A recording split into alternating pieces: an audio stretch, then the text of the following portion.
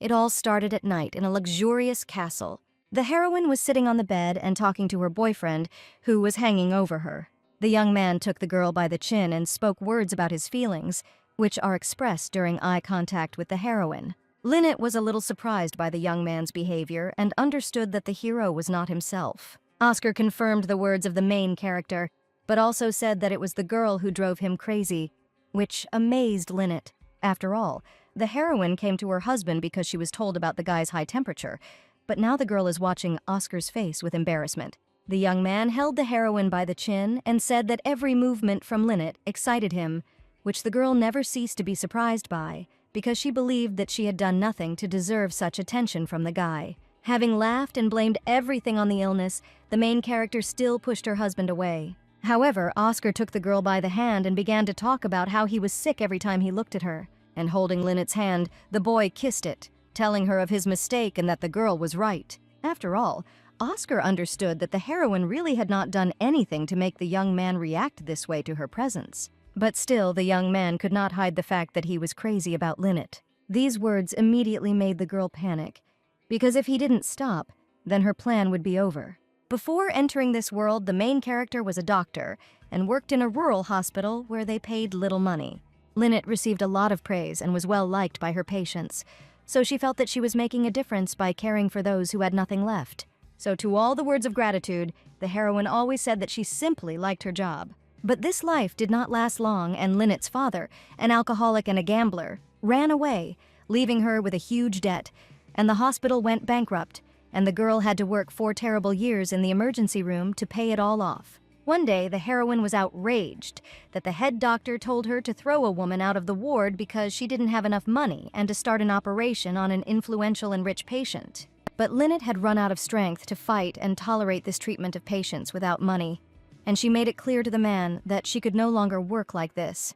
As a result, the heroine left emotionally, which shocked the doctor and demanded that the girl return, but it was all pointless. Lynette walked down the street and cried because she realized that she was dependent on money, and because of it she had to give up her dream.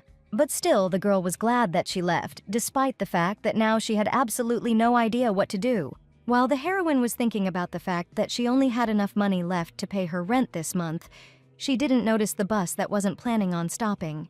And there was a collision. The girl was thrown up by the impact, and she herself thought about the reason for her possible death. After all, Lynette didn't want to die so suddenly, and especially under such circumstances, so tears began to flow from her eyes. Morning came, and the heroine was awakened by servants, but the girl immediately began to worry about the bitterness in her mouth.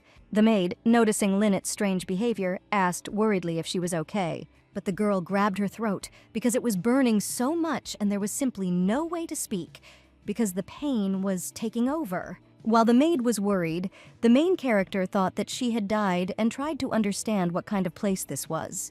The girl grabbed her face and wondered where she was, because this was not a hospital room, but a luxurious bedroom. Then the girl removed the sheet she was lying under and, sitting down, looked in the mirror. In the mirror, the heroine saw a beautiful blonde with amazingly colored eyes and in a luxurious outfit. And the maid was so frightened that she began to cry, because she thought that something had happened to Lynette. The main character asked the servant her name, which made her very shocked and confused. But still, with a trembling voice, the girl pronounced the name of her mistress and waited for what would happen next. Lynette, having heard what she wanted, could not understand why this name was so familiar to her. But the girl remembered seeing the name in a novel she had previously read to escape the cruel reality. This book was about a meaningless love story between the main characters. There was also a minor character, the protagonist's brother, who was unrequitedly in love with the heroine. The young man watched the relationship between the heroes from the side and remained like a shadow, not interfering with the relationship. But still, the brother was not alone, but his wife was a real villain. The girl herself was filled with jealousy, which is why she received such a title. The heroine was angry that her husband did not notice her, and eventually lost consciousness after drinking tea, to which she herself added poison. And all this was just to get the attention of her husband and get at least a little love from him. But in the end, the villain is banished, and that's all that is known at the moment. And now Lynette is in her body. The main character herself was in pain everywhere, and the maid's reaction was stressing her out, so the girl couldn't relax. Looking back, Lynette immediately realized that she was now at the moment when the heroine of the novel drank the poison. and this meant that most likely the girl would repeat the fate described in the book and would soon be kicked out. At this time, the maid was worriedly asking how Lynette was feeling and whether it was worth calling a doctor. But the heroine herself was trying to remember her name. After thinking, the girl realized that the servant's name was Jane and answered her that everything was fine.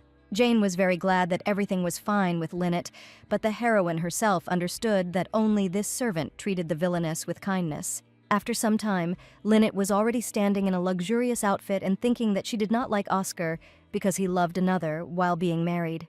That's why the girl was angry, because now everything feels different, especially when that person is your husband. Lynette interrupted Jane, saying that the Earl had finished his business and was now on his way to meet her.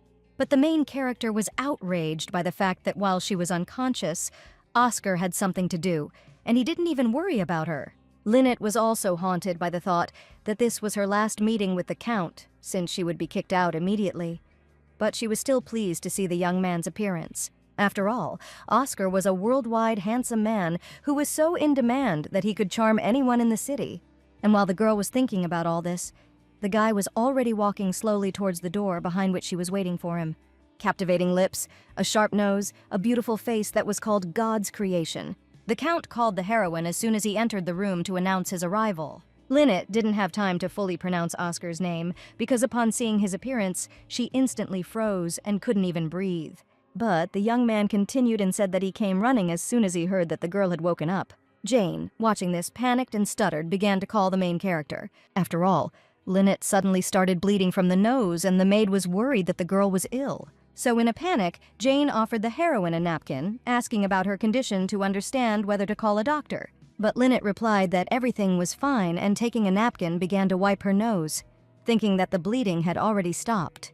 The words of the main character Jane did not calm her down, and she began to cry because she realized that her mistress was too weak from the poisonous herbs. At this time, Oscar watched what was happening silently and emotionlessly. But the Count still approached his wife and said that the girl was clearly still unwell, which surprised the heroine.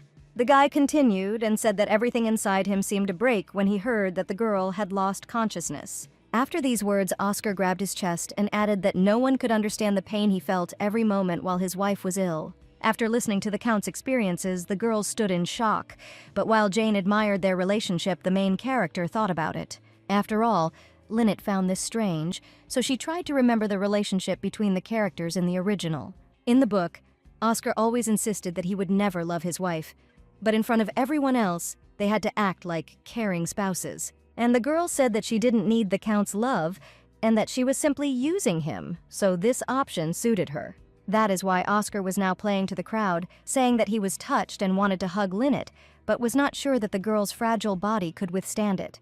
The main character herself, having understood everything, tried to come up with something so that she wouldn't end up being kicked out. Jane was crying at this time and thought that Lynette and Oscar were a wonderful couple, and the girl realized that her maid was very naive. But in the end, the girl asked the servant to leave her and the Count alone to talk.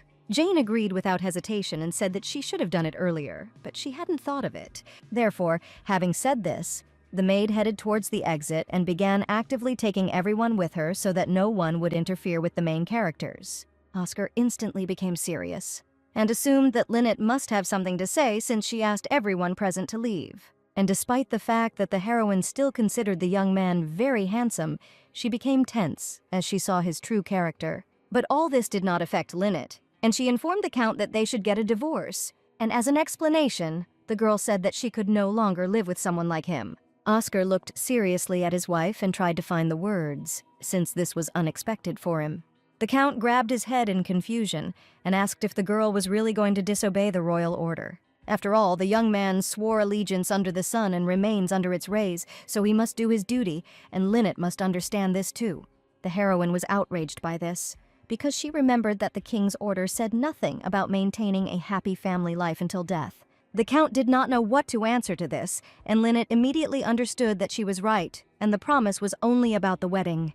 Therefore, the heroine decided to say that the reason for the divorce was her, because the young man clearly does not want to leave someone he does not love by his side. Oscar looked at the floor and tried to think about everything the girl said in order to make a decision, and at least answer something. In the end, The Count indignantly reminded Lynette that she had just woken up and that divorce was not a decision that should be made in a hurry. And turning around, the young man said that they would discuss all this tomorrow at breakfast, and then slammed the door. Lynette was not entirely happy with this outcome, as it was similar to the mediation period in a divorce. But still, the main character was happy that she was able to buy herself some time.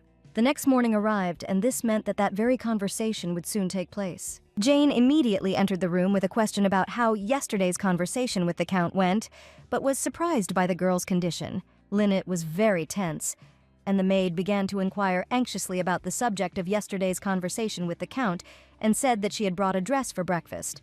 The heroine, getting out of bed, tried to remember what the king's order was, since in the original it was presented as a fact. And while Jane continued to look at the girl with concern, Lynette herself finally remembered how it all happened. The book takes place in a fictional kingdom called Matin.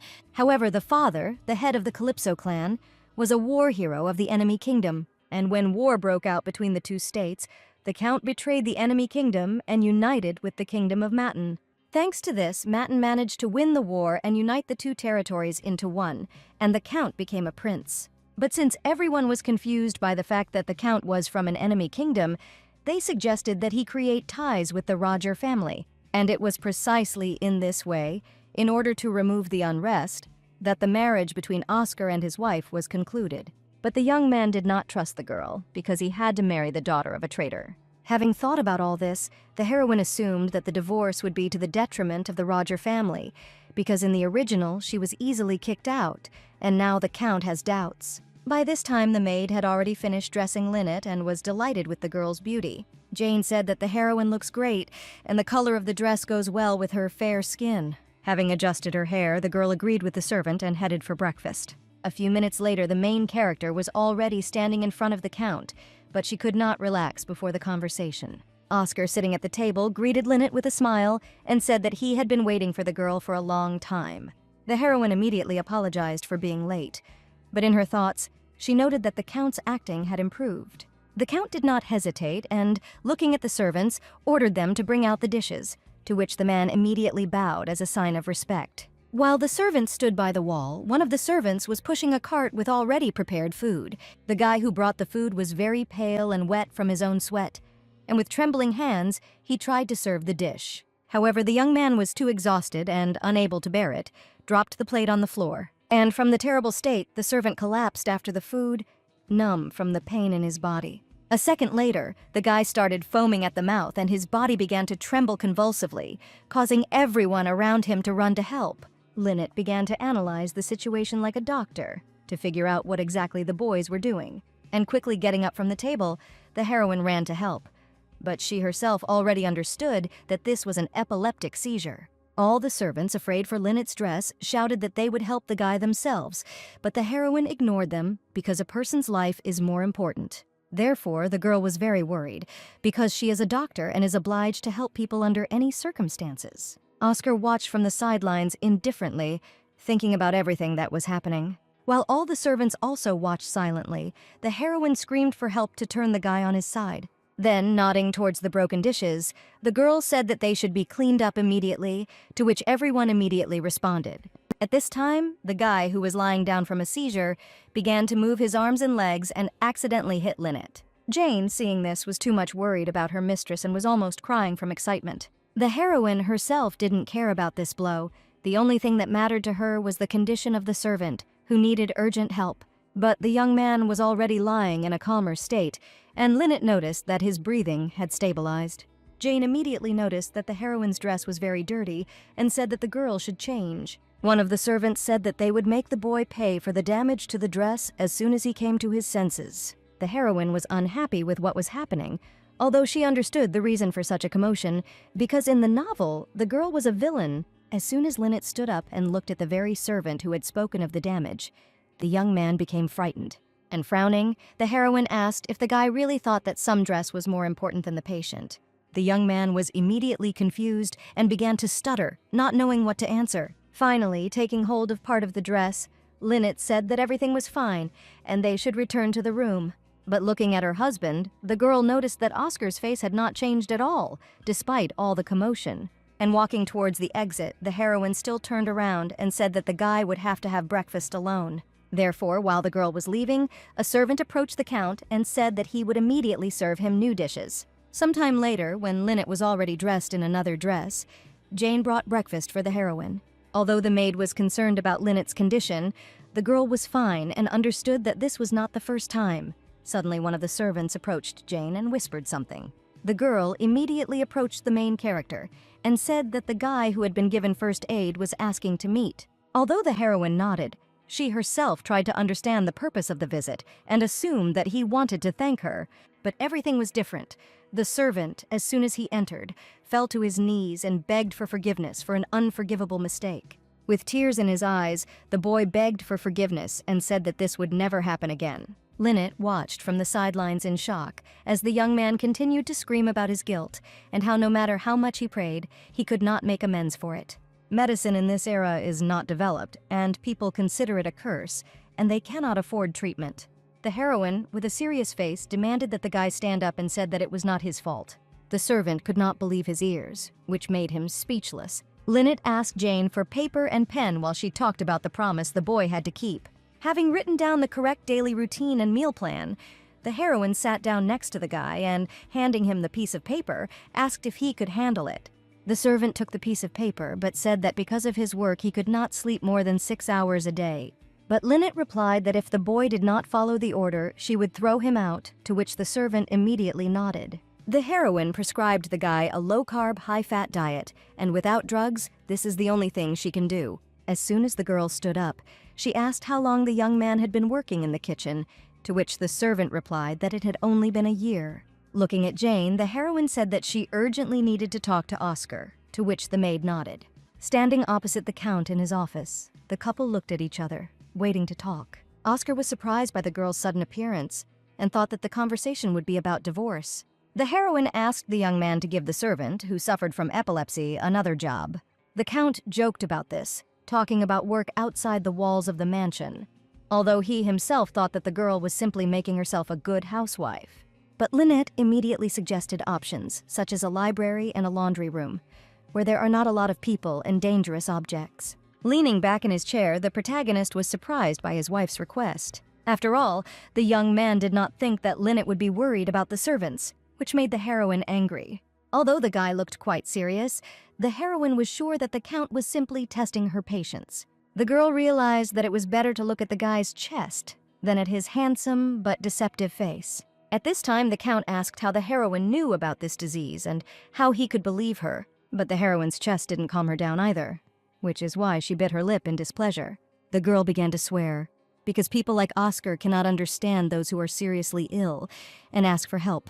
Suddenly, the girl had a flashback and a scene from a past life appeared in her head, where she was asked for help, but she could not answer. And although the heroine's life will not change if she saves one, she will not be able to just sit and watch the suffering of the one she can help. Lynette slammed her hands on the table where the Count was sitting and repeated that the boy could not understand this suffering. Oscar had no words, so he silently looked at his wife. The girl blushed a little and thought that perhaps she had said too much, and most likely the guy would not understand her. But the main character still said that he would transfer the servants to another place. After these words, Lynette thanked the young man and immediately turned around and began to leave. As soon as the heroine left, Oscar asked his servant who knew that Lynette had lost consciousness from poison. The guy listed everyone who knew about it, including saying that Oscar's brother could not know anything about the situation. The Count replied that in that case, they should stop talking about it, which shocked Robert. Oscar, with a serious face and an unfriendly tone, told the servant not to make him repeat it, since the responsibility would lie with Robert. The guy bowed as a sign of respect, thereby accepting the order. But still, Robert could not understand why the Count changed his mind about throwing the girl out after the incident with the poison. Oscar sat and thought that his opinion about his wife was wrong. Remembering the girl's face and smile, the guy realized that he wanted to find out what was going on in his wife's head. At this time, Lynette came to her room and collapsed on her bed from fatigue, since it took a long time to explain everything.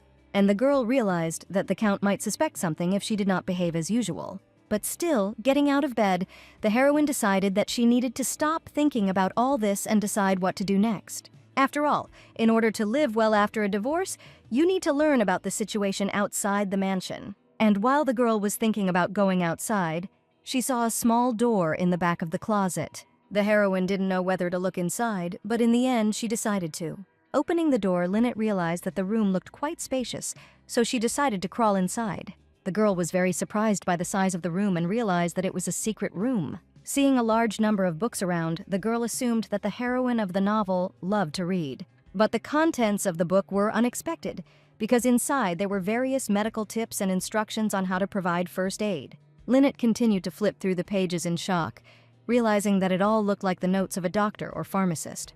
Taking another book, the girl did not understand why the villain needed it, because something like this was not mentioned in the original.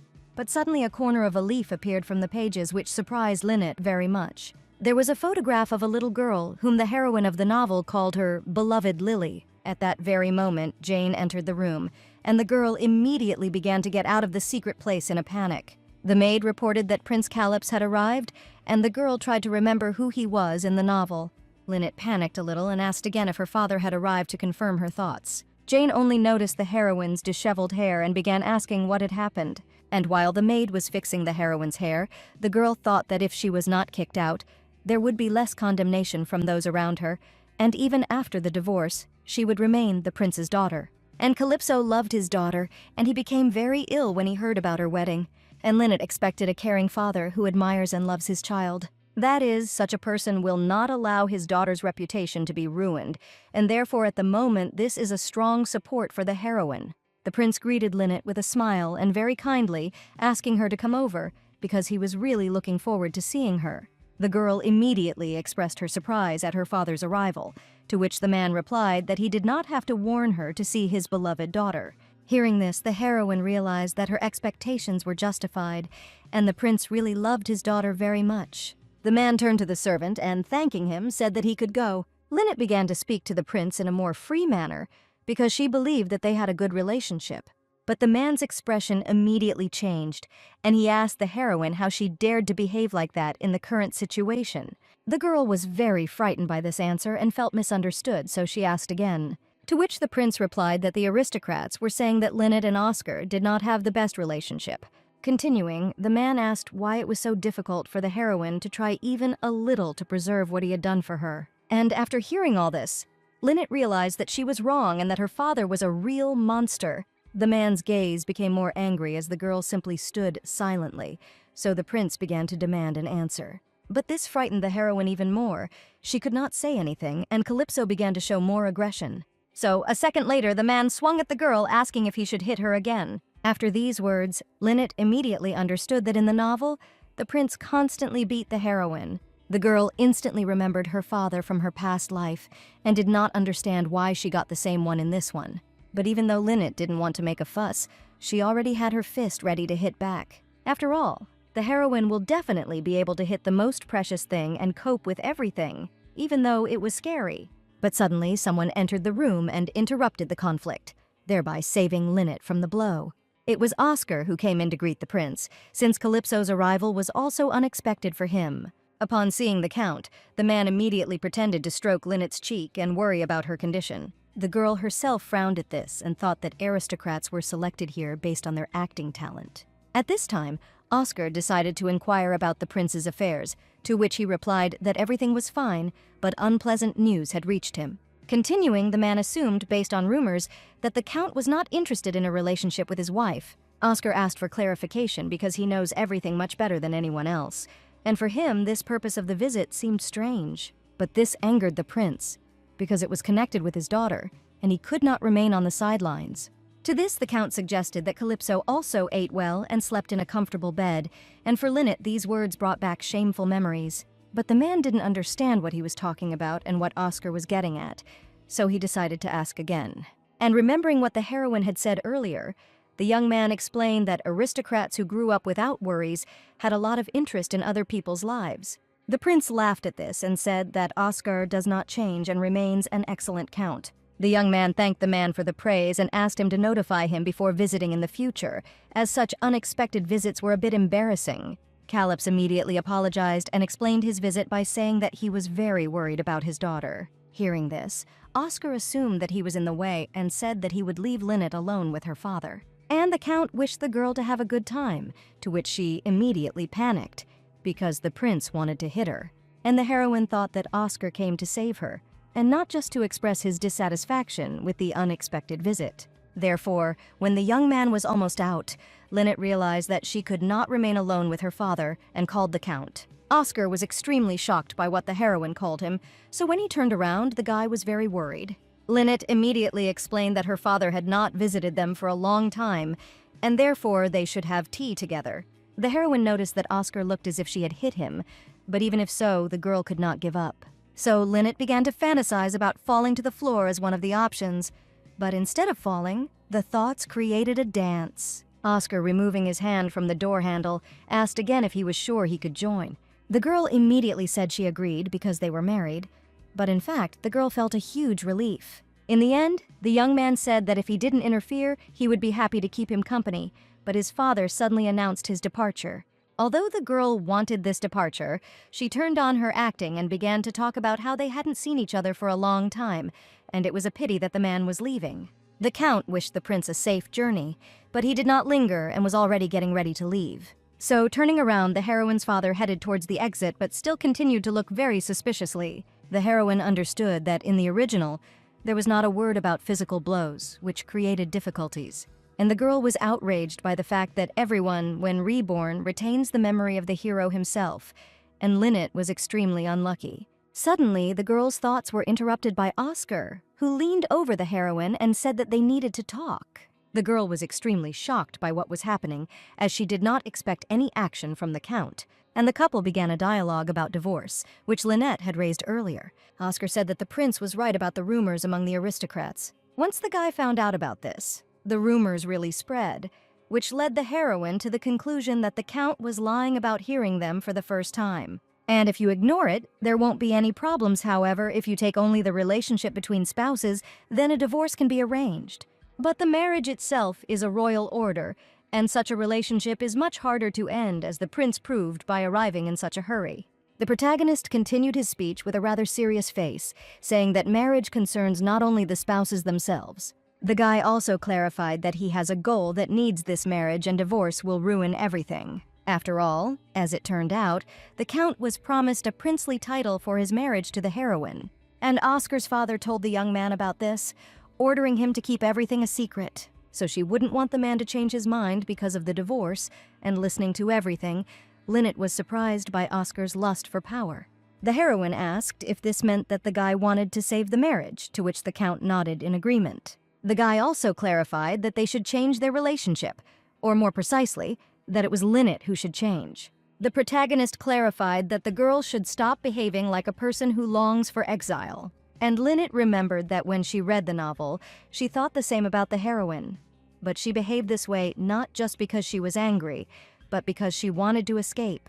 The girl asked why the Count thought so, but he said that he became convinced of this when the heroine started talking about divorce. Lynette understood that her father was not on her side, and she knew nothing about the world, so although it was offensive, the Count was right. In the end, the heroine admitted her guilt, but added that she simply did not want to live with a husband who did not care about his wife, to which Oscar simply sat silently and looked at the girl. But Lynette still suggested a divorce after the guy officially became a prince. The young man agreed, but said that there was something else to keep in mind, to which the heroine inquired. It is not only the girl who needs to change, but also the Count, because if the wife herself complains, then both of them need to improve. Although the heroine did not understand what exactly Oscar wanted from her, the young man, smiling, slightly embarrassed the girl. Struck in a model pose, the Count continued by saying that Lynette would be bathed in attention she had never received before. The girl was very embarrassed, and at the same time did not understand what was going on in the guy's head at such a time. Clenching her hands into fists in awkwardness, the heroine agreed, but demanded monetary compensation. And when the Count asked about the desired amount, the girl showed 10 fingers, saying that she wanted 1,000,000 in the currency of this world.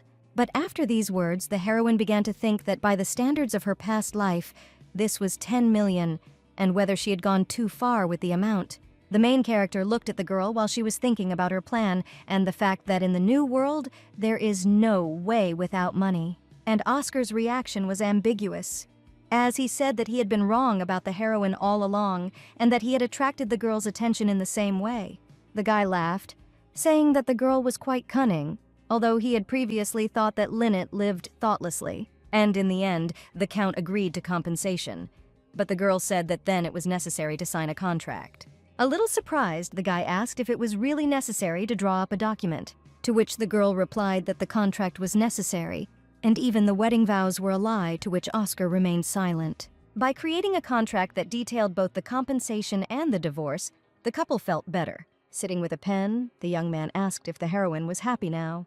And taking the contract in her hands, the heroine agreed with relief and said that this was enough. As soon as Lynette left, the Count took the document and began to think about the divorce contract. The heroine walked happily down the corridor and looked at the contract, thinking about the land and the house that she would be able to buy in the future. But while the girl was reading the document, she accidentally cut herself on the paper, which immediately made her shudder. After examining her finger, the heroine immediately realized that this cut would clearly bother her. Lynette walked into the room with a smile, thinking that Jane was waiting for her there, and called her. But looking around, the girl noticed that the room was empty, which meant that the maid had gone somewhere. Suddenly, the heroine was surprised because she noticed changes in the room. Looking closer, Lynette noticed a bouquet of beautiful flowers in a vase that appeared out of nowhere. And while the girl was lost in her thoughts, Jane returned to the room. The heroine immediately decided that she needed to hide the contract so that no one would see it and put it under the sheet. Then, turning to the maid, Lynette said that she had just arrived and asked where the bouquet came from. Jane said the flowers were brought by the young man whose life she saved as a token of gratitude. The heroine was a little upset because this bouquet was just a way to say thank you, and she thought that Oscar had tried to do it. After all, the girl had not received flowers for no reason for a long time and really wanted a simple sign of attention. After all, even then in the hospital, it was a token of gratitude from the boy whose grandmother Lynette had saved. But despite everything, the girl remembered all those moments, with trepidation and warmth in her soul, hugging the bouquet. Having thought about everything, Lynette told Jane to go and rest, and if necessary, the heroine would call her. Then the girl looked at her hand with a scratch that was no longer there, and the finger was whole. The main character was very shocked by this, since the wound could not heal so quickly, so Lynette found it strange. At this time, the Count met the mysterious Sylvia on the street, telling the girl that she was late. To this, Sylvia immediately apologized, explaining her lateness by saying that things took longer than planned. Oscar accepted the apology and told the girl to begin. Sylvia, starting her story, said that before meeting Lynette, the prince met with one of the aristocrats, and the young man immediately understood where he found out everything from. The girl also spoke about the bouquet that was brought to the heroine and the fact that she never left the room after meeting with Calypso. At these words, Oscar thought for a moment and asked what, in that case, Lynette had been doing all this time, and Sylvia replied that the main character was reading a book and fell asleep sitting up. So now he is sleeping. The Count said nothing to this and then asked why the daughter of an aristocrat might need money. Sylvia explained that those who have everything will never have enough, and perhaps such people think that the more the better. But the young man did not believe that this was ordinary greed and clarified his question, saying that the girl who wanted a divorce was asking for $1 million as compensation. And the Count didn't like the answer, because Sylvia said that the wife then considers her husband not particularly smart, and no one would fall for that. Unable to bear it, Oscar said that he was the one who would fall for it, and the girl immediately began to actively apologize. But exhaling, the young man said that nightly training would begin tomorrow, so he would again spend most of his time there. Therefore, the Count asked Sylvia to keep an eye on uninvited guests visiting the mansion. And as soon as Oscar gave the order, he turned towards Lynette's window, thinking about what thoughts were in the girl's head. One day, the main character was having her meal in the luxurious courtyard of the mansion. It was at this moment that the girl felt that she was living an aristocratic life. In the end, this made the heroine angry, because such a life was extremely boring and uninteresting, which Lynette absolutely did not like. And while Jane was trying to guess what exactly her mistress didn't like, the girl didn't understand why nothing was happening in this novel. Moreover, due to the reconstruction of the bridge, Lynette had been locked in this house for a week already. Having told the maid that everything was delicious, the heroine continued to think about the fact that she had already read all the medical records, and even began to miss the emergency room. The girl began to consider even hotel food good if you know when to stop. But she missed something simpler.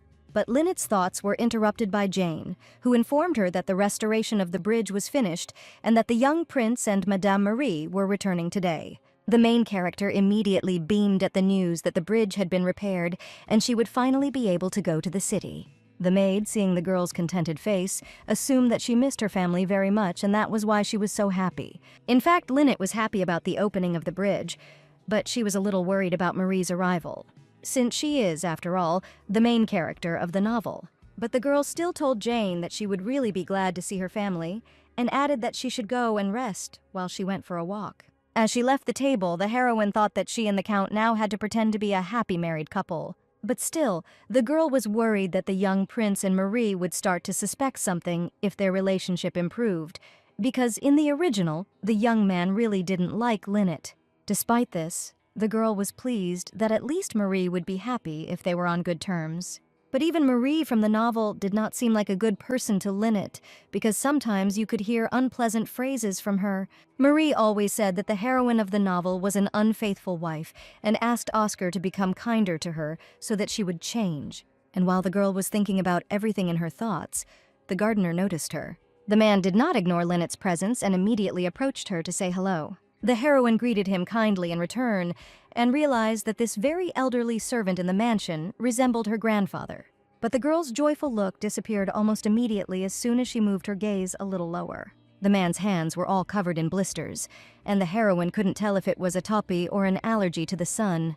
So Lynette asked her grandfather to examine his hand, to which he said that it didn't hurt and that he was used to it because he spent a lot of time in the sun. The girl concluded that this is not only a man's thing and asked why it is impossible to wear something to hide your palms. And the gardener explained that then his hands would sweat and this would complicate the work. And since the prince and his wife would soon arrive, he wanted them to be greeted by a well-kept and beautiful garden. Lynette was upset by these words because she realized that the aristocrats did not help those who were so loyal to them. That's why the heroine felt ashamed for complaining about the boring life of an aristocrat. The girl said that the prince and his wife would be very happy because they had definitely never seen such a well-kept garden anywhere else, to which the man expressed his words of gratitude. And having wished the gardener a good day, the heroine realized that everything was the same as in the case of the young man with epilepsy. There are many people in this world who cannot get proper treatment. And thinking about this, the main character decided to see what she could do. At this time, Oscar was sitting at his workplace, and the servant informed him that the prince and his wife would soon arrive, but the young man was only interested in Lynette's presence. The servant replied that the heroine had gone to her room after her daytime walk, to which the Count said that he wanted to go down to her. Robert agreed with Oscar's wishes, but was surprised by such care for Lynette, as this had never happened before. The Count put on his casual suit and got ready to go to his wife. Walking down the corridor, the young man thought that this was their first normal meeting since the start of nightly training and assumed that it was difficult for the heroine to sit in the mansion all day long.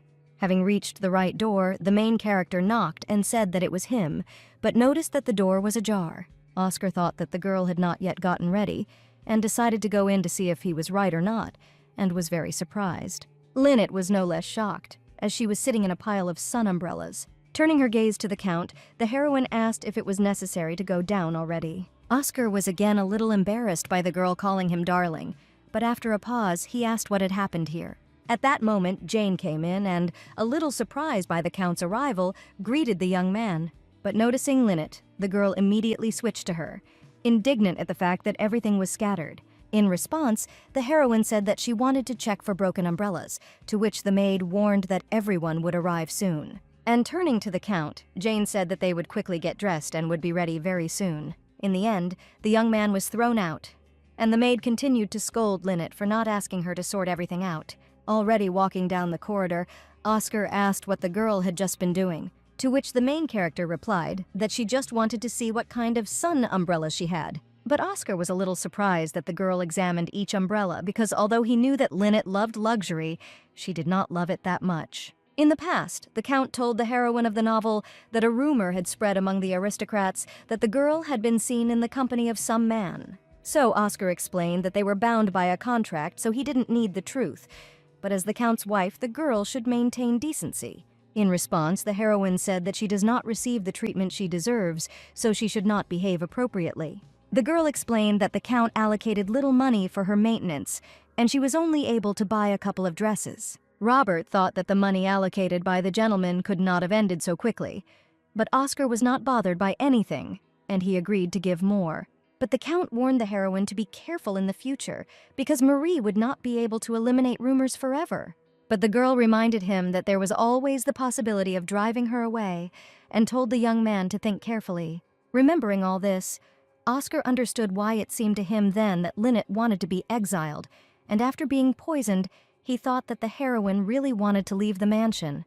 But at some point her behavior changed, and from an indifferent spouse, the girl began to turn into a loving wife. And continuing to walk, the girl asked if there were umbrellas lighter than the ones she had, to which the Count agreed. Having heard the heroine's answer, Oscar realized that Lynette apparently really just wanted a new umbrella, and now there was a misunderstanding. The Count said that the parents knew that the girl was feeling bad, and the young man would answer all their questions, so the guy asked the heroine to just keep quiet. Lynette realized that Oscar would sort everything out himself, and asked if his parents knew who was to blame for what happened. But the Count replied that it didn't matter who was to blame, and there was no point in making a fuss. The main character was a little surprised, because she never thought that the title was so important to the Count. Oscar said that the girl didn't know much about him, and he also didn't suspect that Lynette was so greedy for money until she asked for compensation for the divorce. And holding out his hand, the Count announced that it was time to begin the performance of their happy married couple.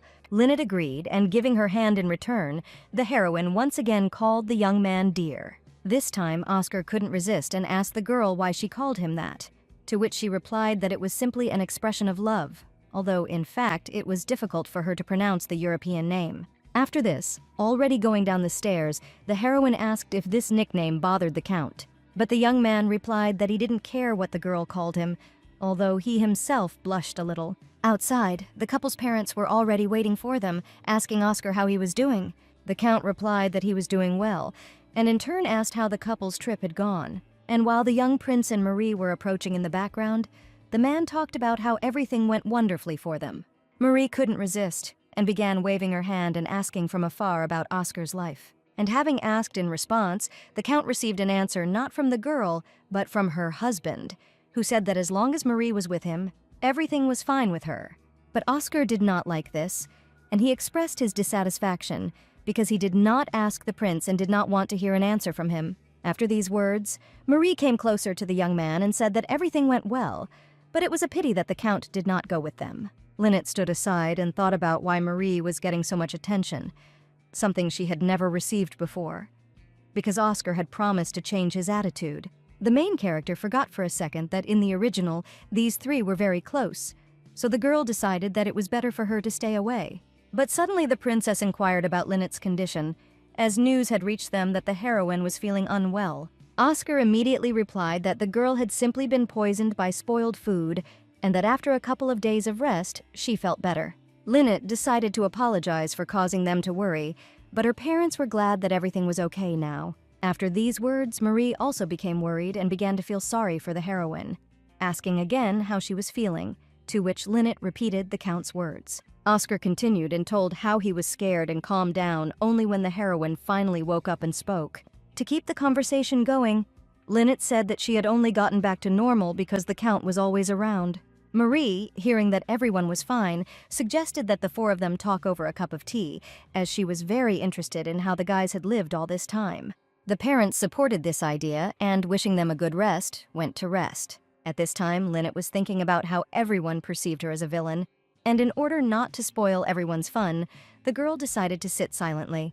The main character thought so, but life decided otherwise, and a second later she was already lying on the ground with the Count. A few minutes earlier, during the discussion about tea, Marie had said that Lynette didn't have to be there if she didn't want to and still felt unwell, but the Count denied this, saying that the main character had already fully recovered and was fine. Marie explained that she was afraid that the girl's condition might worsen. At this time, Lynette was thinking that although she felt fine, she didn't want to disturb them, and besides, there was still unfinished business. Therefore, the heroine decided to leave after all, and wishing the guys a good time, the girl headed to her room. But before she could take a single step, Lynette stepped on the hem of her dress and began to fall. And trying to save her situation, the girl grabbed Oscar in the hope of staying on her feet. But nothing worked, and the main character fell to the ground along with the Count. And noticing this, Marie and the young prince immediately became worried. Lynette immediately got up from Oscar and sat down next to him, starting to calm everyone down, saying that everything was fine and she was okay, but she herself felt very awkward. The Count at that very moment turned towards his wife and asked why she had not told him that she was still feeling so unwell. And lifting Lynette from the ground, Oscar told Marie that it would be better to postpone the tea party, because now he needed to look after the heroine. On the way to the room, the girl tried to explain that it was all an accident, and she didn't do it on purpose, so there was no point in going with her. The Count responded to this with displeasure, saying that he could not go since they had a contract. The heroine immediately realized that the young man was angry because he couldn't go out for tea, because he was seeing his family for the first time in so long. But despite the feeling of shame, Lynette did not consider herself guilty and was outraged, because she did not fall on purpose. At this time, the young prince and his wife were drinking tea alone on their balcony. Marie continued to worry about Lynette, because it seemed to her that the girl was not completely healthy. While reading the book, the young man said that there were rumors that the heroine herself drank the poison, so there was no need to worry so much. But the girl still continued to defend Lynette, suggesting that she had no malicious intent and that Oscar needed to take better care of her. After these words, Marie asked her husband if he remembered how the Count was always very kind to all members of the family. And even though Oscar was younger, he still took great care of his older brother, and his parents were very happy about this because there are very few children like him. But the young man responded very coldly to this whole story, and the girl was surprised. Having guessed the reason, Marie began to laugh and ask if the guy was jealous, to which he seriously answered negatively. Then the heroine said that it seemed to her that Oscar began to treat Lynette well, and the young man confirmed this because the atmosphere was completely different, so he assumed that something had happened between the couple while they were gone. Marie was happy to hear this, and said that she would also start trying to be friends with Lynette because they were family. The main character was already very happy the next morning because she was finally going to go to the city. It was just those three who had plans, so the girl quickly left in the morning and now she will be able to walk around the city to her heart's content with Jane. Already sitting in the carriage, the maid was interested in the first place they would go to. And Lynette, without hesitation, said that they were going to the bank because even though she was an aristocrat, she had to have some money saved up, and if there were a couple of million there, she would get divorced right away. There were only 1,000 of today's currency in the vault. The heroine was surprised because the amount was not small, but still it was not enough to move, so she decided to continue living with Oscar. But Lynette thought that something was wrong because she received a lot of money for her maintenance, and there were not so many dresses and jewelry, so she did not understand where the heroine of the novel spent the money. After leaving the bank, the girl invited Jane to walk around the city, to which she happily agreed. It was very hot outside, and all the people around were hiding from the sun under special umbrellas, and Lynette was no exception. But turning her attention to her maid, the girl asked why she did not use an umbrella. There is no law prohibiting a servant from using an umbrella when accompanying someone, so the heroine told Jane to go with her under hers. But the maid refused, explaining that people would look askance, since it was not decent. Lynette didn't argue any further and simply moved her umbrella closer to Jane. And turning to the maid, the girl asked whether she felt better in the shade, but Jane, out of awkwardness, simply remained silent. Lynette also added that if someone makes a remark to the servant, then she should tell her, and she will quarrel with them. That's why the heroine suggested that from now on they walk together under an umbrella, because otherwise Jane's amazing skin would get ruined. The brunette was very embarrassed and said that there was no point in calling her skin beautiful because she was just a servant. Lynette was very angry at these words because she did not want the girl to belittle herself like that. And in order not to say too much and to prove to the girl that she deserves better, the heroine pulled Jane into a jewelry store. Following Lynette, the maid timidly inquired why they had come to this particular place. At the entrance, the girls were greeted by a salesperson, and the heroine said that she wanted to buy a gift for the child standing next to her. Jane was shocked by these words and began to panic and say that she didn't need anything. But Lynette explained that she just wanted to make the girl happy, since looking after her was clearly not easy. Unlike other maids who come from aristocratic families and seek opportunities to rise by working for higher-ranking nobles, Jane was an ordinary orphan who grew up in the village, and if Lynette had died from taking poison, no one would have forgiven the maid. That's why the main character considered Jane's job difficult, even though Jane can't say so. And having bought a brooch for the girl, Lynette handed it over with the words that Jane should wear it on special days. But the maid was surprised, and seeing this, the heroine remembered that the girl had no family, no friends, and she had few special days. So Lynette corrected herself and told her to wear the brooch on days when they went for a walk together or when something happy happened. Jane was very pleased and, hugging the gift to her chest, thanked the heroine. Leaving the jewelry store, Lynette said that now they needed to go for umbrellas, which surprised Jane because the heroine already had a lot of them.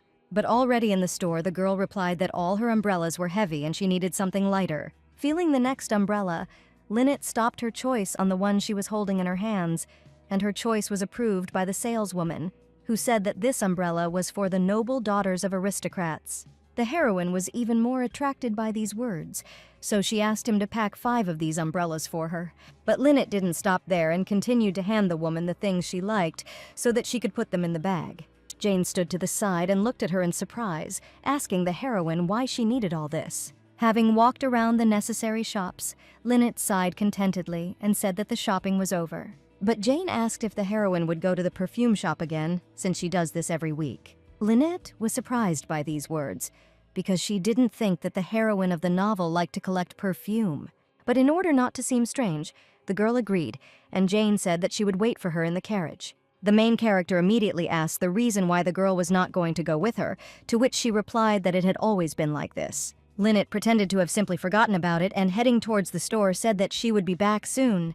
But in fact, the girl did not understand why the heroine of the novel did not take Jane with her and thought that they were selling something different from what was said. Entering the perfume shop, Lynette looked around and realized that she looked completely ordinary. A young man immediately came out to the girl and greeted her kindly. The young man bowed and said that he had been waiting for Lynette for a long time since she had promised to come last week. The heroine explained that due to the reconstruction of the bridge, she could not leave the mansion, and she thought about how lucky she was to see the guy's name on the badge. Luther understood everything and said that the heroine's perfume was ready and called her to follow him.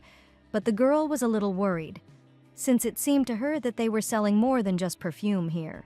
The young man led Lynette to the dark basement to pick up her order, lighting the way with a candle. Having gone down to the very bottom, Luther opened one of the doors and told the heroine to come in. Seeing the contents of the room, the girl looked in shock and thought that poison was stored there. When the young man entered, he laid out on the table everything that Lynette had ordered several weeks ago. The heroine was very surprised by the number of bottles and continued to think that it was all poison, but Luther began to explain that one remedy relieved pain and reduced fever. The other was a sleeping pill, and after these words, Lynette realized that the heroine of the novel was secretly involved in medicines. But the girl was still bothered by the fact that in this era, all medicines must also exist in one form or another. And so she told the young man that she could find the same thing in the hospital.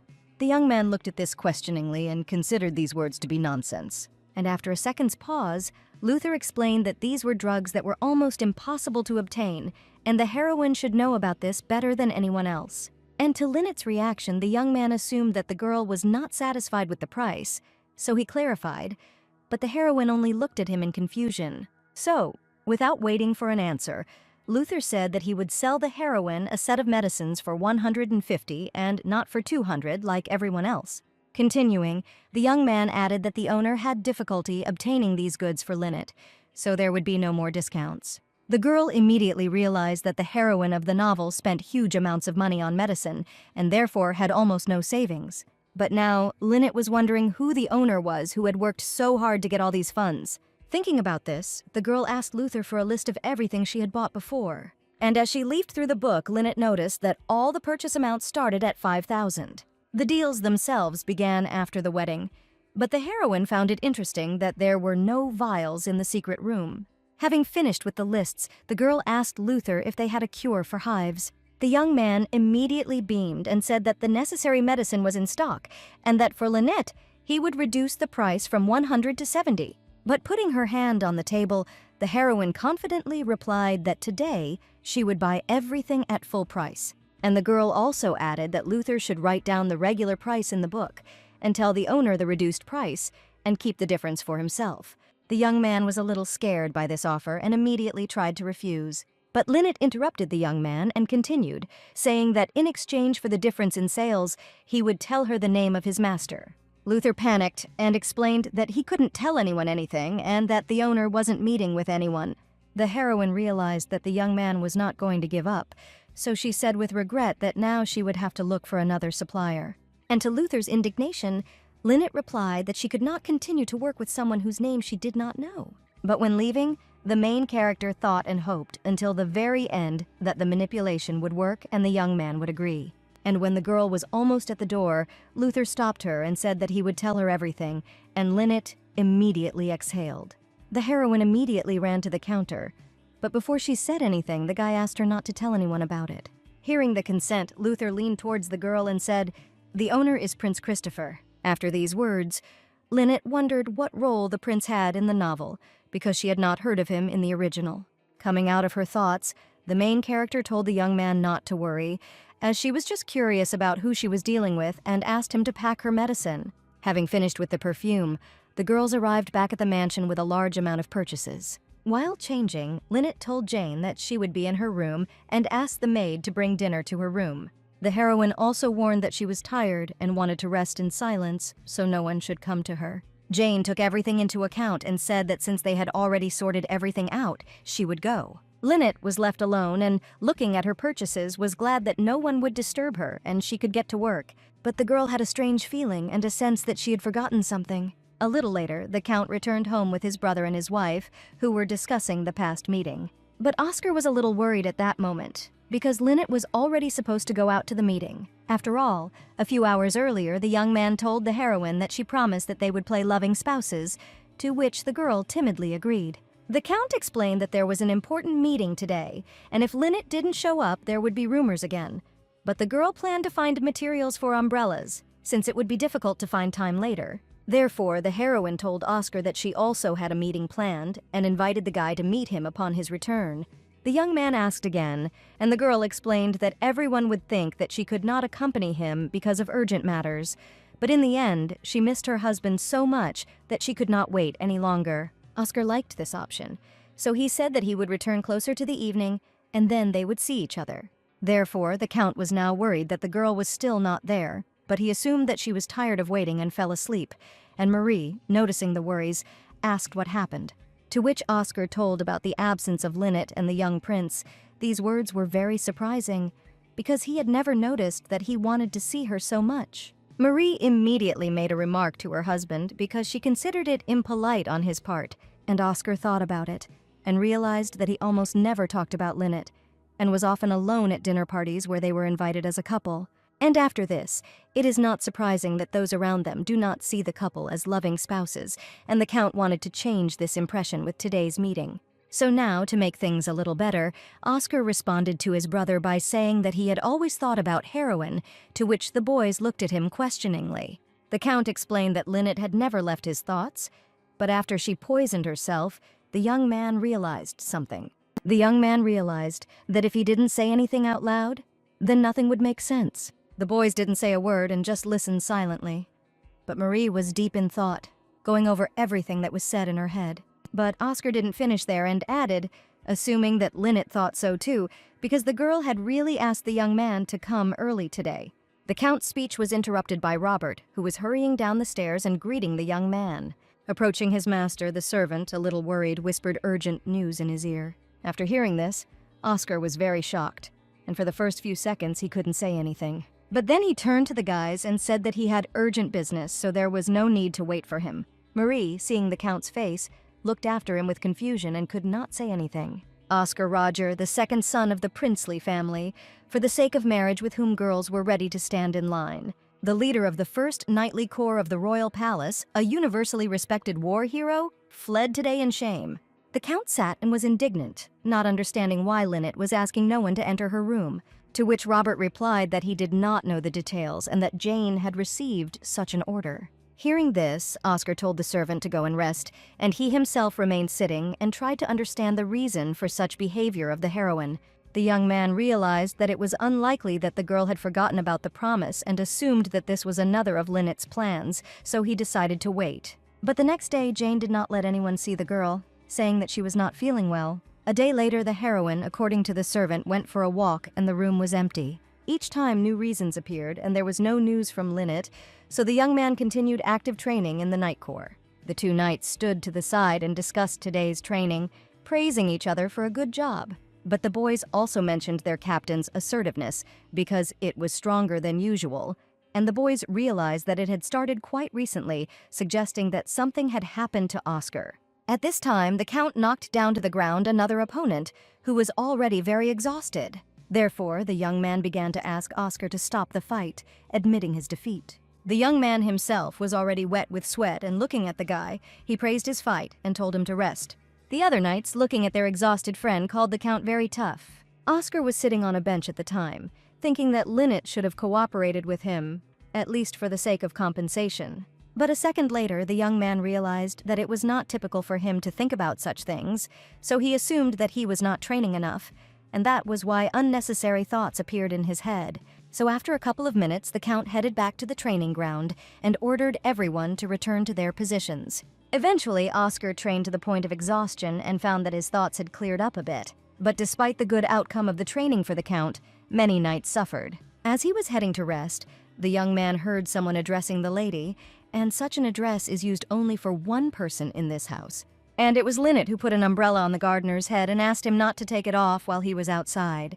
But the man did not understand what all this was for, and simply looked questioningly at the heroine. Therefore, when asking for an opinion, the girl explained that this was a way to protect herself from the sun, and having understood this, the gardener thanked the heroine with the words that it was really very convenient. Linnet simply repeated the headdress that her grandmother wore while working in the fields, and it was the best solution to avoid getting sunburned. And now, having made sure that the man was comfortable, the heroine was very glad that she had done at least something for the one who worked so hard for the good of the house. After these words, the girl handed over a package containing several more umbrellas and asked the gardener to distribute them to the rest as a temporary measure so that their condition would not worsen. Looking at the servant's sweet smile, Linnet felt warm in her soul, and if the allergy medicine weren't so expensive, she would have bought it for everyone. But now there is only one opportunity to help, so the heroine stopped the man, saying that she has a cure for him. The gardener asked again, a little frightened, because he saw someone behind Linnet. It was Oscar, who stood silently and watched what was happening. The girl turned around and immediately asked the Count what he was doing there, but he seriously replied that they needed to talk and told the heroine to follow him. After these words, Linnet, before leaving, explained to the man that he should definitely apply medicine to the inflamed areas. And looking at Oscar, the girl assumed that he was angry with her, but she did not understand why. Stepping aside, the Count said that there was no one nearby, and now Linnet could speak. But the main character was confused, because she still didn't understand what was being discussed. So she asked the young man again in the hope of getting an explanation. Oscar exhaled heavily and putting his hand on the girl's shoulder, asked what was on her mind. But Linnet again didn't understand anything, and, already in fear, asked for clarification, to which the Count replied that the heroine had been avoiding him for several days and had not come to the meeting, despite her promise. After these words, the girl realized that she had forgotten about the promise, but she did not know what to do now. After all, last night Linnet was sorting out all the materials to make an umbrella, and she was very happy that everything worked out the way she wanted, despite the fact that it took a lot of effort. Now the elderly gardener will be able to work without worrying about hives, although Linnet still believed that something was wrong with this mansion, because the entire estate was under the control of Princess Roger. But recent events, including the cases with the cook and the gardener, have been treated too casually, as if someone inexperienced was in charge. Therefore, the heroine assumed that Marie was entrusted with the role of hostess. Since the princess treated the girl very well, Marie Géraud was the prince's only daughter, and a serene future awaited her, in which there would be no room for suffering.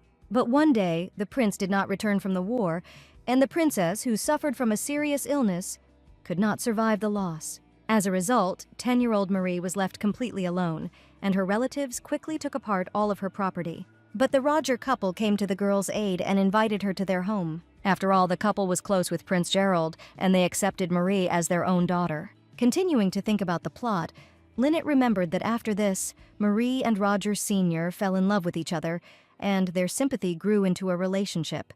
And now the girl is the closest person to the princess. But the heroine cannot stand aside, and since Oscar wants to take the place of the heir, then while the contract is in effect, she must help him. And because of these thoughts, Lynette forgot about the really important thing, and the Count at that moment looked as if he was going to kick the girl out right now. Therefore, the heroine began to talk about how she thought a lot and decided that, as the young man's wife, she must prove that she is worthy of the place of the mistress of the mansion in order to help him. And continuing, the girl explained that it was for this very reason that she had been making headdresses for the servants all these days. Lynette also added that she was truly sorry that she broke her promise. But seeing no reaction from the Count, the heroine began to ask whether he was more angry. Oscar accepted the apology and reminded her that today was the day of fulfilling her marital duty. Lynette didn't understand anything, but she agreed so that there would be no suspicion. Entering her room, the girl, screaming in indignation, asked a question about the fulfillment of marital duty, to which Jane explained that once a month, on a certain day, she and the Count must fulfill their marital duty. The heroine immediately replied that she would remember everything, although inside Lynette was scared, because she still did not understand what awaited her. After all, in the novel it was written that the girl and Oscar did nothing special that day, but Lynette suggested that today, everything could be different. Jane called the heroine to the dressing table to tidy herself up, but the girl already understood that she was trying in vain. But the maid, in addition to everything, brought gifts, which the senior lady handed over. And the first gift was the scent of geranium, which Count Oscar loves very much. Next came the medicines, which the princess found with great difficulty, and they help couples have a child. Also among the gifts were cosmetics to refresh the face and look even better. But Lynette, seeing the scale of the preparations, felt as if she was being prepared for a wedding. At this time, Marie and the princess were walking in the courtyard and discussing the girl's new friend, whom she had already invited to the mansion. Marie was glad that the woman approved of her choice, because Lynette was not feeling very well and was also busy all the time. The princess was a little surprised by these words, but confirmed that the heroine was indeed always busy. The girl thought about it and suggested that Lynette might be upset that she was now responsible for the household, since they hadn't had the best relationship before. To which the woman explained that all people make mistakes. But Marie could still change the heroine's mind. And continuing, the princess said that it was necessary to show Lynette that the girl was a worthy hostess, and she would no longer be angry with her. While Marie was thanking the woman for her advice, the princess herself stood and looked in surprise at the approaching gardener. That's why the woman immediately asked the man where this strange hat came from. The servant immediately told him that Lynette had given it to him with the words that the hat would protect his skin from the sun. Marie thought it was funny, but now she understood why the heroine was in her room all the time. The man said that he could take off his headdress if the older lady was against it, but the princess asked not to take anything off, and considered this a wonderful decision, because before that she had no idea that Lynette cared so much about the servants. Having received permission to wear his hat, the gardener thanked the princess and bowed goodbye. But this upset Marie very much because she realized that she, as a hostess, was really too indifferent to everything. At this time, Oscar was already sitting with a glass of wine waiting for his wife. Lynette walked into the room, began to cover herself a little out of embarrassment, and headed towards the Count. And standing opposite the young man, the heroine tried to understand what to do now, because she didn't even take a book with her. But Oscar, breaking the silence, told the girl that she could relax and not worry about anything. After these words, Lynette asked for a glass of wine, hoping that after drinking she would fall asleep and become calmer. The Count was surprised by such a request and asked again, saying that the girl had not drunk before, so he did not understand where such a desire came from. To which the main character became a little indignant and asked why she couldn't change her mind. Oscar did not pursue the subject further and filled Lynette's glass with what she had requested. The main character drank the entire contents in one gulp and was very surprised by the taste. After all, the girl tried such wine for the first time, and she really liked it, and before she didn't think that beer and soju were so different from expensive alcohol. The young man said that this was a high-quality wine, made according to a special recipe of their family, and they even traded with the royal court.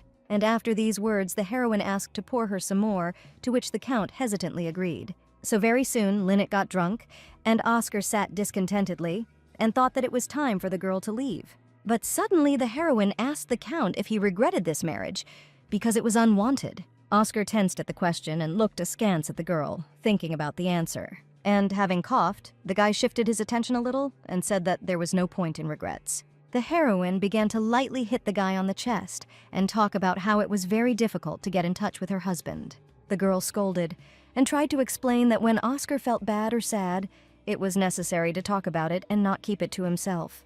The guy took all the words quite wrongly and thought that the heroine was suffering so much in her marriage that she could no longer bear the suffering. But suddenly memories flashed through the boy's mind, where Marie spoke about kindness to Lynette and that she needed it. And after that, the thought came into the young man's head that the heroine was right, and it was really hard for Lynette to come from far away and to new people. So the Count asked the heroine what she thought about marriage, but Lynette hugged her husband and said that she did not know whether the heroine of the novel regretted marriage. To this, Oscar told the heroine to go to bed, since she had already begun to refer to herself in the third person. But Lynette leaned her head on her husband's shoulder and began to talk about how she would be happier if she had more money. Memories from a past life where she was able to help her grandmother and grandson surfaced in the girl's mind.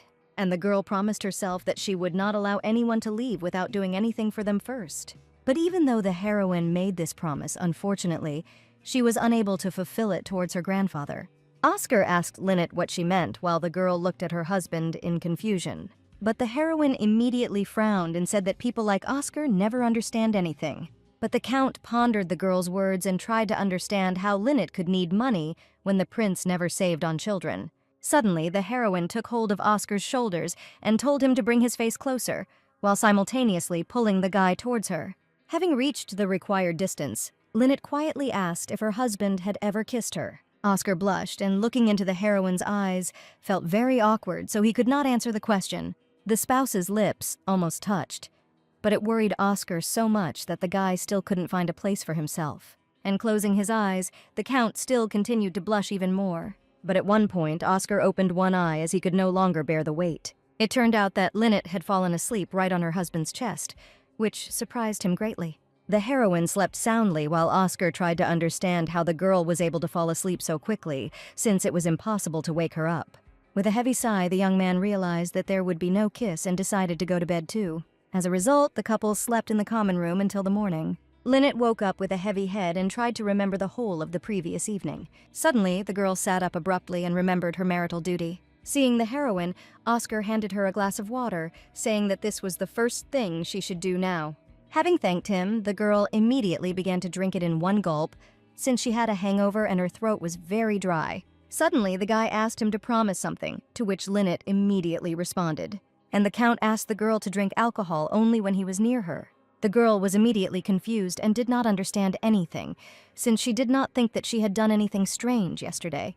During breakfast, the whole family sat at the table and discussed the invitation from another prince. Hearing the name, Lynette immediately remembered that it was the name of the owner of the perfume shop. As it turned out, it was an invitation to a birthday party, and Marie and Oscar's mother spoke with regret about the fact that the birthday girl was still ill. The girl had the same illness as the prince's late wife, so he handed over control of the territory to his son. Suddenly, David said that the prince's son had just recently returned to the kingdom. Lynette immediately remembered what she had been told earlier in the shop, that the prince was abroad. Marie said that she had prepared a gift, but unfortunately, another family invited her to stay at the mansion. And after these words, Oscar said that his brother would have to go alone, which David was not even surprised by. But the guy still expressed dissatisfaction that everyone knows that Oscar doesn't like Max. But out of respect, he needs to go.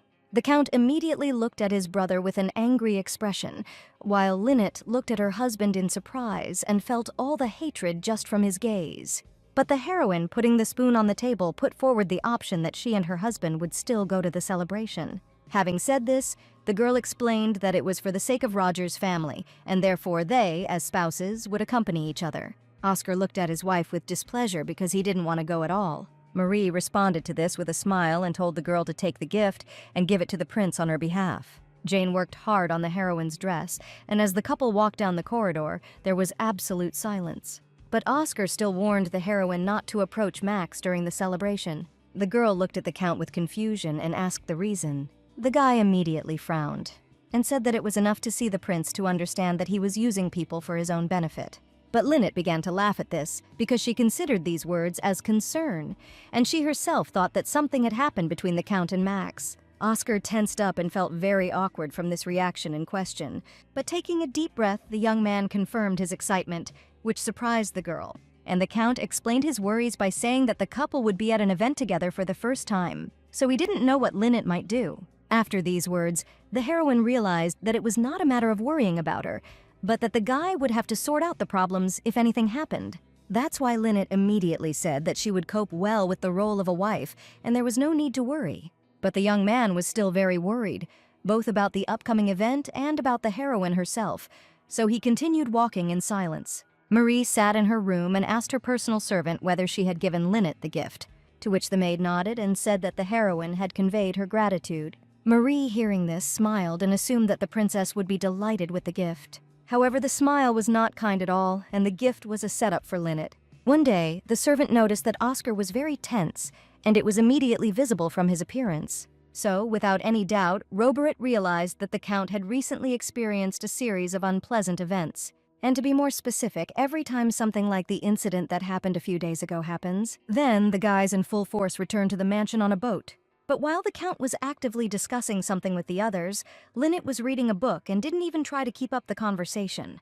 And noticing that the destination had been reached, the heroine was surprised at how quickly time had passed, thinking that she had gotten carried away in her reading. Therefore, the girl decided to go out first, so as not to disturb the sweet family conversation, and the Count asked her to be careful. But despite the boy's warning, Lynette put her foot past the right platform. And a second later, the girl was already flying down screaming, and Oscar only managed to say his wife's name. The Count began to worry greatly because the heroine continued to sink to the bottom and did not surface. So without thinking, the young man jumped into the water after her to help the girl get to the surface. Lynette herself also understood that she was not in the best position now and needed to surface. But the dress was too heavy and pulled her down. After some time, Oscar emerged with the main character, who had already lost consciousness, which made the task more difficult for the young man. Robert immediately reached out to help the couple climb up onto the bridge, asking about their condition, to which the Count replied that he was perfectly fine, but Lynette's condition was questionable, since the girl had swallowed a lot of water. And after these words, the main character pressed herself against Oscar, which greatly surprised the young man. The girl raised her head sharply, and looking at her husband in fear, Lynette said that while in the water, she had already said goodbye to life. The Count himself was very afraid for the life of the heroine, so trying to recover from the shock, the young man could not answer anything. But this was only one of the cases, because there was also an order to remove the poison case, and Robert was also strained by the increasingly frequent conversations with Lynette, since he was sure that something had happened then. And while the servant was thinking, Oscar suddenly called the young man, causing him to shudder. The Count said that he was heading to the training ground, and Robert asked again, because it surprised him due to the late hour. But the young man just looked back sternly and said that it made no difference, and that one could swing the sword at any time. Robert, realizing that the main character was angry, bowed and went to prepare his suit for training. Left alone, the Count again plunged into his thoughts, trying to figure everything out. After all, Oscar had only a business relationship with Lynette, and he thought that his concern was due only to his interest in her plans. But remembering at least the moments with the kiss and the rescue from the water, the young man became even more immersed in his thoughts. Therefore, when getting ready for training, the Count hoped that in this way he would be able to remove unnecessary things from his head. The day of the birthday celebration arrived, to which Lynette and Oscar were invited and had already arrived at the mansion. Looking around, the heroine was surprised by the number of flowers, because the entire yard was literally planted with them, and the Count said that this family had long ago begun to grow plants of various kinds, and he had heard that some seeds were even sent to the royal palace. Lynette immediately realized that this was all to make it easier to get the herbs she needed, because she could cover up the fact that trips abroad were necessary for the sake of new specimens for the garden. And as soon as the main characters reached the door, the butler immediately bowed and invited them to come inside. Once inside the mansion, the girl froze in pleasant shock from the beauty and luxury. And despite the fact that everything was just beginning, there were already quite a lot of people, although the main ones were not there yet. So Lynette was already the center of attention and the main topic of discussion. And noticing a large number of glances at herself, the girl assumed that it was because of rumors about a bad relationship with the Count. Therefore, the heroine could not stand it and told Oscar about it, to which he replied that he knew everything. And then the young man asked Lynette to be patient, because soon the eldest prince and princess would arrive and it would be possible to give the gift. Hearing this, the main character became interested in what happened to the princess, so she immediately asked Oscar about it. After all, it was too big a scale to celebrate the birthday of a young girl, But in fact, the meaning behind it was gratitude for the fact that the prince's daughter lived another year. The young man said that from the outside the princess showed no signs of illness, but from early childhood she often lost consciousness. And 4 years ago, the girl became ill right during her birthday, so the party had to be stopped. The main character immediately began to think about what was said and tried to understand what exactly the princess was sick with. But the count distracted Lynette by telling her that they would simply say hello to the prince and return to the mansion. After these words, the girl hugged Oscar's hand, at which he looked at her with confusion and surprise. And noticing the young man's reaction, Lynette turned her gaze to him and reminded him that they were playing a couple. To further the spectacle, Oscar grabbed the girl's waist and pulled her closer to him. Lynette did not expect such actions from the count and was a little confused. And the young man himself, although he was embarrassed, still asked if he was doing everything right. The girl was at a loss for words, but nevertheless she realized that Oscar's acting skills had improved. But at that moment, the spouses were called over and the heroine immediately turned around with a smile. As it turned out, a girl approached the couple and greeted them, surprised by the couple's joint arrival. However, the girl's gaze was fixed on Lynette, as she wanted to talk to her. Oscar greeted Olivia, while Lynette was only thinking about the last name, which was quite telling. Olivia said that she was really looking forward to the heroine, and that the other countesses also wanted to talk to the girl. And having asked the count to take Lynette away, Olivia watched the couple closely. The main character was surprised that she would have to go alone and felt awkward. And Oscar nodded and told his wife to go and chat with the ladies. But Lynette immediately remembered the words of the count, who told her not to move a single step, but she still agreed. And as soon as the girls came to the others, Olivia told everyone to greet the heroine. The girls immediately asked if Marie would be at the party, and added that they hadn't seen each other for a long time. Lynette replied that she was glad to meet, and warned that Marie was busy at another event. To which the countess became upset and began to say that she wanted to ask a question about the household, but assumed that the heroine knew nothing. However, the blonde stood nearby with a sarcastic smile and said that a girl who loves luxury can also be a good wife, so Lynette knows and can do everything.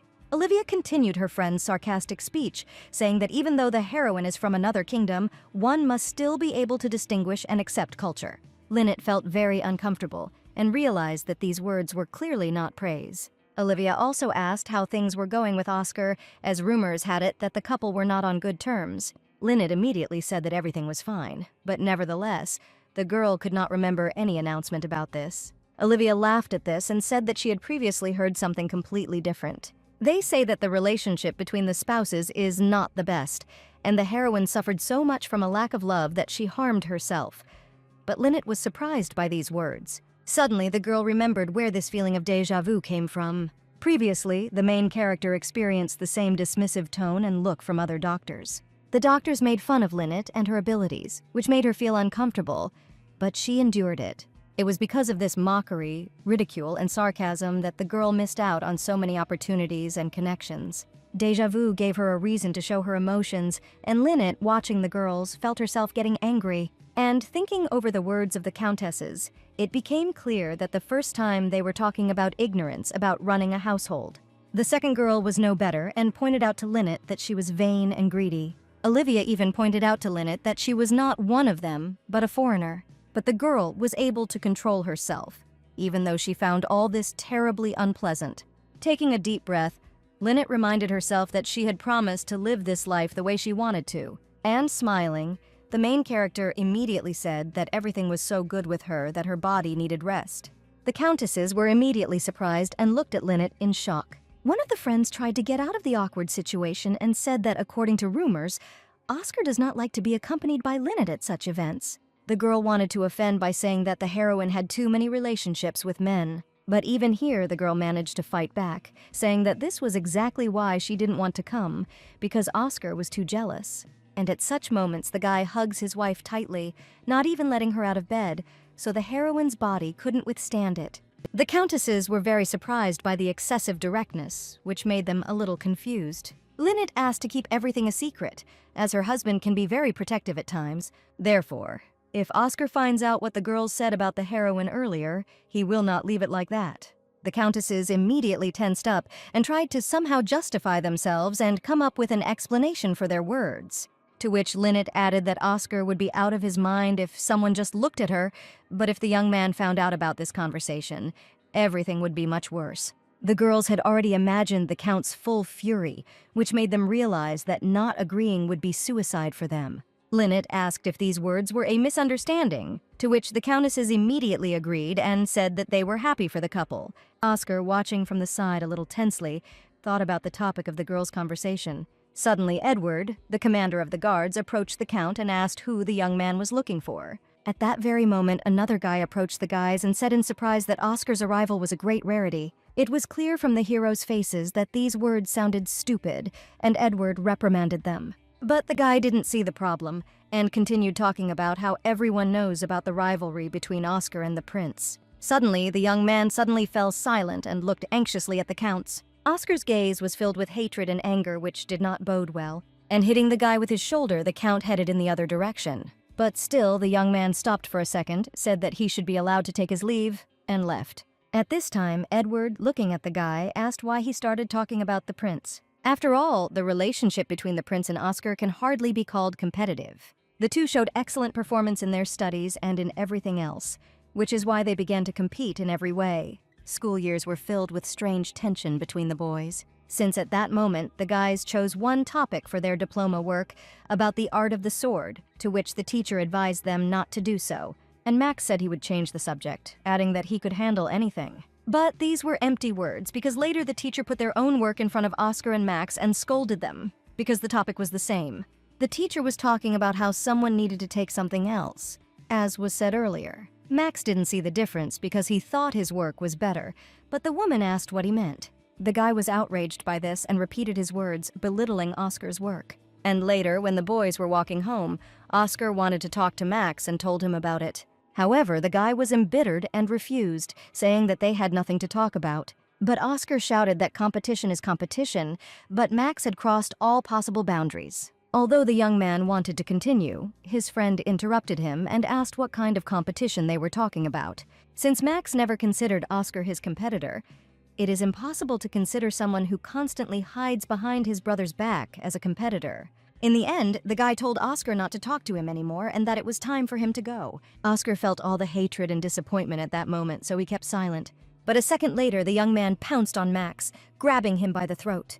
He shouted for the hero to let him go, but the guy was too hostile. Looking at his former competitor and current enemy, Oscar restrained himself, just so as not to beat the guy. After that incident, the relationship between Max and Oscar was worse than ever, and they could not hear about each other. Suddenly, the doors opened and attracted the attention of all the guests. As it turned out, this was the same prince who had previously been Oscar's competitor. Heading in the right direction, the guy greeted the girls where Lynette was standing. And then the young man handed the handkerchief to the main character, to which the heroine was very surprised. Max, handing over the handkerchief, said that the girl had dropped it, although Lynette herself could not remember exactly where. However, after looking a little closer, the main character saw that there was something in the scarf. It was a note inviting people to go out onto the balcony. The heroine was surprised that this was an invitation to a meeting, and most importantly that Lynette did not remember this scene being in the original story. While everyone was discussing that the prince himself had picked up the girl's handkerchief, Oscar watched from the side. Max continued to smile sweetly at Lynette, and the Count was already like a black cloud against the guy's background. And the young man realized that he urgently needed to come up with a plan to keep the main character away from Max. But looking in the direction where his wife had just been, the guy saw emptiness. This shocked the Count, who immediately began to look around. At this time, Max was standing on the balcony and holding a glass of expensive, sweet, red wine. The girl, opening the balcony door, answered the guy that he was very glad to meet Lynette. The young man immediately said that this was not a secret meeting, and there was no point in the heroine worrying. Max knew that the heroine wanted to meet him since Luther had told him everything. The girl was indignant that the seller told the prince everything, while the young man himself was asking what the heroine was interested in. At this time, Lynette, looking at the people in the hall, began to voice what she wanted. However, upon seeing people, the heroine realized that all eyes were directed only at her and Max. And having changed her mind about discussing something on the balcony, the girl said that it needed to be discussed in a more hidden place. Max was immediately surprised, which is why he began to silently look at the heroine and think about everything that was happening. But in the end, the young man reacted normally and said that the girl was absolutely right, since at a birthday party, you should only talk about good things. And bowing before Lynette, Max said that he would invite the heroine to the estate, where they would discuss everything. Having thanked Max, the girl turned towards the door and did not notice Oscar, but it was enough for Lynette to turn her head slightly towards the door, and she saw her displeased husband. Oscar immediately said that if Max had something to say, then he should say it to him, and not to the girl. And the Count's stern look at Max spoke of a complete lack of trust in him. The main character felt anxious, because she understood that the outcome might not be the best. And Max was extremely surprised by what was happening and by Oscar's strong irascibility. The blonde said with a smile that he just needed to discuss something with the girl. Then, turning to the heroine, the young man asked her to confirm his words. At this moment, Lynette felt awkward, because she did not understand what he wanted to hear from her. But Oscar interrupted the conversation and said that it didn't matter, so they should go. Continuing, the young man added that they would talk at home, and the heroine immediately understood that she needed to justify herself somehow. After all, Lynette doesn't want her husband to know about the herbs, so she tried to make up words on the fly. Suddenly, the birthday girl came out and immediately attracted everyone's attention. Princess Lucia wore a luxurious dress that suited her perfectly. All the guests immediately began to compliment and congratulate the girl on her birthday. The eldest prince thanked everyone for joining the celebration and wished them a good time. Everyone danced in pairs to the beautiful music that sounded throughout the room. Lynette suggested that Oscar leave, as it seemed to her that the young man wanted to leave the event as soon as possible. But the guy refused, which surprised the girl very much. Extending his hand to the heroine, the Count said that they needed to show a loving couple and asked if she danced well. Lynette was surprised and asked again, although at that time she was thinking that she didn't know how to dance at all. But taking his wife by the waist, the young man said to simply repeat after him. While dancing, the heroine realized that the Count was indeed behaving strangely. Oscar was very awkward every time he tried to play the role of a lover. But now when the young man looks at his wife, it is clear that something has changed. The Count looks like he has feelings for the main character. Breaking the silence, Oscar began to say something to the girl, to which the heroine began to look at the guy in anticipation. As it turned out, the young man simply wanted to say that Lynette needed to hire a dance teacher since she was not doing well. Suddenly, a scream was heard throughout the hall, which attracted the attention of the spouses. Max held his sister and screamed in panic for the girl to wake up. Lucia felt very ill, which made her sweat and make it extremely difficult to breathe.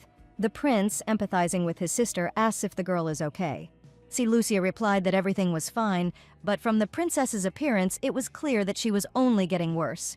Lynette, watching this, realized that she couldn't just stand there and watch it. Therefore, having warned the Count, the main character went to the girl to help. Lynette immediately started looking for something that looked like a paper bag, and then the girl sees gift wrapping that would be perfect. Having taken what she needed, the heroine approached the princess and asked the prince to move away, because he was preventing her from breathing.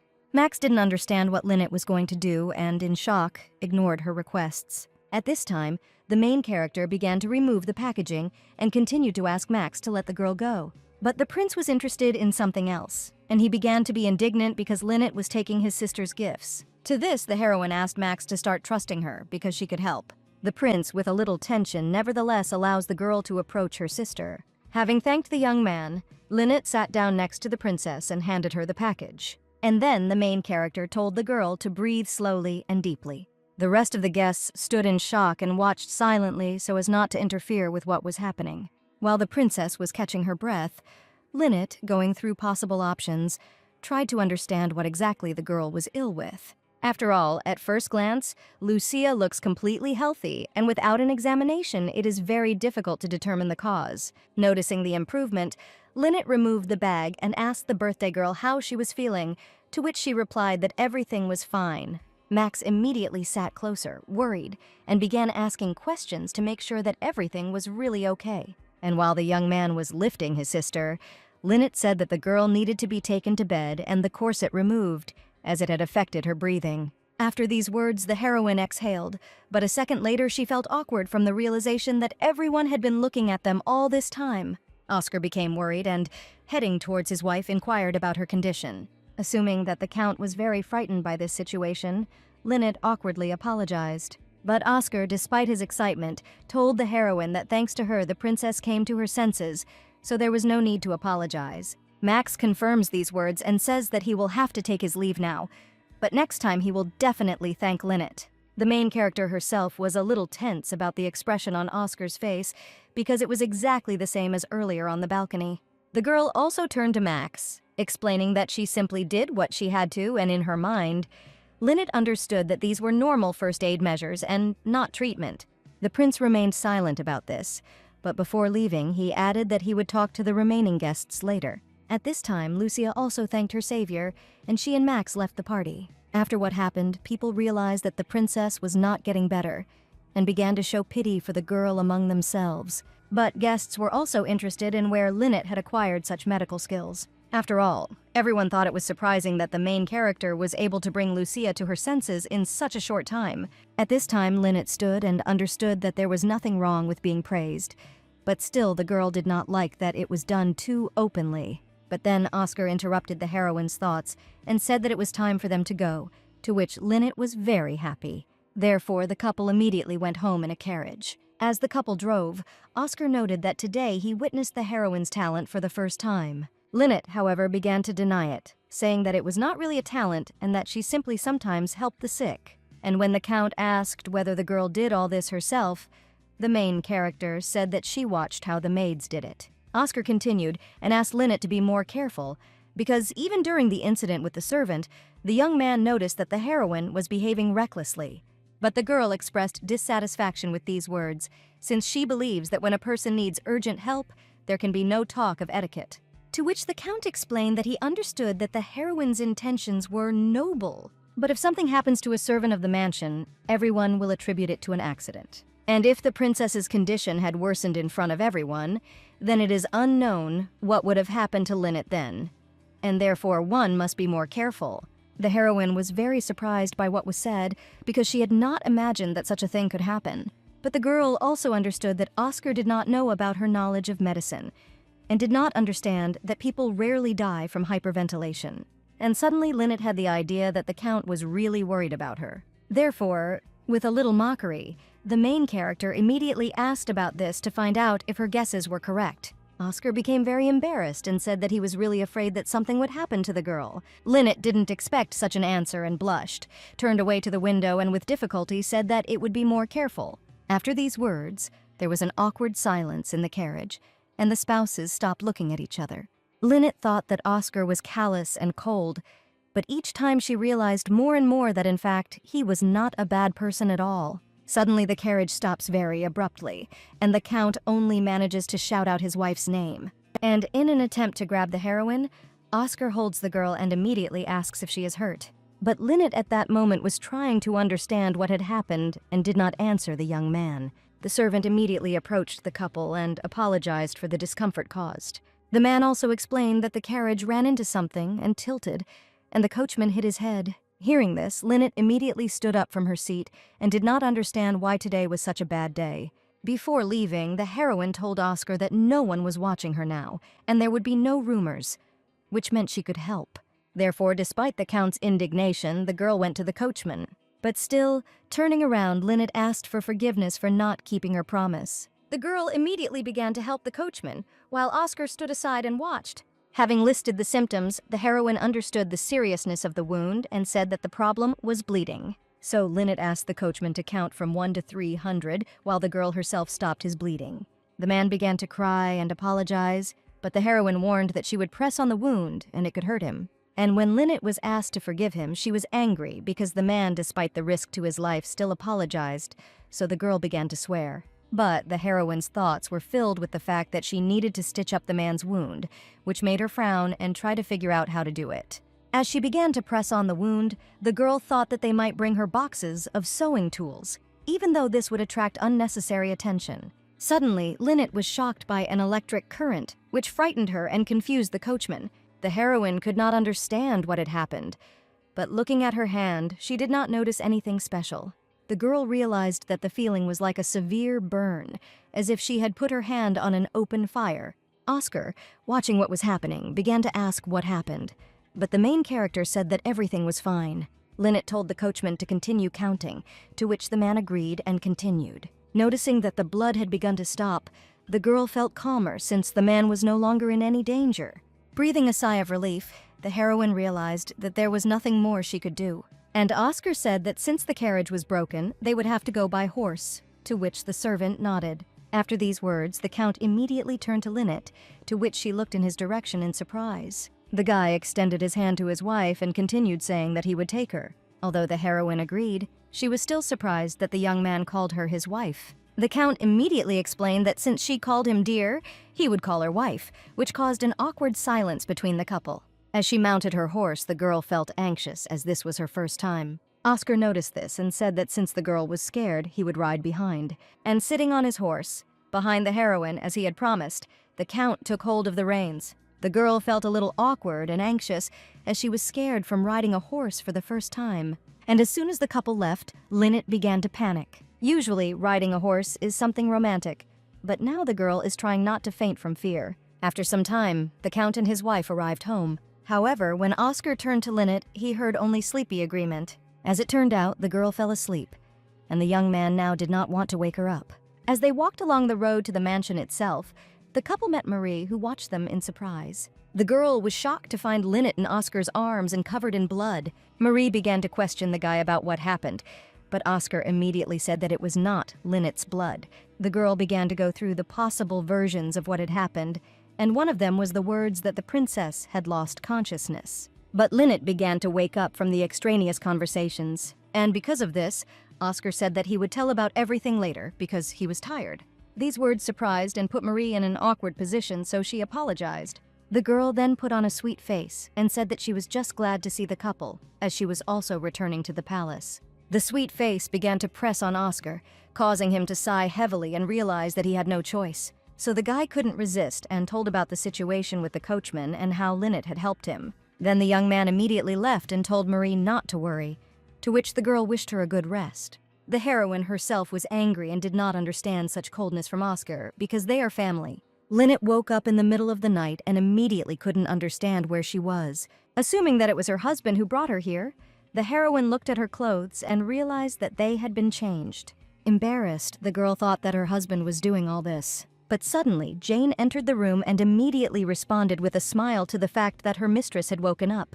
The servant said that she was very scared for the girl when she saw the blood, so she changed her into a nightgown.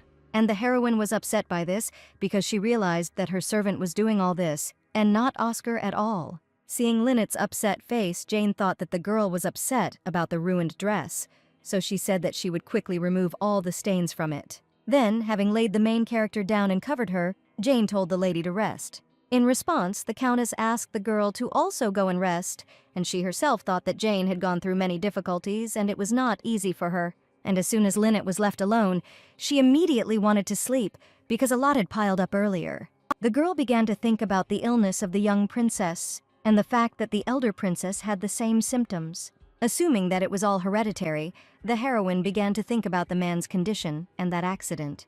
The girl immediately remembered the moment when a flame seemed to light up in her palm, which scared her then. Lynette also began to think about what the heroine of the novel did in the original that made the story so different from what is happening now. Oscar did not sleep and, being in his office, listened to the doctor's results about the coachman. The Count immediately asked what was wrong with the man's wounds, to which the doctor replied that judging by the blood, the wound should be huge, but it was not. Just like the scratches, the man was completely unharmed. Oscar was shocked by the question from the doctor, who asked whether the coachman was really injured. Having said that no wounds were found, the Count asked again. Suddenly, the young man was mistaken, but the doctor immediately replied that they had examined him several times and had found no damage. In the end, the Count said that the guy was free, and he himself tried to understand what was happening. The young man also added that the doctor should not tell anyone about this, to which the man bowed and said goodbye. Oscar immediately turned to Roberto, who was standing next to him, to give the order. The Count wanted to send an urgent letter, so the servant had to take it to the addressee. In the morning, there was a regular breakfast where the whole family gathered. Oscar told about what happened at the banquet, after which he apologized for not reporting it earlier. Lynette ate and thought that the Count was clearly still in love with Marie, and the girl realized that after the divorce, Oscar would most likely immediately go to Marie, as was the case in the original story. So, knowing Oscar, Lynette realized that she could already start worrying about the young man leaving for another. The princess voiced the situation to everyone with the help of the young princess, after which she told about the invitation to tea as a sign of gratitude. The heroine was surprised by this invitation, which is why she asked again whether she had really heard it. The girl immediately said that she did not do this for anyone's gratitude, which made the princess a little confused about what Lynette was getting at. The woman immediately said that this act would make their family famous. Then, continuing her speech, the princess said that she was proud that Lynette was a member of their family. And while the main character was surprised by these words, Marie felt irritated because of this. But suddenly the girl asked if Lynette had given the gift, to which the heroine immediately nodded. Once upon a time, Marie and the princess regularly exchanged gifts. But after her illness, the tradition was broken. The heroine said that she had not seen the gift being opened, so she asked if she wanted to know about the birthday girl's impressions, to which Marie immediately agreed. Oscar immediately warned that he would not be able to accompany his wife due to personal matters, so he suggested that Lynette go with Marie. The heroine refused and said that she would go herself, since it was a regular visit, but in fact, the girl simply felt awkward. Then the main character immediately asked if the man had been helped yesterday, to which Oscar drew attention, and the young man said that thanks to Lynette, the coachman was much better, which made the heroine breathe a sigh of relief, although she herself thought that she had only stopped the bleeding. The princess responded with pride by saying that this was not the first time the girl had saved people's lives, to which Marie was again displeased. The countess devalued her actions, to which Oscar, although he remained silent, could tell from his face that he suspected something. While in the carriage with Jane, the maid immediately smiled and praised her mistress, to which Lynette simply listened. Seeing the hairpin in the maid's pocket, Lynette asked why the girl was using it. The girl immediately said that she wore it when she was alone, because she was not sure that it suited her, but she still said that she really liked the gift. Lynette smiled and was glad that she could please the girl. Suddenly, Jane said that many people began to respect her as Lynette's personal servant. The main character immediately asked if this was important for the girl, since she had been serving for a long time. Jane immediately said that she was very happy to serve Lynette, but the girl had previously admired knights. And on the day when the girl gave the maid a hairpin, it was perceived as an oath of allegiance. This is precisely what caused such joy, which may seem strange to everyone. Lynette heard such sincerity from the maid for the first time, which surprised her greatly. The girl immediately said that there was nothing strange about it, and therefore she wanted them to imagine that they were knights. But if the Count found out about it, it would be pretty bad for everyone, which is why Lynette suggested keeping it a secret. Since Jane is the Countess's knight, the hairpin will be proof of this, to which the maid immediately became embarrassed. Asked what kind of knight she was, the heroine awkwardly said about the night of washing. While the girls were traveling to the kingdom, Oscar was in the building where the fights take place. As it turned out, the young man sent a letter to his friend. Having suggested that they talk in the building, Edward immediately agreed and said that he had found out as much as he could. As they walked into the room, the boys discussed how the guards had become quieter than ever. Edward pointed out that this silence was due to the prince's betrayal, but Oscar told the young man to watch his language, since this was the Count's father-in-law. The guy explained that they were alone, and he didn't really say anything to warrant such a sharp reaction. Then Edward asked about the life of a married man, and the Earl replied that everything was wonderful, and Lynette did not let him get bored. Suddenly, the guy noticed Oscar's happy expression for the first time, which made him ask if he really liked Lynette, to which he became embarrassed. But eventually, Oscar changed the subject and said that it would be better to talk about the issue that really interested him. Entering the office, Edward began to talk about how it had happened several decades ago, and that there were now almost no materials. And since there is no precise information, there are no witnesses, which Oscar himself knows. It was enough to mention the Mayos clan, and the Count immediately remembered everything. These are people who were suddenly exterminated many years ago, and the previous king even announced rewards for their heads. As it turned out, the clan possessed healing powers, but now only rumors remain about them. And this saddens Edward, because they could heal anything, and they resurrected many of the people. As the guy sat down, he said that the king clearly had his own reasons for destroying them. And that's exactly what Oscar wants to know, because if these people are doing good, then he sees no point in killing them. But Edward told him to be quiet, since he had overheard this information, and he would not get off with a simple reprimand. It is said that the Mayos clan was the most destructive force in the war, and it was they who decided the outcome of any battle. And if you imagine, yesterday's corpses are once again getting back into line, which is a rather eerie scene. In the end, they decided to kill those who do not give an end to the war. But Oscar didn't understand how they could be killed if they had instant healing magic. Edward said that this was the point, that someone had found out the secret and how to kill them. Twirling his finger at his neck, the young man said that the main weak point was water. And Edward added that Oscar should think about it himself because there is no more effective method than water. People survived even after drinking poison or losing a limb, but could barely survive jumping into water with a stone around their neck. However, Oscar called the knight not only for this information and thereby made his interlocutor even more interested. Continuing, the hero said that the king was secretly visiting the army headquarters more and more often, and if a healer magician is discovered within the country, they will immediately inform him. The guy heard about this information for the first time and did not expect that anyone thought that there were still survivors from the Mayos clan. The knight immediately smiled because they would be able to contribute to a great cause. But Oscar did not appreciate this joke, and David did not understand the young man's discontent, but asked that if the count found someone from the clan, then let him share with him. After all, a knight prefers to get promoted even at such a price. And while the main character was thinking about everything, his friend also added, talking about the place of the prince and that someone must take this title. But Oscar said that no one should know about this conversation, and if they asked, then it was worth lying and saying that they talked about the training program for soldiers.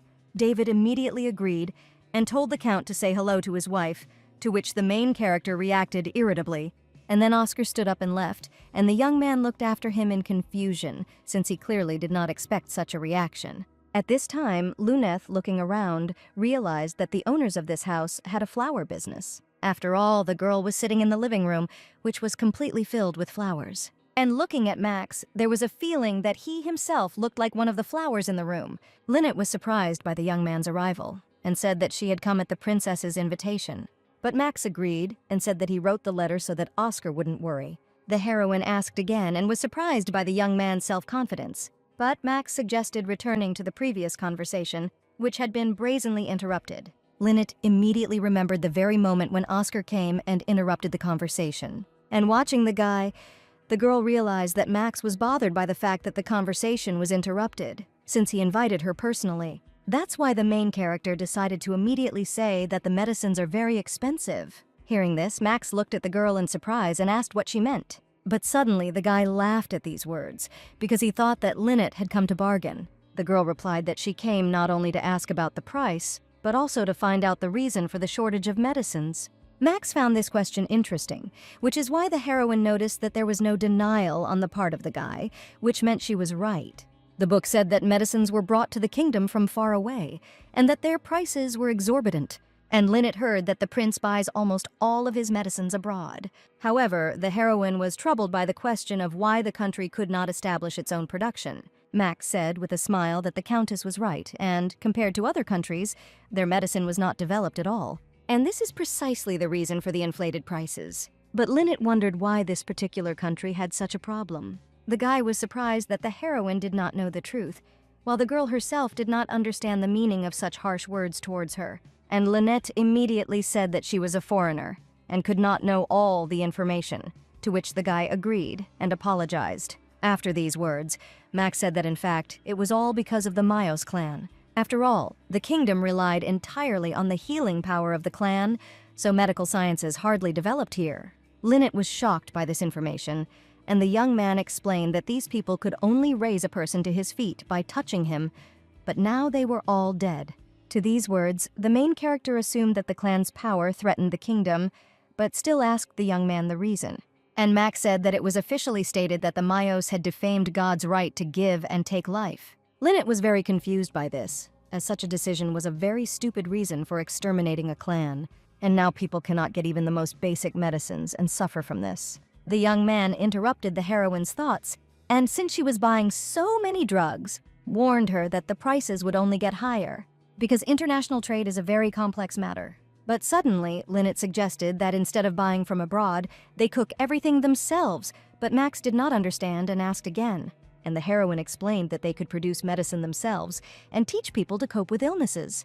But the young man took these words as a joke, because the production of medicines requires a lot of resources, and Lynette decided to end this conversation, asking about the princess's condition. Max immediately denied rumors that Lucia was sick with the same disease as the prince's previous wife. Hearing this, Lynette asked if the princess had experienced any moral shock in her childhood. And the young man told how Lucia once fainted at a public lecture, attracting all the attention to herself. After these words, the main characters suggested that the princess had a fear of crowds, and the problem might be in her mind. And fortunately, the girl knows a little about child psychology. Lynette also realized that Max was underestimating her and said that she would prove to him that she was not throwing words to the wind. But now the heroine asked the young man to take her to Lucia's room, to which Max suggested inviting the princess to them, but the girl refused, saying that coming to her was the best option. Because Lynette had one idea while she was studying the interior of the estate. And entering Lucia's room, the girl saw that it was also covered in flowers, despite the fact that a person with a respiratory disease lived there. Therefore, the heroine told Max that this room is absolute evil, which surprised the young man, because Lynette does not mince words in front of the owner of the house. And the girl immediately explained that every breath of wind brings pollen into the room, and the vases from the window should be removed. And dolls collect a lot of dust, so their number also needs to be reduced. The heroine also added that only those plants that increase humidity are suitable for the princess's room. And if everything is done as Lynette said, then she guarantees that the girl will get better soon.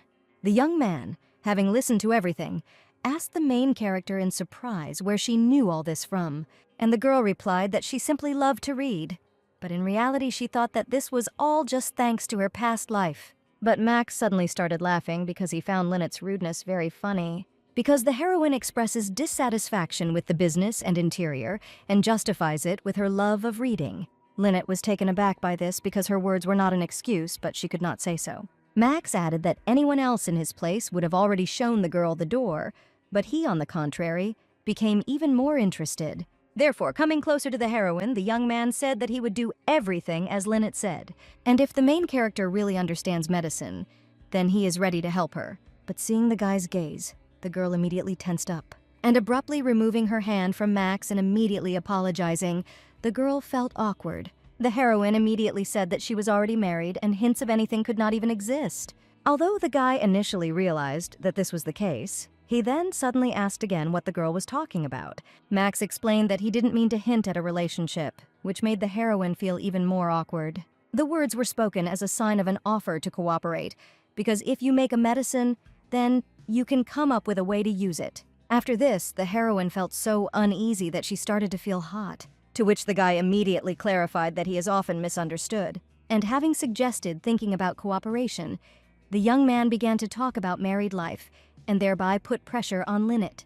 Finally, turning away in embarrassment, the girl said that she was returning home. But suddenly, Max interrupted Lynette, which surprised the heroine. Then the prince said with a smile that he had something to tell. When the countess's carriage returned to the palace, the gates immediately opened. Getting off the carriage, the heroine saw Marie, which surprised her. The girl greeted Lynette with a smile and asked if the conversation with the princess had gone well. Trying to find the right words, the heroine thought that in fact she had been communicating with the prince. Having kindly invited the girl for tea, Marie smiled brightly. Lynette noticed for the first time and was surprised that Marie was full of enthusiasm. Taking the girl by the hand, Marie told her that there was no one in the mansion now, and therefore it was very. Having heard Oscar talk about reading books and helping the servants, the girl really wanted to talk to Lynette. The heroine said that she was simply doing what was written in the book, but the girl herself was thinking about the rumors that quickly spread.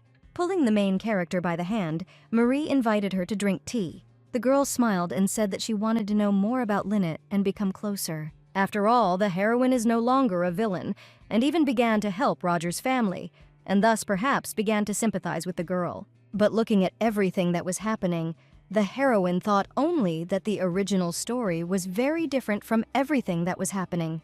At this time, pulling the girl towards the gazebo, Marie introduced Lynette to everyone, to which the heroine herself was very surprised by the guests. Seeing those same girls from the princess's birthday party, Lynette felt uneasy, and she thought only about the fact that the tea party was supposed to be for two, and the girls looked at the countess with a smile and invited her to sit down. And after some time, the heroines were sitting nicely in the gazebo on a beautiful day and discussing everything that came into their field of vision. Noticing that the tea had grown cold and the sweets were untouched, Lynette realized that the ladies had been having a very rich conversation before. And looking at Marie, the only thing the main character wanted to know was what the real reason for the invitation was.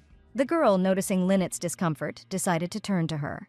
Putting her hand on the heroine's shoulder, Marie began to praise the palace and how everything in it had changed with the appearance of Lynette. One of the countesses immediately remembered the bizarre caps that looked like toys, but Lynette reacted with displeasure and said that they were sun umbrellas to protect the skin. Suddenly, Olivia remembered helping the princess at her birthday party.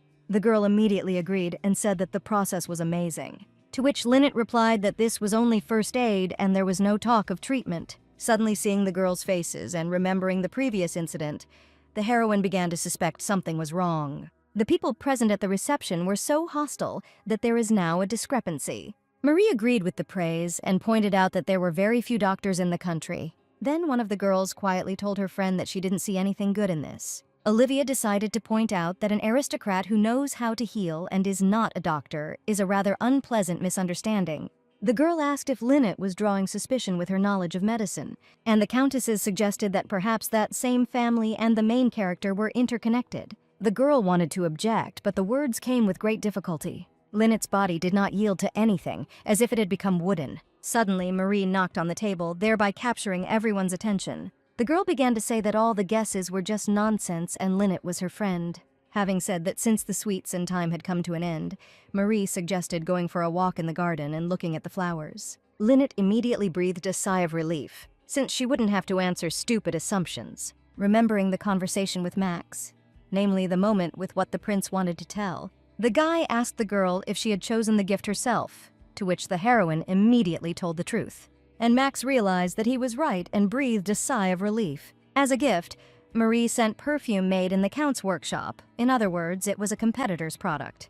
The girl was immediately shocked by the thought that they wanted to set her up. Max said that in an aristocratic society, such a gesture is a huge disrespect. But since the girl did not know about it, he simply warned about a traitor in the heroine's circle. The girl realized that everything was starting to come together, given the tea party and the event that had happened earlier. Marie hates Lynette, but the reason for her hatred is unclear to the girl. It turns out that events take place in this world that are different from the original work. Being in a luxurious rose garden, where there was an alley, the girls enjoyed the beauty of the flowers. The countesses were surprised by the size and beauty of the rose garden. Marie asked the girl if she liked roses, but the heroine herself felt terribly ill and immediately began to rub her nose. Falling to the floor, Lynette began to gasp for breath, and Marie screamed her name in alarm. The girl began to feel sick, and the countesses around her began to fuss about anxiously. Marie watched the girl's terrible state with a smile. In front of her family, Marie sat and cried, while everyone sat on the sidelines and watched. The woman, looking quite upset, asked if what the girl had told her earlier was true. Marie cried and said that everything was completely true, and then began to repeat what had happened. After telling how Lynette had covered her mouth in disgust and groaned before fainting, the girl continued to cry. After asking the family's opinion, Marie spoke through the pain about how she dragged the heroine. Then, raising her head higher, the girl said that it seemed that Lynette hated her and that they could distance themselves from each other. David frowned and said that there was no need to apologize for something she didn't do. After all, Marie had worked so hard to prepare Lynette's tea party, and to have her efforts so mercilessly trampled on was terrible. David immediately started shouting, only turning to his mother, saying that it was not enough for Lynette to humiliate Oscar. She decided to hurt Marie, too. The guy was angry and said that the main character should not have been accepted into the family at all. But as soon as the woman asked again what exactly the guy was talking about, David and Marie were surprised. Having made an assumption, the princess began to think about the reason for the vomiting of the married girl. But suddenly, the woman came to the conclusion that Oscar was ready to become a father. The princess immediately made a happy face and, folding her hands together, told her son that his wife was expecting a child. Lynette herself was getting some sleep after such stress. The heroine's sleep was not the sweetest, as another nightmare tormented the girl. A heavy rain fell in sheets on little Lynette. The girl looked at the wounded soldier, who begged for mercy because he had a family. The guy extended his bloody hand to the girl and asked for help, but the girl looked at the puddle and, seeing her reflection, fell into a panic. The heroine was too scared, so she couldn't take it anymore and ran away. But the soldier grabbed her by the dress to prevent her from leaving. The girl ran in tears but could not withstand the grip and fell. Tears flowed like a stream, and feelings of guilt and fear mixed as the girl looked at the soldier. The main character asked not to do anything because she was terribly scared and it would be better for him to kill her. The knight, watching the girl from the side, simply decided to call her funny. There was a moment of silence between the soldier and Lynette, and the only sound was the rain. Then the guy said that if the girl wanted to die, then let her die, and immediately swung his sword. After this scene, Lynette couldn't stand it any longer and woke up in a cold sweat. And immediately sitting down, the heroine tried to understand what was happening, and the fact that it looked too plausible for a dream. Suddenly, Lynette remembered that she had fainted in the rose garden and that she had been sleeping ever since. The heroine did not have even one guess about the appearance of vomiting and dizziness due to flowers. Lynette stood up and walked over to the shelf, immediately picking up one of the books. Living in the mansion, the heroine constantly reread one of the books, which contained knowledge about herbs. The girl tried to understand the reason why the heroine of the novel had these books at all, and why she started vomiting because of the rose garden. Thinking about the dream, Lynette realized that she had to find out about this and the heroine's past. At this time, Marie was in the room and was busy with her personal affairs. The girl decided to ask David which of the dresses he preferred more, pointing to the choice. The guy, without looking up from his book, said that a white dress would match the heroine's hair color, but Marie continued to ponder her choice, spinning around near the mirror. The girl decided to remember the letter that was written by David upon Marie's arrival at the mansion. The young man continued to communicate with the heroine without looking up from his book, saying that it had been too long ago. Agreeing with the guy, the heroine clarified that she still remembers that moment very well. A letter depicting David as the head of the house, Oscar as a distinguished knight, and Marie as a new member of the family. David looked at his wife, tense at these words. Marie took a step towards the young man and told him to take care of her today. Then the heroine looked at him with a smile and continued, saying that David's acting had already dragged on, which shocked the guy. The girl also added that she sees something attractive in diligent men, which is what attracted David's attention. But before the guy could answer, Marie interrupted him. The girl said that the countesses didn't know anything and simply thought that Lynette was greatly exaggerating. Having adjusted the young man's hair, Marie said that she had kept everything that had been promised a secret. After these words, the girl offered cooperation to David for personal gain. And looking at the guy, Marie decided to use manipulation and simply said that they love each other, which means they should help. At this time, Lynette, looking at the door where someone was knocking, was a little confused, but said to come in. It turned out that it was Oscar, who could not come to his senses after his mother's words about Lynette's pregnancy. The guy, having said that the girl's condition was normal, surprised her quite a bit. Reacting to this with a smile, Lynette replied that she had simply fainted and was now fine. The Count was confused, and it was clear from his face that the young man wanted to say something. As soon as the guy was ready to tell his story, servants appeared from behind, and the heroine began to look at everything in confusion. Each employee had something in their hands that sparkled so brightly that it attracted attention. The guys brought everything from a luxurious dress to the most golden bottles of perfume, which shocked the heroine. Oscar said hesitantly that it was all from his mother, because she thought Lynette was pregnant. These words shocked the heroine too much, since she was not ready for the gifts. Or, in general, for this news. Continuing the conversation about his mother and her gifts, Oscar began to sweat, and the gifts themselves were selected down to the smallest detail. And since Mother was too pleased, the Count could not say a word to her about the fact that the pregnancy was not true, and that everything that was happening was a misunderstanding. The heroine could not answer anything, because she did not understand how this could happen, because in fact, Lynette was not pregnant. As he walked down the corridor, the guy thought about the whole pregnancy situation. Oscar was surprised by the girl's reaction, although he had never thought about children before. But suddenly the thought came into the young man's head that at that moment Lynette was quite sweet, which made him smile. Suddenly someone called the Count and thereby distracted him from his own thoughts. Oscar was called by his brother, who was clearly not in a very positive mood.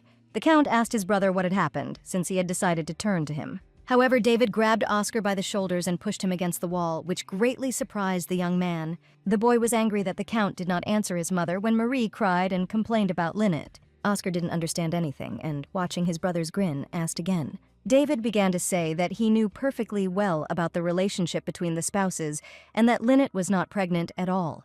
David clenched his fists in anger and continued to talk about how the heroine does not have enough luxury and interferes in all the personal affairs in the mansion. But despite everything, the girl still decided to pretend that she had lost consciousness. David started shouting and trying to reason with his brother, expressing his dissatisfaction with the fact that he was still tolerating Lynette. Oscar said that he is a husband and wants to behave appropriately with his wife, and there is nothing strange in his position. The brother didn't know what to answer, so there was silence between the boys. But David decided to remind them that, despite everything, Marie was part of their family. Years earlier, when the boys were young, their parents brought a little girl to the mansion, saying that she was a new member of the family. Having introduced the child, the mother said the name of the heroine, while Marie herself stood wet from the rain.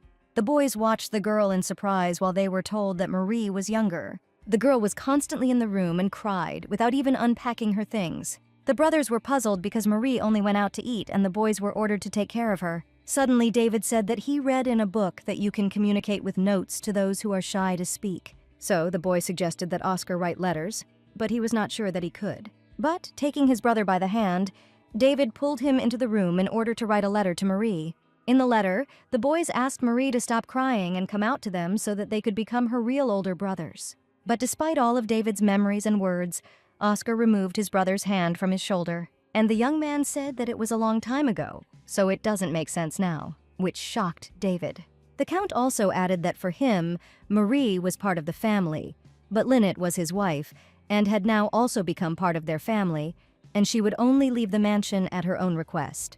And the fact that the main character interferes in everything, in Oscar's opinion, is completely absurd. The Count continued and said that David and Marie run the mansion as they please because of their parents. But the young man called his brother's complaints strange, since everything was done with the permission of his parents. Repeating Lynette's words about how no one would see a person's regrets and misfortunes if you lived with them, the Earl silenced David. Then the guy went to his wife, warning that now he was not going to tolerate everything either. Oscar also hopes that they will not return to the topic in the future, which angers David even more. And the young man responded with incomprehension, because few people would want to play such a crazy game involving patience and speaking out. But Marie's plan was to plant a napkin with a certain scent in Oscar's pocket, and David did it. At this time, Lynette had a dream about a little girl sitting on the floor and listening to demands made on her. The man actively asked the child to show his abilities, and on the floor lay a wounded fox that needed to be treated. The girl shook her head in the negative, so as not to do anything and avoid problems. The man, threatening with death, demanded that the child act quickly so that she would not end up like her parents. At this time, the fox was suffering and shaking in pain, lying on the cold and wooden floor. The girl, watching the animal, felt fear and pity at the same time, while the man continued to threaten. The heroine cried and regretted that she could not keep her promise to her mother and still used her powers. As the treatment continued, the girl experienced a strong fear of dying, which forced her to obey. This outcome of events in the dream woke Lynette up in tears. The girl did not understand the reason for the tears and strong sadness. The main character wiped away her tears and tried to understand why she felt as if this was happening to her. While the girl was feeling confused, Oscar stood nearby, looking at what was happening in shock. Lynette turned around and was surprised to see her husband, who had come while she was sleeping. The guy was quite frightened by the heroine's condition and said that they needed to call a doctor, to which the girl replied that everything was fine. Then the young man immediately said that it was necessary to say that there was no pregnancy, and Lynette agreed with this. Taking a handkerchief from his pocket, the Count inquired about the dream that had brought tears to the girl's eyes. The main character was shocked by the guy's behavior because they were alone and he had no need to pretend. Finally, thanking him for the handkerchief, Lynette began to wipe the tears from her face. Suddenly, the smell from the scarf appeared and brought the heroine into a state of shock, and she immediately felt ill. Sniffing, the girl realized that it was the very scent of roses. The Count stood up in fear and immediately began to ask worriedly what had happened. But looking at the scarf, the heroine understood the reason for such a deteriorated condition, namely, the roses. Oscar immediately began asking the girl where it hurt and whether she should call a doctor. But due to dizziness and loss of strength, Lynette could not say anything. Suddenly, the heroine's husband smelled the bright scent of roses that wafted through the room. After that, the guy saw Lynette fall unconscious from the smell, which shocked him. Rushing towards the heroine to catch her, the guy broke a vase and overturned a table. As a result, the young man cut himself with the shrapnel and received a deep wound, but he was still only concerned about Lynette and her condition. Jane entered the room because she heard strange sounds. Seeing the blood, the maid began to panic and immediately screamed and called the doctor. A day later, Lynette was fine and sitting in her room drinking tea, but her thoughts were filled with Oscar and his condition. Jane tried to calm the main character down by saying that the doctor arrived quite quickly and immediately provided first aid. Continuing to reassure Lynette, the maid clarified that Oscar was a knight who was constantly in battle, so there was no need to worry. However, this did not help at all, and Lynette was very depressed. Suddenly, the girl's attention was drawn to the open doors. Jane immediately bowed to Lynette and said that she was leaving. As it turned out, the princess came to Lynette to visit the heroine. The girl was at a loss because she had absolutely no idea how to address the woman. The woman laughed at such a cute situation and told the girl to call her mom. The heroine sat down to tea and discussed what had happened earlier and how Lynette felt sick when she smelled roses. The girl was most worried about the fact that her husband was wounded because of her. However, inside, the heroine was glad that she was able to find the reason for such a deterioration in her condition. Lynette has never encountered a disease where symptoms are triggered solely by smell, meaning it may be something psychological. But Lynette has forgotten all the memories of the main character, and now there is no way to check. The princess decided to clarify that Oscar clearly liked Lynette, and the girl herself was very worried about Oscar and his wound. And since the woman simply believes in their love, Lynette has no choice but to play the role of a loving wife. The princess continued to say that she was very glad to see that her son was truly in love. The heroine was surprised by Oscar's words about love, because that's how it should be, so the reaction was incomprehensible to her. But suddenly the princess became serious and said that she wanted to tell Lynette a story since she was now part of their family. Oscar is a very kind-hearted child by nature, but after the war his character completely changed. The count begged him not to look for a bride for him, since he had abandoned all thoughts of marriage, as if he had closed his heart. The boy immediately said that being a knight was enough for him, which shocked his mother. When telling Lynette this story, the woman said that Oscar was beginning to open up and gradually allowed her to become closer to him, which surprised the heroine. Although this relaxed the girl, it was also a burden, since theirs was a marriage of convenience. In the end, the woman asked to be with Oscar for a long time, to which Lynette immediately agreed, while she herself was thinking about divorce. However, the main character was interested in something else, which made the girl's face become serious. The princess immediately asked what exactly Lynette wanted to know. Already in the evening, the girl came into the room to her husband, who had previously saved her from a strong blow to the floor. Oscar was quite surprised by his wife's arrival, but still said that he couldn't sleep. The countess explained that she came to the guy because she was worried about the wound, to which the young man was touched by yet another concern from the heroine. Looking at the bandage, the girl immediately realized that the wound was quite deep, although Oscar said that there was nothing serious about the wound. Frowning, the countess told him not to lie and explained that the bandage needed to be disinfected more often and that he should refrain from making any sudden movements. But the guy decided to take Lynette by the wrist and, pulling her towards him, suggested that they lie down together. Having inquired about whether these get-togethers in bed were games of being a married couple, the heroine was dissatisfied.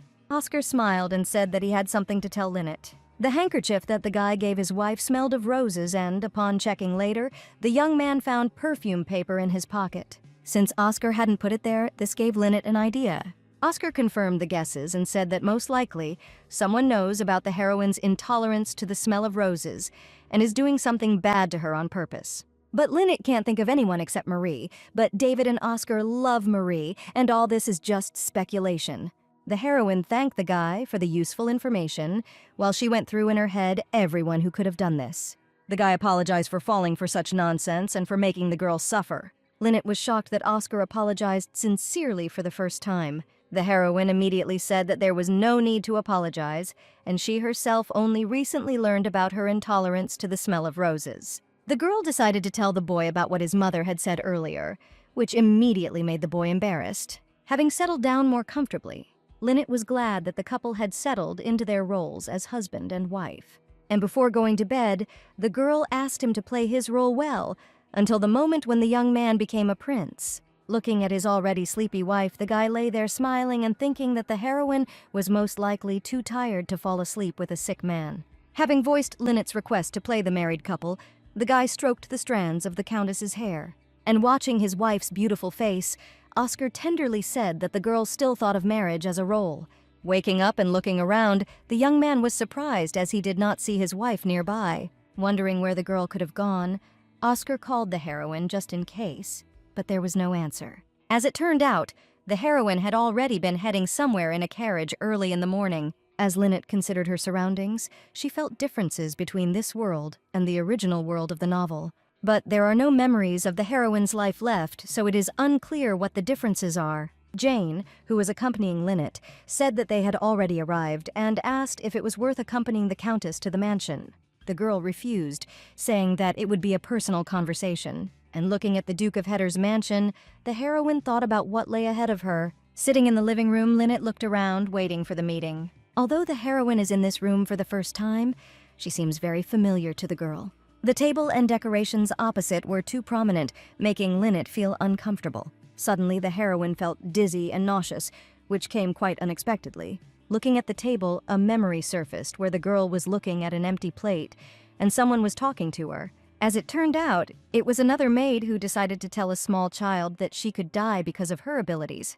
While the little heroine was trembling with fear, the woman demanded that she lift her skirt. And taking a stick in her hands, threatening with the same, the servant demanded that the girl do everything she told her. The realization that these were all memories of what had happened here made the girl tremble. All the memories come back, affecting the heroine's well-being. But suddenly the girl was attracted by a voice, to which she immediately responded. It was Lynette's brother, who addressed the girl with pride and at the same time in a sarcastic tone. The guy grinned and asked if the main character had really come here on her own and of her own free will. At the same time, Oscar was putting on jewelry in the mansion and at the same time listening to what the servant was telling him. The guy was talking about how Lynette had gone home and taken Jane with her, so there shouldn't be any problems. But even at such a moment, Oscar entrusted the matter to Robert. The guy thought about everything that was happening to Lynette and decided to destroy the rose garden in the mansion. Robert was shocked by the young man's decision since this rose garden was planted and grown by Marie. But Oscar told the servant to finish this business before Lynette arrived, so that there would be no problems. Then the Count headed towards the exit and added that Robert should be responsible for everything, to which the boy immediately agreed. But the servant himself did not understand the master and could not believe everything that was happening. A picture of the villainous Lynette and the modest Oscar popped into my head, which further fueled my imagination. Robert couldn't believe that the Earl really loved Lynette. The main character himself came to the workshop on personal matters. Grandfather, hearing the doorbell ring, immediately greeted the guest. The Count looked around the workshop and saw nothing unusual, since it looked like an ordinary woodworking workshop. Looking at the owner, the boy saw the grandfather with his eyes closed and assumed that he was blind. Grandfather immediately said that he heard the sound of heels and realized that an aristocrat was coming, which surprised Oscar. The owner laughed at this and said that this was just an old hobby of an old man who was used to hearing things with his ears, so there was no need to be surprised. Sitting down at the chair, the guy looked at the man and said that he had not come for shopping at all. The Count came for information and immediately asked what the grandfather of the Myers family knew. Grandfather smiled and asked where such rumors came from, to which the main character warned that he was not going to report this to his superiors and simply wanted to ask something. Reminiscing about the past, Oscar told about the child from the Myers family and that the previous king exterminated everyone. The grandfather, hearing the persistence in the voice, asked what the Count was going to do with this child, how he would find him. Oscar immediately said that he hadn't even thought about this question. However, Grandpa is indebted to the Count, so he should thank Oscar. The old man laughed and said that he really had something to tell the boy. Some of the Myers family are alive, and some have lost their ability, and there is no reason to banish them from the kingdom. The young man asked again about the loss of abilities, to which the grandfather agreed and said that everyone loses strength over time. Oscar suggested that once people lose their ability, they become ordinary, but the owner replied that this was not so and that they, along with their abilities, also stop seeing the world, which surprised the guy. The old man began to speak in riddles about how it was too late to get to know each other. But then the man opened his eyes and revealed that he was blind, introducing himself as Evans Myers. The Count was speechless, and the only thing that worried him was that the ability was being lost along with the ability to see. However, the old man is different from the girl Oscar is looking for, after which the grandfather asked to tell him more about her. The Count tensed up and immediately remembered the events that had happened 5 years ago. Oscar was wounded and lying on the cold floor. He thought only that he was going to die right here. The youngest war hero, an eye-catching rising star, but what's the point? Oscar prayed for salvation because he could not just die. Suddenly, out of nowhere, a girl appeared, stood over the guy, and made sure that he was still alive. The heroine immediately said that she would help the young man right away, and that he needed to be patient a little. Oscar, looking at the girl, was already pale and did not believe in a miracle. The guy saw almost nothing, but he understood from the voice that it was a girl, but he did not understand how she ended up on the battlefield. Touching Oscar's wound, the heroine began to use healing powers and told him to be patient for a little while. The guy winced from the strange sensations that were healing him. At this time, the heroine was crying and at the same time saying that everything would be fine. But suddenly the knight saw the emblem of the Kingdom of Later, the very one they were fighting with. and suddenly grabbing the girl's hands. The guy frowned and did not allow her to continue touching him. Oscar looked at him angrily and thought that the heroine had been sent from later, which meant that she might want to finish him off. The guy did not want to continue treatment because he was now sure that the girl wanted to kill him.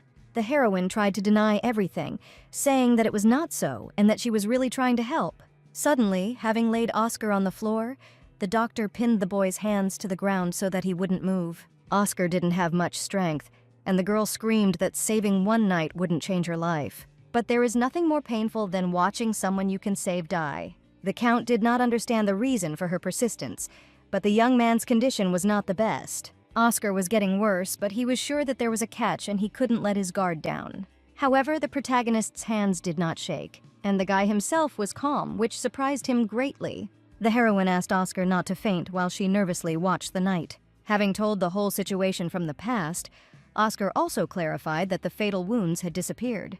The Count could not tell anyone that he was saved by a girl from the kingdom of later, so he hid this information. Grandpa immediately started asking about the girl's age, but the guy doesn't remember her face well, so he only made assumptions. After listening to Oscar's story, the old man finally believed in the truth of what was said. Among the rumors, there is one that says that there is a special child who survived among the Myers. At this time, Lynette walked around the mansion and trembled, although the girl herself tried to calm herself down by saying that those memories were not hers. And looking sternly at her brother, the girl pulled herself together. The guy smiled and looked down on the heroine. How suddenly the girl's memories were able to reveal a fragment from her childhood. The heroine was also sitting on the couch, and her brother was standing over her and talking about how he had a new toy that she could hit and drop, but it wouldn't die. The boy looked at little Lynette with cruelty and bloodthirstiness, telling her that now he would play with her every day. And the memory of those same flowers also appeared. The guy took a rosary and shoved it into the girl's mouth with great force, saying that this was exactly the kind of dinner she deserved. Despite the tears and requests to stop, the young man did not even intend to listen and stop humiliating his own sister. And now Lynette understood why she couldn't smell roses and why the smell made her feel sick. After this, the heroine sighed heavily and stood up, wanting to talk to the guy. However, inside she was seething with anger, and the girl understood that the dream was not a dream at all, but a memory. And since Lynette is a Myers native, that means her brother isn't her real brother at all. That is, the girl is not Duke Hedder's biological child. He only forcibly captured her and used her for his own purposes. Now the main character understood the cold attitude towards herself that she had felt earlier. Lynette said with a frown that she had come to see her father, not her brother. But the guy immediately said that his father was away, and they had no reason to see each other. And suddenly the young man noticed the heroine's confidence and said that the girl had changed. The heroine, seeing the meaningless conversation, immediately realized that the guy had come simply to make fun of her, as he had done before. And at that very moment, the young man assumed that Lynette had forgotten about the past, so he considered it necessary to remind her of the old times.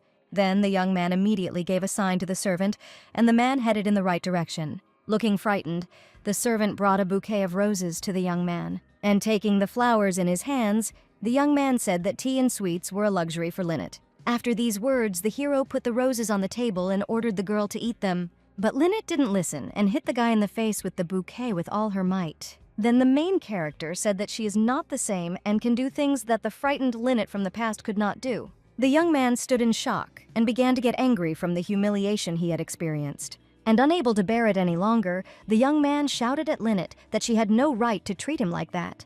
But the heroine thought differently and warned her brother that she would not do what he ordered her to do. The young man was surprised by Lynette's confident look and did not understand why the girl was not afraid of him as before. The main character immediately reminded that she gave everything to her brother, but in return received only humiliation and mockery, so she will never be grateful to him. And Lynette also added that if the young man did this again, she would tell the whole kingdom that he belonged to the Myers family. The girl did not finish there and said that, in addition, everyone would learn the truth that, thanks to her healing abilities, only their army was not harmed on the battlefield. After these words, the young man became indignant, saying that Lynette would be executed as soon as they found out the truth, and she should be grateful that he hid everything.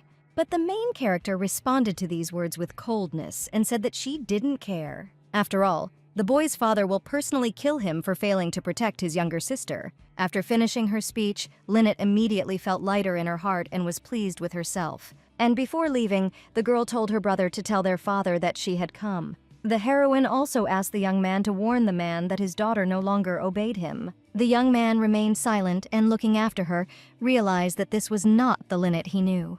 At this time, Oscar was surprised that there was a special and only surviving child from the Myers family, to which the man explained that this child was left alive only because of his unusual strength. The girl can heal people, but she also has the ability to kill. Oscar was surprised by this information, and he did not understand why his grandfather was telling him all this. And the seller reminded him that he had to thank the hero, but also noted that the young man was worried about something other than this issue. The main character immediately became embarrassed and, confirming his grandfather's words, told him that since that day, changes had occurred in his body. Oscar was sweating all over from shame and couldn't find the words to finish what he had started. But after a couple of minutes, the young man said that after the healing, he had problems in bed. Grandfather exhaled and didn't know what to answer to this. And at that very second, the man fully realized what had happened, which left him in great shock. The seller immediately began talking about death, but the young man indignantly denied his statements. And seeing such a reaction, the man asked Oscar not to be tormented, to which he continued to disagree with everything, but now raising his tone. Grandfather realized that there was no point in calming the boy down, and told him that the ability to kill belonged to the Myers family and was forbidden to use. The owner of this ability is taught to never use it, as if he does not have it at all, so the seller assumed that the girl made a mistake. Hearing about the possible mistake, the young man was a little upset because it ruined his life. But the man tried to cheer Oscar up and said that if this child was alive, then maybe they would meet and be able to find a solution. The protagonist agreed with this and realized that this was not a problem worth worrying about. But still, the young man was tense about the fact that he and Lynette would soon be sleeping together again, and he hadn't worried about it before. But now their relationship had improved. And remembering the moment with the almost happened kiss, Oscar stood up embarrassedly and said that he would come again later. The grandfather kindly agreed, but he himself was unhappy that the hero ended up buying nothing. At this time, Lynette again had dreams of memories where her mother warned little Zelda that due to her incompetence, she could kill a person. Therefore, even if the girl is angry, she should never harm anyone, since no one should know about her abilities. In the next memory, the mother was screaming her daughter's name and reaching out to take the girl back. Zelda, in tears, begged her parents to stay with her and not abandon her. Another memory was of how the heroine, already being older, asked to send medicinal herbs to the village of Trom. After this, Lynette woke up with a severe headache, which still hasn't gone away, due to the scent of roses. Sitting down, the girl realized that new memories continued to appear, and the main character was very happy about this, despite the unpleasant condition caused by the pain. Lynette Rogers' real name is Zelda Myers, and she is a rare descendant with the ability to both heal and kill. After the girl was adopted by the Duke, she pretended to be a spoiled and dissolute villain. By royal order, the heroine married Oscar, and apparently this was the freedom that Lynette managed to achieve. As she woke up from her sleep, the girl thought about the village from her memory, and realized that from now on, she needed to learn more about it. But then the main character was interrupted by Oscar, who asked permission to enter. Upon entering the room, the young man immediately asked how the visit to his father went, and Lynette told about how her father was absent, and she met with her brother instead. Oscar was a little surprised, but said that he had news. And continuing, the hero shared that a hunting tournament would be held in the Molivar Forest on the weekend, but immediately warned that the couple did not have to go together, because the girl looked very tired. But Lynette thought that this forest was mentioned in the book of the heroine of the novel, and it was said that there was a medicinal herb there that helped one to sleep. So the girl told Oscar with a smile that she would go, to which he asked her not to force herself. But the main character began to deny this, saying that she was going because she wanted to. The young man did not expect such an answer, and confused could not answer right away. But Oscar still said that there is a custom among the animals caught in the tournament. The largest one is given to the beloved. Imagining all the large animals, the girl did not know which one she would like. And after a second of silence, Lynette said that she wanted a rabbit, to which the young man was surprised and asked again. The main character repeated her wish and explained it by the fact that rabbits are very cute. Oscar was even more shocked by these words, and he froze, looking at his wife. But almost immediately, the young man blushed and admitted that he began to feel strange when talking to Lynette. The heroine didn't understand the guy and asked what he meant. And Oscar explained that this feeling felt like something was tickling him. Having said this, the Count knelt down in front of his wife and took her hand, while Lynette continued to look in shock and could not say anything. The main character, calling the girl his darling, said that he would catch a rabbit for her if she wanted it. Lynette immediately felt hot because she did not understand what was happening to her husband and how to behave. At this time, Oscar continued and suggested that the heroine pick up the ordered clothes together tomorrow. The next day, the girl was already admiring her husband and felt awkward because of how handsome he was. After all, despite the fact that Lynette had always liked the boy's appearance, in these clothes, he looked like something out of a painting. At this time, the seller was telling us that the suit was made from a special ore and therefore it was light and did not restrict movement. And while the man continued talking about materials, the heroine listened in surprise and noted that weight and comfort are very important for such clothes. Seeing the girl's face, Oscar asked her opinion, and she replied that she liked everything, and she again remembered that the guy was a knight, devoted to the kingdom. After the hero was convinced that his wife liked everything, he did not linger and asked the seller to pack the clothes. And when the man left to do what he was told, Oscar told the heroine that he had been on the battlefield since childhood and lived like a knight. These words made Lynette's hands clench into fists as she found such a life very sad. But the young man explained that it was about protecting loved ones, and he never thought of it as something sad. Having taken the order, the heroine continued and suggested that for Oscar, being a knight is in order, but still, at any moment, he can say goodbye to life on the battlefield. And the people waiting for the young man at home will be worried, so Lynette does not think it is the best option to be injured and not sleep well because of thoughts about it.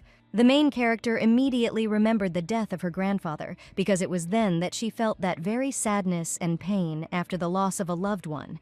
But Oscar interrupted the girl's thoughts by asking if she would be sad if he died. Lynette immediately responded with a very emotional and indignant yes, and a second later the heroine was very surprised by her own reaction and blushed, looking at the young man. Realizing her words, the girl added and said that she would be nervous and worried. After all, they signed a contract, and since Oscar is Lynette's husband, then, as his wife, she will be sad.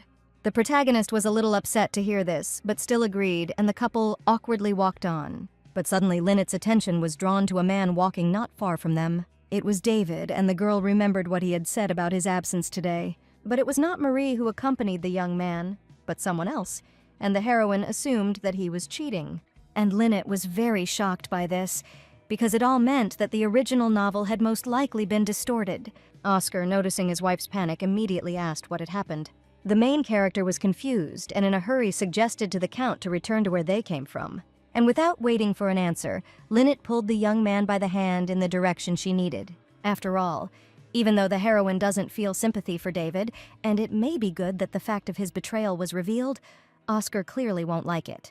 In the store, the Count continued to look at her with confusion, while Lynette said that she liked the dress and asked her husband which color was best. Suddenly, David and his mistress followed the couple in to buy the girl a new dress. Lynette was a little angry about this, and she didn't understand why the boys went to this place now. Oscar had already begun to worry about the heroine and said that she didn't look very good. But before the young man could finish speaking, the girl interrupted him, calling him by name. Then Lynette immediately offered to kiss, but did not wait for an answer and did what was desired. Oscar was at a loss at first, but almost instantly pulled his wife towards him by the waist. After making sure that David had passed, the heroine stepped back, and an awkward silence hung between the couple.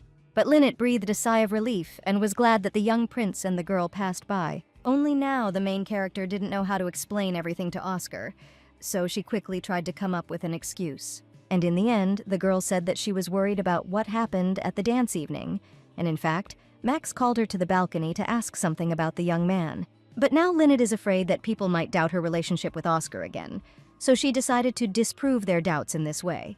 The Count did not expect to hear something like this, and looked at his wife in great surprise. But a second later, the young man's face became dissatisfied, and he reacted coldly to the heroine's explanations. Then Oscar turned around and headed in the right direction, saying that that was all for today, and the girl stood there and didn't understand that she had said something wrong. When leaving, the Count was upset because, as before so now, everything happened because of the contract. The day of the hunting tournament arrived quickly and the couple were already there. Marie and David were also present, and the young man behaved as usual. The main character was interested in whether Marie knew that her husband was dating another girl. Lynette had a feeling that the story was moving further away from the original's happy ending, and she suggested that David and Marie were also different from their description in the book. But then suddenly someone called Oscar. It was Edward, who did not expect to see his friend accompanied by his wife. The young man immediately bowed and introduced himself, saying that he was glad to see Lynette. And while the Count was surprised by Edward's presence, the heroine also bowed and greeted him in return. Oscar began to talk about how he and the young man went to the same academy, and now he is the head of security. After these words, Edward suggested that they have lunch together next time, but the Count, displeased, only gave an ambiguous answer. Lynette, looking at her husband, did not understand why he was so unfriendly. But Edward didn't finish there and asked Oscar if he had heard the news about the largest beast in the forest. Continuing, the young man told about a huge, aggressive bear that appeared for the first time in the history of the kingdom, and no one could drive it away for several months. Oscar immediately realized that the winner would be the one who caught the bear, and he was very interested in this. Lynette didn't like this information and was very scared, because the girl wanted to go and collect herbs, taking advantage of the fact that everyone would be busy with the tournament. But now she didn't know how to do it because of the beast. But the Count interrupted the heroine's thoughts, since it was her first time at a tournament, and he considered it necessary to tell her everything. The young man immediately showed the place where all the ladies were waiting for the end of the tournament, but also said that they could take a walk if they got bored. But it is forbidden to go beyond the flags, since the hunting zone begins there and the heroine may encounter danger. Lynette, realizing that she could collect the necessary herbs within the safe zone, was delighted and answered the Count that she understood everything. At that very moment, the presenter asked to welcome Alan Callops. Everyone around immediately began to applaud and express their admiration for the young man. Lynette looked at her brother with hatred and disgust, not understanding why everyone was so happy, because she only wanted to hit him with a branch again. At this time, Alan also noticed the girl and, grinning, decided to approach. The young man immediately began to play the loving brother and also joyfully greeted Oscar. Lynette noticed that Alan didn't look scared and assumed he thought she would hold back because there were people around. Oscar asked how the young man was doing, to which he replied that everything was always good with him. But Alan continued, adding that he felt a little sad that Lynette wasn't around. Then the guy looked at the heroine and said that she always made her older brother happy. And Alan also assumed that the girl was now giving the Count just as much pleasure. Every word her brother said made Lynette tremble even more, and she felt sick. But the main character understood that she couldn't speak in a raised voice in such a crowded place. After all, the girl will put herself at a disadvantage, so you need to try to be patient. At this time, Oscar took a step and stood in front of his wife, at which she looked at him with confusion. The young man then asked Alan to refrain from making such remarks towards Lynette. The main character immediately called the Count in surprise, trying to understand what he was trying to achieve. And Alan explained that he meant that Lynette was a cheerful and sweet little sister. But the young man doubted the truth of these words and said that it sounded as if Alan treated the girl like a toy. Oscar also added that Lynette does not exist for anyone's entertainment. The heroine is someone who is pleasant to spend time with, but not someone who entertains the Count. After these words, Alan laughed and said that Oscar was indeed a loving husband, which made him sad. But the main character did not feel sorry for this, because now his wife is a member of the Roger family, and the Count will not allow even the slightest insult towards the girl. In the end, Oscar decided to end it there and started to leave, so he called the heroine to follow him. Lynette was a little scared and confused when the young man called her, but she still followed him. It was unexpected for the girl that the Count would stand up for her, and she did not understand whether it was all a game. That's why the main character stopped her husband to ask a question. But the couple was interrupted by Marie, who called Oscar and announced the start of the tournament. The girl approached and said that she would take Lynette with her, so the Count should start preparing. The young man was a little surprised at how quickly time passed, and telling the heroine that he would fulfill his promise, he wished her a good rest. Lynette had completely forgotten about the rabbit and did not understand what promise was being discussed. At this time, Marie suddenly grabbed the main character by the hand and dragged her along with her. The girl did not move from her place and, lost in thought, realized that this was their first meeting with the young princess after she lost consciousness. Marie immediately asked what happened, and Lynette noticed that she was acting as if nothing had happened. And the main character didn't like this, so she took her hand back and said that she could go alone. Marie was confused by these words and immediately asked for forgiveness. Lynette realized that in the girl's eyes, she had become bad again, but still the heroine did not want to pretend that nothing had happened. Lynette ended up sitting at a table alone with her back to all the other ladies. One of the girls looked at the main character a little disapprovingly and was surprised by her arrival. The brunette noticed that Lynette was sensitive to floral scents and wondered if she could tolerate grass.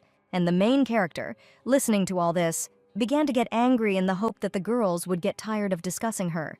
At this time, Olivia also decided not to remain silent and suggested that Marie was very upset because of Countess Roger, the young princess's rose garden was destroyed. Lynette was very surprised by these words because Oscar had not informed her that he had ordered all the roses to be removed. Marie asked her friends not to be so strict because she believed that the heroine was repentant. Hearing this, Lynette became furious and her patience ran out. Therefore, the main character immediately got up from her chair and headed to the right table. Lynette approached and sternly asked why she should repent to anyone. The girls immediately lost their desire to continue the discussion, and they only looked at the Countess in fear. At this point, Lynette continued and recalled how Marie had forced the servant to kneel and beg for forgiveness, despite the fact that he had lost consciousness due to illness. Marie didn't understand what was being discussed, and so she timidly asked again. To this, the main character said that the girl treated the servant's attacks as a curse, and because of this, the young man was afraid that he might be fired. After these words, the Countess suggested that since the servant's status was lower, Marie thought that she could easily mock him. But Lynette added that she was different and advised Marie to think a little about her actions. And the main character herself realized that it would be a lie to say that she was not at all afraid of the plans and slander of these people. However, Lynette defends the novel's heroine, who has no support and ultimately becomes the villain and not herself. The girl also protects her future in this world, where she can become independent. Thinking about it, Lynette decided that instead of sitting here, she would rather go into the forest to get herbs. The girls remained sitting there, surprised, and did not understand how one could remain so confident after making a mistake. But Marie interrupted her friends and said that she was fine, so it was better to focus on the tournament. At this time in the forest, Edward asked Oscar why he was so calm, because it seemed to the young man that he was very interested in the bear. And the Count explained that he wanted to give his wife something as a gift, and first he needed to catch this gift. At this, Edward smiled a little, and calling the guy a henpecked husband, warned that he would go deep into the forest and told his friend to join him later. Oscar looked after Edward and became serious and thoughtful. After all, the Count was bothered by the fact that Lynette looked depressed and offended during the dialogue with her brother, and the young man himself was burning with anger at that moment and lost his temper without even thinking. At that very second, Oscar remembered that the heroine always calls their relationship contractual. And then the Count suggested that this behavior was due to the fact that Lynette was in a contractual relationship. After thinking about this, the young man, although he realized that everything was going according to plan, did not understand from what moment he began to act sincerely. The main character had already found the plant she needed and was very happy about it. Everything was in bloom and there was a lot of medicinal herbs, so the girl did not hesitate and began to actively collect everything. Lynette hoped that she could find herbs similar in composition to the medicine she gave the gardener to help. Also, in addition to the necessary grass, the heroine found other types and also took them for herself. But suddenly the girl was distracted by a rustling sound from the forest, and standing up, she looked towards the source of the sound. Lynette tensed a little but assumed it was a small animal running past. And a split second later an arrow flies at the heroine, which she miraculously manages to dodge. The girl was very scared, but remembered that it was a hunt, so perhaps the arrow was shot here by mistake. But while Lynette was trying to calm down, another weapon flew into the hem of her dress, and the main character immediately realized that this was not a mistake, and they were aiming right at her, so she decided to quickly return to the camp. Tearing her dress to escape, Lynette ran through the forest at great speed. At this time, the girl continued to be attacked, and she realized that dying here from arrows was too stupid and she needed to speed up. But suddenly, the main character was called, and she turned around in fear. Noticing another arrow, Lynette closed her eyes and almost resigned herself to her death. At the last second, Oscar hugged his wife, and in doing so, saved her life. The heroine, seeing the young man's wounded shoulder, immediately began to panic and rushed to help. But the Count reassured Lynette and said that everything was fine, so there was no need to worry. Oscar also added that he is now nearby and the girl is no longer in any danger. Lynette agreed with this and immediately began to cry, as she was very afraid for the young man. Oscar began to stretch his hand to pull out the arrow and asked the heroine not to cry, because the wound was not deep. But the girl noticed that the young man wanted to pull out the arrow and immediately stopped him, because the bleeding could intensify. After these words, the Count was confused, and Lynette explained that first you just need to break off the shaft. Oscar listened and asked suspiciously if the servants were again a source of information for first aid, and the heroine agreed. Having shortened the arrow, the young man began to think about his next steps, since it was unclear where the attack was coming from, and it was unknown where the next arrow would come from. Lynette continued to worry because the Count was wounded because of her, and so the girl said that she would heal him now. But Oscar grabbed his wife's hand, not letting her touch him, and a little worriedly, the young man asked the girl not to do anything. Then the young man squatted down and told the heroine to be quiet. After all, a large bear was heading towards the couple, which, through carelessness, could have become the cause of their death. Seeing the danger, Lynette couldn't believe her eyes and panicked greatly, which made her hug the Count even tighter. But still, the main character tried not to make a sound while the beast passed by them. Then Lynette whispered to herself and asked if this was the bear the young man wanted to catch, and the girl herself did not understand when she had managed to enter the hunting zone. And turning her gaze, the heroine saw that the predator had already passed by, so she breathed a sigh of relief. At that very second, Edward came out from behind the bushes, whom the girl immediately noticed. Lynette didn't hesitate and immediately looked out from her hiding place, starting to call the guy. Edward was very surprised to see the Countess, but realized that she was not alone but with Oscar.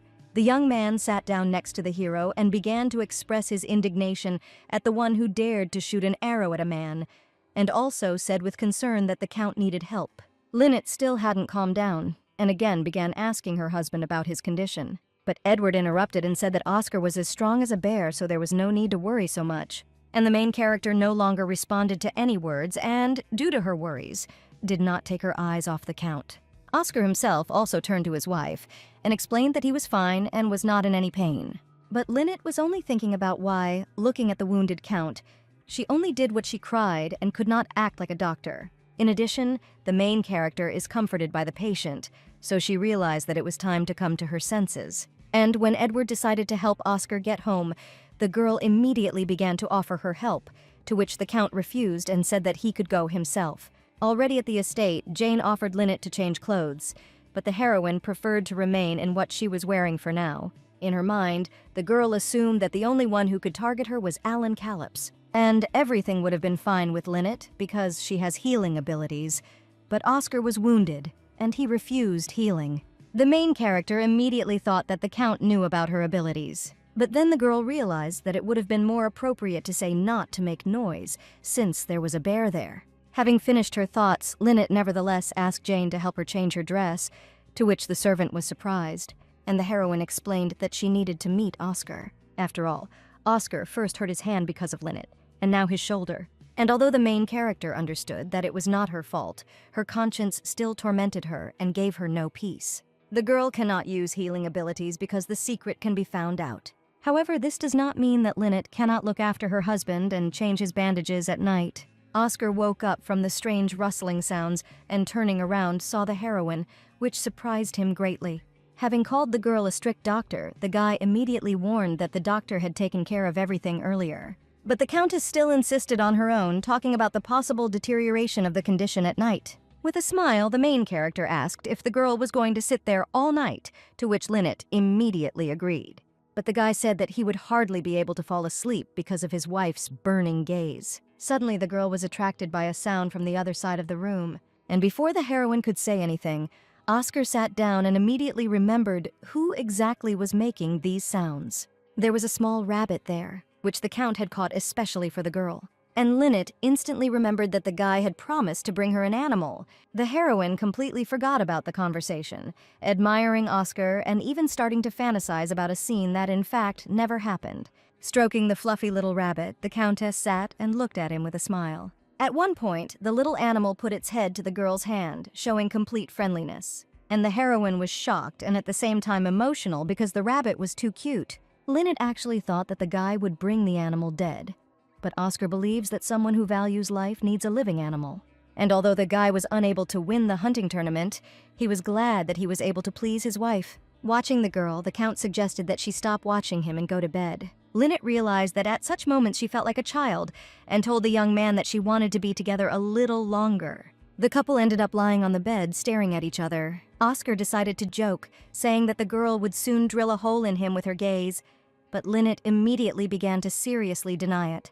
But the stern face was replaced by empathy, and the heroine asked if they had found the shooter. To which Oscar replied in the negative and asked Lynette not to take the blame. Suddenly, the Count remembered when the girl said that it would be better if she were the one wounded and sick, and he voiced this, thereby embarrassing the heroine. The young man also added that apparently he also does not want to see his wife being hurt, which is precisely why the guy covered her with himself. Lynette had absolutely no idea what to answer since they were alone, and therefore there was no point in playing a loving couple. And if the young man continues to behave like this and show tenderness, then the heroine will completely misunderstand him. In the dream, memories began to appear where the prince did not understand why the girl could not use her abilities. And Lynette explained that even if she wanted to, she simply couldn't do it anyway. The man could not bear such terrible information and hit the heroine on the cheek. And then the prince called the girl useless, to which she turned away and simply looked away silently. And the man continued and said that the heroine is a girl who lacks strength and intelligence, so she is only suitable as a bride. The nightmare made Lynette sweat, and she couldn't lie still. Oscar, as soon as he noticed this, was surprised and could not understand whether the girl was really having a bad dream. Taking his wife by the hand, the guy began to look at Lynette with empathy and understood that if the nightmares did not stop, he would have to wake her up. And clasping his hands together, the young man continued to watch, trying to calm his wife down. But suddenly, Lynette started talking in her sleep and begging someone not to leave. Oscar was surprised and, looking at the Countess, gently called her. But the heroine did not wake up from this. The dream was so terrible that the girl began to cry and continued to beg not to leave her. The young man, looking at all this, could not even imagine what exactly Lynette could have gone through to dream of such a thing. And moving closer to the girl, Oscar began to say that he would not leave her, trying to calm her down. Even if the main character pushes the young man away, he will still continue to reach out to her. In the end, the words reached the girl even through her sleep, which is why she stopped crying and even smiled. The next morning, the Duchess was already sitting with Lynette and Marie at the table, drinking tea. The heroine was tormented by the thought that she had promised to help Oscar, but in fact had fallen into a sweet sleep. As it turns out, there is a reason for this gathering between the girls. The woman gathered everyone to say that there would be changes in the management of the mansion, in which the girls would participate. Marie was surprised by this information, so she asked again. Until now, part of the management of the household affairs had been entrusted to Marie, since the Duchess trusted her as a member of the family. However, seeing Lynette's sincerity and hearing the words from the servants, his opinion changed. And the woman thinks it would be a good idea to gradually hand over housework responsibilities, Lynette. Marie was not very happy with this news, and said that it was all presented a bit unexpectedly. The princess added and said that if nothing serious happens, then Marie is the next Duchess, and there is nothing terrible in this information, especially if you tell it in advance. Everything that was said shocked Marie too much, but she was finished off by the words that she and David still had not gotten married. Lynette immediately realized that the Duchess had taken her request too seriously. After all, earlier the girl asked the princess about what interested her. Namely, the heroine asked whether David and Marie were married. And the woman answered with a smile that the couple was only engaged, and there was no wedding. After thinking about the Duchess's words, the girl decided to assume that due to her mistrust of Lynette, Marie took on all the responsibilities for managing the mansion. But the princess immediately denied this and explained that Marie wished to do this because she had been living on this estate for a long time. And after these words, the main character said that she had a request. At the moment, the woman was saying that it would be wrong to leave all the worries to Lynette. Therefore, the Duchess thought it would be a good idea for the girls to collaborate in managing the mansion. After meeting with the princess, the main character headed to the village of Trom. Sitting in the carriage, Lynette was pleased with Marie's puzzled expression after the news from the Duchess. And since the heroine will take over the management of the mansion's affairs, Oscar's position will be strengthened. This meant that the sooner the Count became a duke, the sooner he and Lynette would divorce, and the girl was very happy about this. At this time, the carriage had already arrived at its destination, and the servant informed the heroine about it. The man immediately extended his hand to Lynette to help her off the transport. The girl, hoping that she could trust the servant, asked him to keep this entire trip a secret from Oscar. And although the man understood that something was wrong, he still agreed and told the Countess not to worry. After these words, Lynette praised the servant and asked him to wait near the carriage, and she herself went to the place she needed. Memories from the past began to return many times more actively, and now almost every night the main character dreams of different places. But most often in these dreams, the village of Trom is repeated, and also the heroine of the novel often showed the girl her house which she came to. Lynette was immediately drawn to the letter that stood out among the books on the bookshelf. Having opened the envelope, the main character saw that the text was written in her handwriting and was very surprised. The letter itself stated that the heroine of the novel was no longer alive, and that Mrs. Potter needed to be informed about this. And noticing the address written below, the girl assumed that this was the house of that very woman. Lynette finished reading and realized that the heroine of the novel, living in a cold mansion and having no one on her side, foresaw her death. Realizing this, the girl became sad, because in order to accept such a future, the heroine of the novel clearly experienced a lot of pain and loneliness. As a result, Lynette immediately went to the address indicated in the letter. Knocking on the door, the main character introduced herself and began to wait for an answer. A minute later, the woman opened the door and, not believing what she heard, asked again who had come to see her. Lynette, however, noticed Mrs. Potter's eyes and was surprised that she was blind. The girl then introduced herself again and suggested that the woman had been waiting for her for a long time. Having made sure that a loved one had arrived, the grandmother immediately burst into tears and froze in surprise. But afterward, the woman calmed the heroine down and invited her inside, saying that everything was going as it should. Potter immediately began to talk about how happy she was and how worried she was, because something terrible could have happened due to the impossibility of meeting. To these words, Lynette apologized and explained her absence by saying that she was busy with business in the mansion, so she did not have time to come. And in her thoughts, the girl became a little worried, because she realized the seriousness of the situation and that the Lynette that the woman knew was no longer there. The heroine also remembered that she saw a white-haired blind woman in her memories and assumed that she was Myers, who had lost her abilities. And the medicines that the heroine of the novel bought from the Duke, she gave to the village of Trom. And this woman is a good friend of Lynette from the Myers family. At this point, Mrs. Potter continued and said that she had something to tell the girl. An epidemic began in a neighboring village a month ago. Watery blisters appeared on the body, and first children fell ill. And then their parents were infected. Lynette assumed it was shingles, but then realized it was not a very contagious disease, and asked if the children were getting small spots in their mouths and on their skin. The woman was very surprised that the heroine named the correct symptoms and confirmed her words. Hearing this, the girl was almost sure that it was stomatitis and said that there had been children with similar symptoms before. Mrs. Potter was glad to hear that it was nothing serious and said that the medicine made by the guild was helping, and now all the children were getting better. The woman also reported that she had finished making the medicine, at Lynette's request, for the aristocrat who had complained about her health. The main character immediately understood that they were talking about Lucia and said that she was glad to hear so much good news. Mrs. Potter agreed to this, but asked if the girl had any plans to reveal her name to the clan. After all, the reason the clan can create medicine is because of the donations Lynette gave them. And the woman was upset that no one knew about all her efforts. But the main character explained that in her position, it was better to hide the fact that she belonged to the Myers family, because if it became known that someone like her was donating money, there would be gossip. To these words, Mrs. Potter said that the girl's opinion had not changed at all, and Lynette herself was glad that her answer coincided with the thoughts of the heroine of the novel. And considering Lynette's actions before the girl took over her body, everything now looks natural.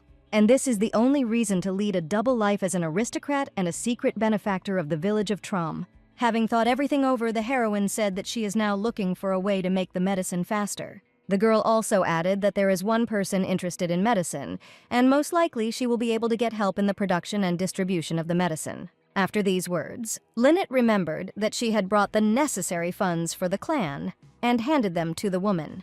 And then the heroine explained that the clan should use all of this as needed until her next visit. Mrs. Potter immediately thanked Lynette, but asked how the girl herself was feeling, since she had a lot of work. But the main character told her not to worry, because after all, she was Countess Roger. The woman agreed, and said she was sure that if Lily and her mother knew about Lynette's efforts, they would be grateful. The girl thanked him, and in her mind assumed that Lily was the child whose portrait she'd seen. And apparently the girl was important to the heroine of the novel, since Mrs. Potter mentioned her, and perhaps it was for Lily's sake that Lynette continued to lead a double life. Just like the main character worked as a doctor to keep the promise she made to her grandfather. From all this, Lynette concluded that she and the heroine of the novel had more in common than she had assumed. Closer tonight, Oscar met with his servant, who carried out his requests for intelligence information. The girl said that Lynette stopped in the forest near the village of Kentra and headed to the Potter house. But in the forest itself, the servant was unable to follow the heroine, as she was too cautious and returned after about 30 minutes. And when the young man asked who Mrs. Potter was, the girl said that she was a townswoman who worked in plant growing in the village. And the servant also added and said that the woman seemed to be blind. The Count immediately remembered that there were people in the Myers clan who were unable to see. And according to the seller, there are rumors that the young member of the Myers clan is also alive. Therefore, most likely this person maintains contact with others. And remembering the day of the tournament, Oscar realized that the wounds on Lynette's face healed very quickly. So, as expected, the Count was right, and the heroine belongs to the Myers family. But the young man's thoughts were interrupted by the servant, who said that she had a question. And continuing, the girl asked if Oscar had any reason to follow the Countess. The young man did not understand why she suddenly had doubts, because after receiving the order, the servant said nothing. The girl immediately began to talk about how she owed her life to the Count, because he took her in when she had nowhere to go and even taught her fencing. And by becoming the young man's servant, the girl wanted to repay his kindness, and even now she believes that what she does will help Oscar's happiness. But the girl continued and said that Lynette seemed to her to be a simple person, and contrary to the judgments about her, she was a kind countess who cared about those around her and thought about her husband. So the servant said that if Oscar had doubts about the heroine, she hoped he could resolve these misunderstandings. The young man was a little surprised and noticed that the girl had grown up and become too bold, as she began to worry not only about the peace of her master, but also to take care of her mistress. After these words, the servant felt very ashamed and apologized, but the Count said that she had nothing to worry about. And continuing, Oscar explained that he did not doubt Lynette, but was only worried that something might happen to her. But the girl still didn't understand why they had to put someone under surveillance on the heroine if they saw each other every day. So, warning that it was impudent of her, the servant asked if Oscar loved Lynette, which left the young man in great shock. The young man immediately shouted and asked what the girl meant, since such a question was awkward for him. But in fact, the Count thought about it and realized that he was smiling at the sight of the heroine, and he was also interested in what she was doing, so he asked to follow her. Oscar doesn't want to see Lynette's worried face, so even if it hurts him, he doesn't want her to praise him. But the young man is tense when the heroine reminds him that their relationship is nothing more than contractual. After thinking it over, the young man still answered the servant, saying that it was quite natural to treat each other with love, because he and Lynette were a married couple. And at this point, the Count decided to end, so he thanked the girl for the information and sent her off to rest. Oscar watched them go and continued to think about his wife with a slight sadness. In the morning, Lynette stood in front of the door and planned to ask the Count about his condition, since the doctor had come to see him today. But when she opened the door, the girl saw Robert and was very scared. The servant wished the heroine good morning, and although she reciprocated, she did not understand why the young man came, and assumed that something had happened to Oscar. Robert was a little confused, and asking for forgiveness for frightening the girl, turned his gaze downwards. And then the servant handed over a gift box, saying that he wanted to keep only this one. At that moment, Jane came up and wanted to ask Lynette about things, but her attention was drawn to Robert. Therefore, the maid immediately came closer and greeted the young man questioningly. And before she had time to ask the purpose of the visit, the girl received that very gift in her hands and froze in place from incomprehension. Robert turned around and headed towards the exit, wishing everyone a good day, while the heroines continued to stand, trying to comprehend what was happening. But then Lynette thought about it and assumed that Robert had been standing there since the morning to give Jane the gift. Although the maid herself thought differently, and interrupting the girl's thoughts, Jane said that there was expensive chocolate in the box, and apparently she should give it to the Countess. After all, during this time, Lynette had earned a good reputation, and most likely Robert also found out about it, so Jane would leave the chocolate on the table. But the main character didn't want the young man to hate her, so she panicked and said that she didn't like chocolate. And as she began to quickly leave, Lynette also added that Robert had given the chocolate to Jane, which meant it was now hers. As soon as the girl left the room, she thought about it and, assuming that Robert was unrequitedly in love with Jane, decided that she should watch them. The maid stood there surprised because, in addition to the unexpected gift, she realized that Lynette had eaten chocolate cake yesterday. At this time, Oscar was walking in the yard and was glad that he could already move, despite a slight pain in his shoulder. But suddenly someone called the young man and forced him to stop. It was Lynette, who was unhappy that the Earl was already on his feet and therefore wondered why he was walking. After all, the doctor told Oscar to rest for another 10 days. After listening to his wife, the Count blushed deeply and did not know what to answer. But the young man realized that he had no choice but to admit that he had fallen in love with Lynette. As a result, Oscar asked whether the reason for the girl's arrival was that she missed him very much, to which she indignantly agreed, because not finding the Count in bed, she became interested in where he was. Hearing this, the young man immediately pressed the heroine to himself and hugged her tightly, reciprocating. But the girl did not like such unexpected hugs, and she pushed her husband away, asking what he was doing. Oscar was very confused by this because he did not expect such a sharp reaction. But the Count explained that they had not seemed like a married couple for a long time, so here, where there were servants, he decided to try to play. Lynette said nothing to these words, but she thought that Oscar seemed sincere to her, and his expression was as if he had fallen in love. And then the girl explained that it was only because the young man was injured, because of the heroine, that she was acting as if they were a married couple. But the Count responded by saying that he had not thought about it. Continuing, Lynette asked Oscar to go and rest, since even a light walk involved the upper body. But the young man asked with a smile if the heroine would go with him, to which the girl said that he went out too often and she had no choice but to stay close. Oscar was, at home and at work, a man who lived up to the expectations of others and had nothing to worry about. And even if the Count has to pretend to be so weak in front of Lynette, he still wants her to worry about him and stay by his side. A week later, Oscar's shoulder pain was almost gone and everything was moving quickly towards recovery.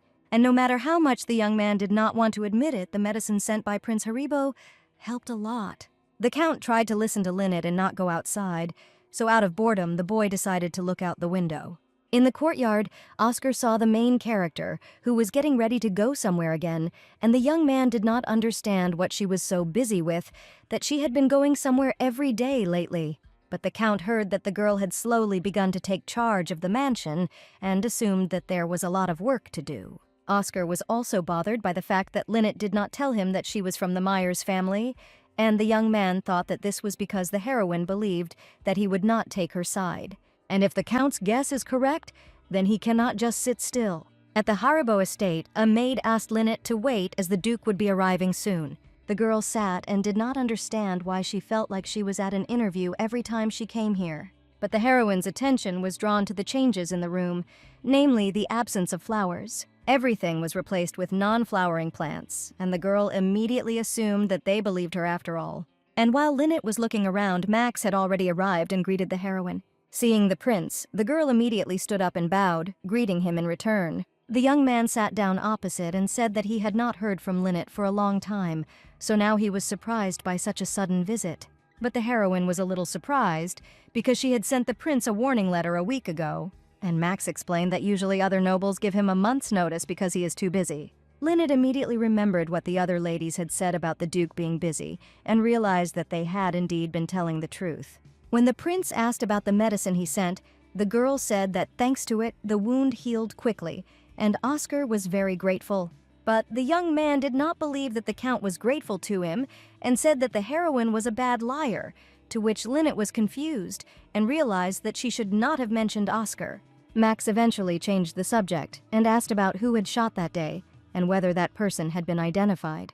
The main character, realizing that there was no reason to keep everything a secret from the young man, received medication from him and told him that they were still looking for the shooter. After all, arrows with a family crest engraved on them are usually used, but in this case the tip was empty, so the culprit still cannot be found.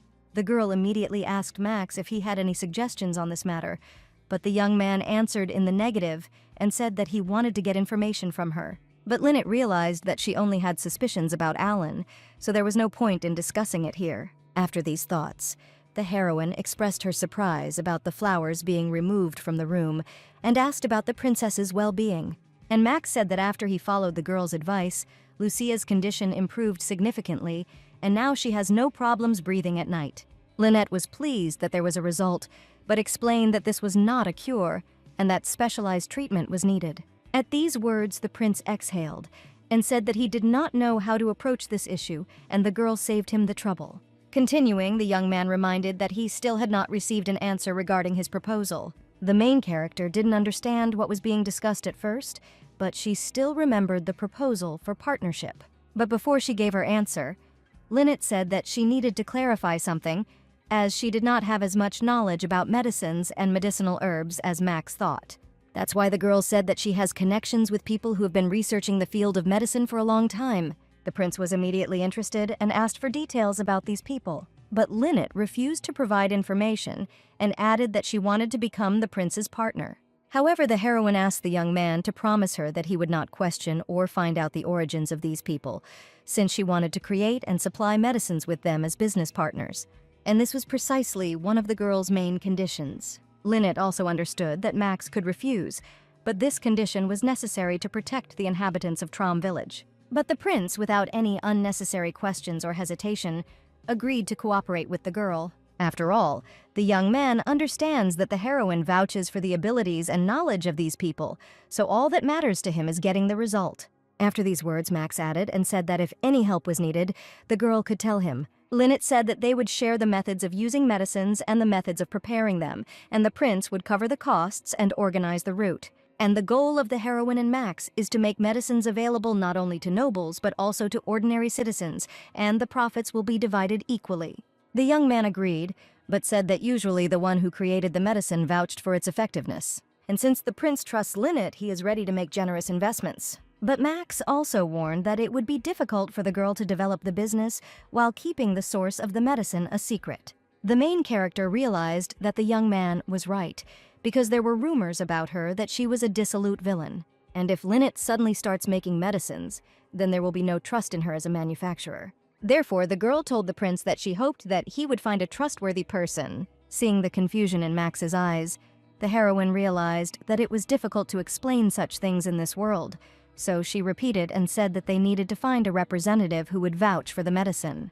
And the prince realized that it was necessary to put forward a man who would please the common people and pretend that he was in charge of this matter. Max really liked this idea, but the girl had the feeling that she had taught him something bad. In the end, the young man agreed and said that if he found a representative, he would draw up a contract on the terms proposed by Lynette. After the discussion of cooperation was over, the prince asked if Oscar knew about the heroine's plans. The girl answered negatively, and in her thoughts, she understood that this matter was a way to survive after gaining independence, and the count did not need to know about it. Max nodded and said that in that case he would also keep it all a secret from Oscar. And having said that the conversation today had been pleasant, Lynette headed towards the carriage. Having entered the transport, the girl realized that she was very tired, but was pleased that the conversation went well.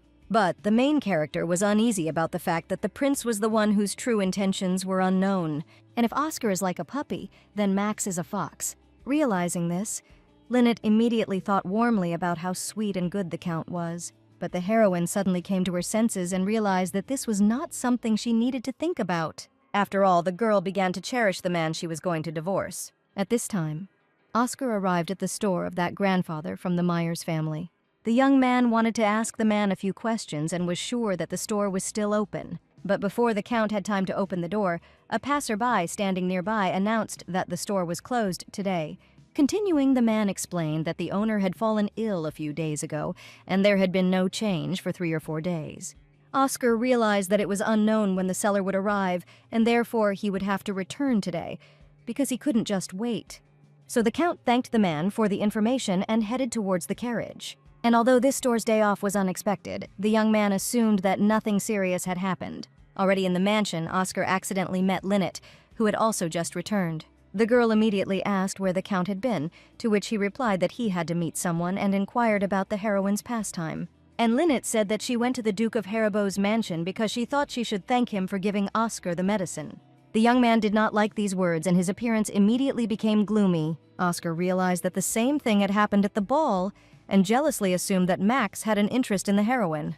And while Lynette looked questioningly at her husband, the young man began to think that Prince Haribo was the reason why the girl was asking for a divorce. After these thoughts, the young man imagined how Lynette and Max looked together, which made him feel uneasy. But Oscar still realized that he was not thinking about this, because the girl, thinking about him, went to the residence of Duke Haribo. In the end, the main character said that he would go and headed in the right direction.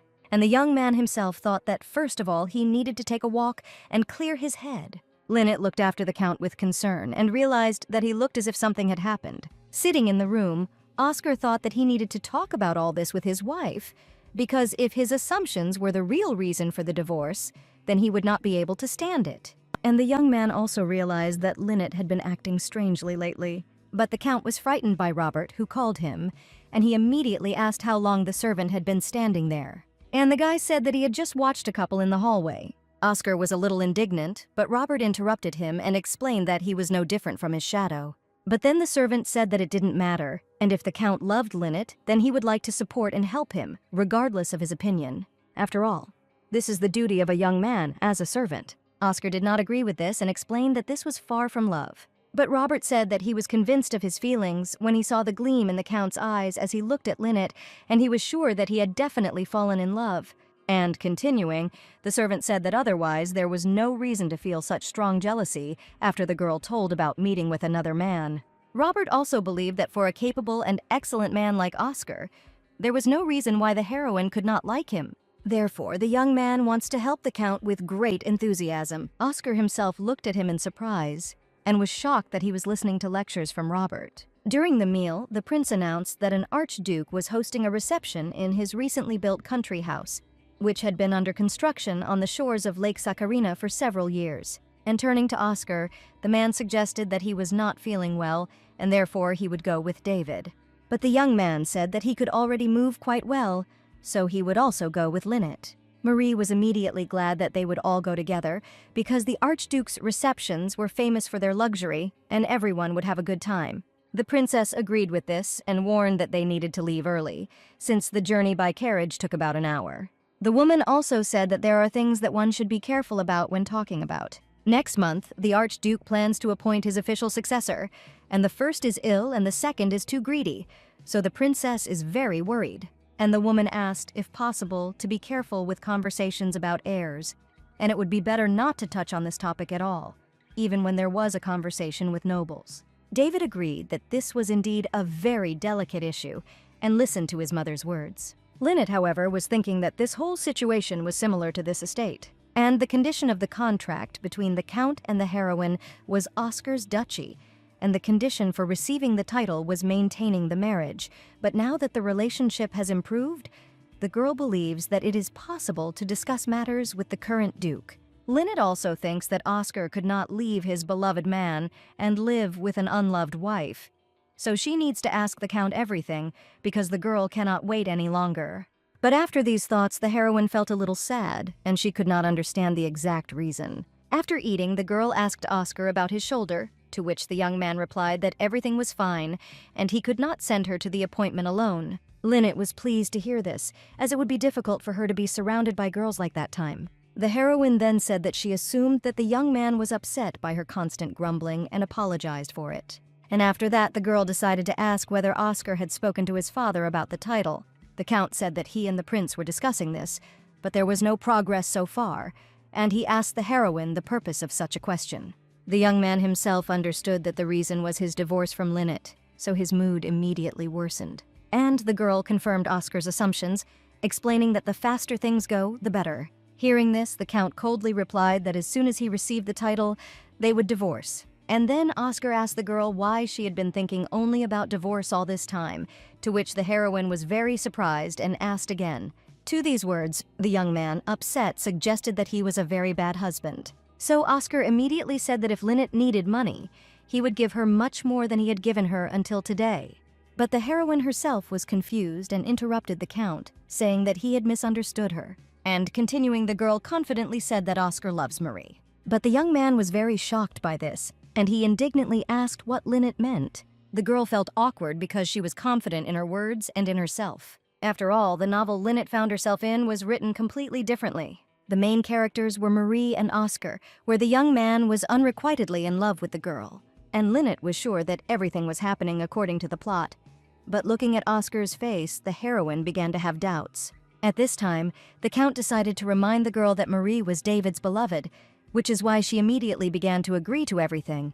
Continuing, the young man said that Marie was like a younger sister to him and nothing more, because they grew up together. Therefore, the Count has no reason to love Marie, and these words left the girl in great shock. And while the heroine was trying to come to her senses, Oscar continued and added that he and Marie were just good friends.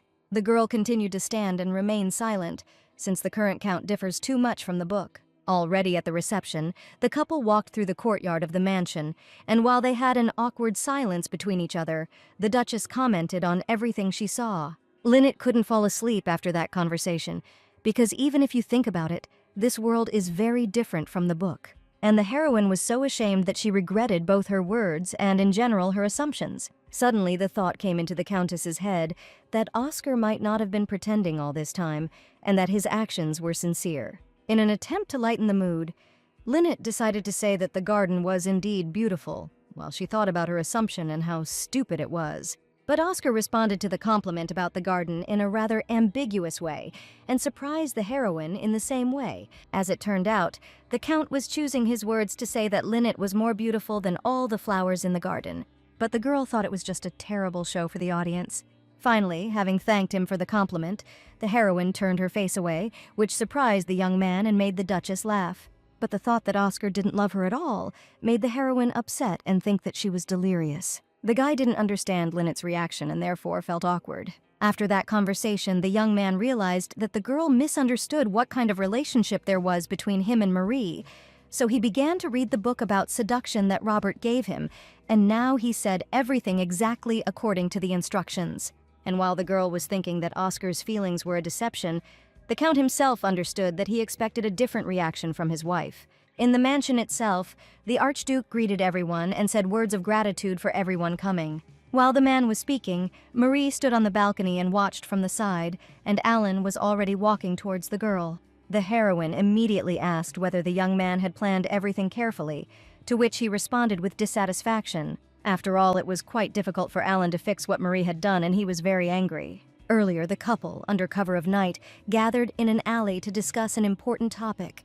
Marie asked Alan to speak faster, as people might think of something bad. The guy himself had a huge mark from the roses on his face, which he tried to cover with his hand. Alan was very angry and asked if the heroine was really in her right mind.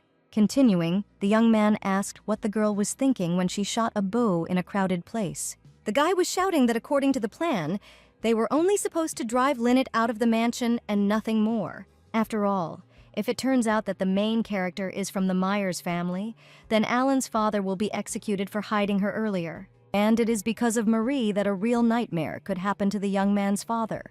The girl reacted emotionlessly, considering the guy's words and reactions strange. After all, Marie thought that Alan hated his sister very much and did not see the difference between returning to the estate and murder. But looking at the young man's reaction, the girl assumed that he felt affection for Lynette as if she were a family member and laughed at this. The guy replied that not everyone wants to kill a person out of hatred, like Marie. But the young man also added and explained that Lynette could not be killed, and if it were not for her father, she would have been dead long ago. Marie agreed with the guy's words, justifying herself by saying that it was a special measure. The girl falsely accused Lynette, saying that she didn't like the rose garden. And it was Marie who pushed the main character into the water, hoping that she would die. And the main thing is that it was Marie who gave the girl poison tea, but still she didn't care at all. The guy agreed and thought about the girl's words, because Lynette hadn't been acting brazenly lately either. Eventually, the young man extended his hand to propose a deal and immediately negotiate it. Alan immediately said that the Archduke was going to hold a reception in a country house, and the mansion itself was located on the shore of a lake.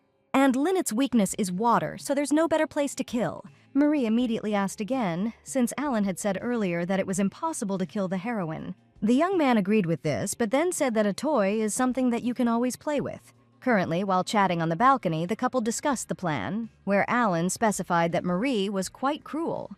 The young man himself, because of the situation with the roses, no longer cares whether Lynette will be alive until his father catches him. But Alan did not understand the reason for Marie's hatred of Lynette and said so. Marie, with a smile, rephrased these words into a rhetorical question. After all, when Lynette came to the mansion, she took too much from Marie. The main character took back the promise her beloved brothers made to each other in childhood. The girl also took away a family who promised that they would never leave Marie alone. And Lynette also took the mansion, which was full of good people who loved Marie with all their hearts. Everything was fine until the main character arrived. But the girl made a decision. and Marie will no longer allow anything to be taken from her. The day was warm, and the timing was perfect for a tour of the mansion. Hours earlier, the family stood by the water and listened to a story about a garden on the lake. Marie, meanwhile, expressed admiration for the beauty of the landscape, and while everyone was discussing the beauty of the landscape, Lynette herself felt fear when she was near the water. The heroine had memories of her mother shouting at the girl to run and save herself. The woman asked her to run and not look back, which is what little Lynette did. And later, when all of the Myers were tied up, the knights asked about the heroine, who had managed to escape. Eventually, the knights began shouting for everyone to enter the water one by one. And since this was the order of the King's Majesty, the entire Myers family was thrown into the water without exception. Even though it was a completely different lake, Lynette still couldn't look at it. Oscar noticed his wife's discomfort and condition, which made him a little tense. Walking to the banquet hall, he was also introduced and shown around, and he looked luxurious. And having invited everyone for tea with various sweets, they wished everyone to have a good time and pleasant conversations. Marie looked at Oscar with a smile and said that she would go and greet the ladies and that they would meet in the evening. But the Count immediately said that they did not have to see each other constantly. Having heard the conversation between Oscar and Marie, the heroine immediately realized that she could see the countesses from the garden again. So Lynette started thinking of a plan to avoid running into the girls like last time. At this time, Oscar, approaching the heroine, told her not to drink today, which greatly surprised her. Remembering the moment in the bedroom, the guy decided not to explain the reason and simply forbade the girl to drink for her own safety. The heroine, having handed the young man a sweet, asked him to also abstain from alcohol, while she herself tried to understand the reason for the ban. And while Oscar was eating a delicious cupcake, Lynette began to interrogate him about his shoulder. The young man replied that his shoulder did not bother him much, which put the heroine in a difficult position. Thinking about it, Lynette realized that it would be easier to quietly cure her husband, but he would definitely guess everything. And suddenly, the girl's attention was drawn to a guest who entered the hall. This guest turned out to be Max, who as usual was dressed in luxurious attire. The guy was busy with another conversation among his acquaintances. The heroine realized that it was not worth approaching the young man yet, although the question about the fake boss interested her very much. Suddenly, Oscar, noticing his wife's gaze, asked about her interest in the Duke, which immediately confused the girl, and said that she was simply thinking about the guy's popularity. The Count was still tense and a little upset, which made him immediately wonder what exactly he was missing compared to Max. Suddenly, the girl frowned and said that she thought so. The heroine was sure that Oscar was not feeling well, but in fact this was not the case at all. And the girl began to push her husband and tell him to go and rest in the carriage, especially since the Duchess had already arrived and she would not be alone. No matter how much the Count tried to say that he was fine, the heroine still tried to escort him to the carriage while the others watched from the side. At this time, one of the girls, turning to Marie, said that she would do everything as the heroine said. Marie smiled at these words and was glad to hear that her plans would have results. Suddenly, Prince Haribo approached Lynette and said that he had found a representative. The heroine was delighted by this news and asked who exactly it was, but the guy refused to talk about it. And having suggested holding negotiations in the next few days, the guy promised that he would tell everything at them. Delighted by this news, Lynette agreed to meet.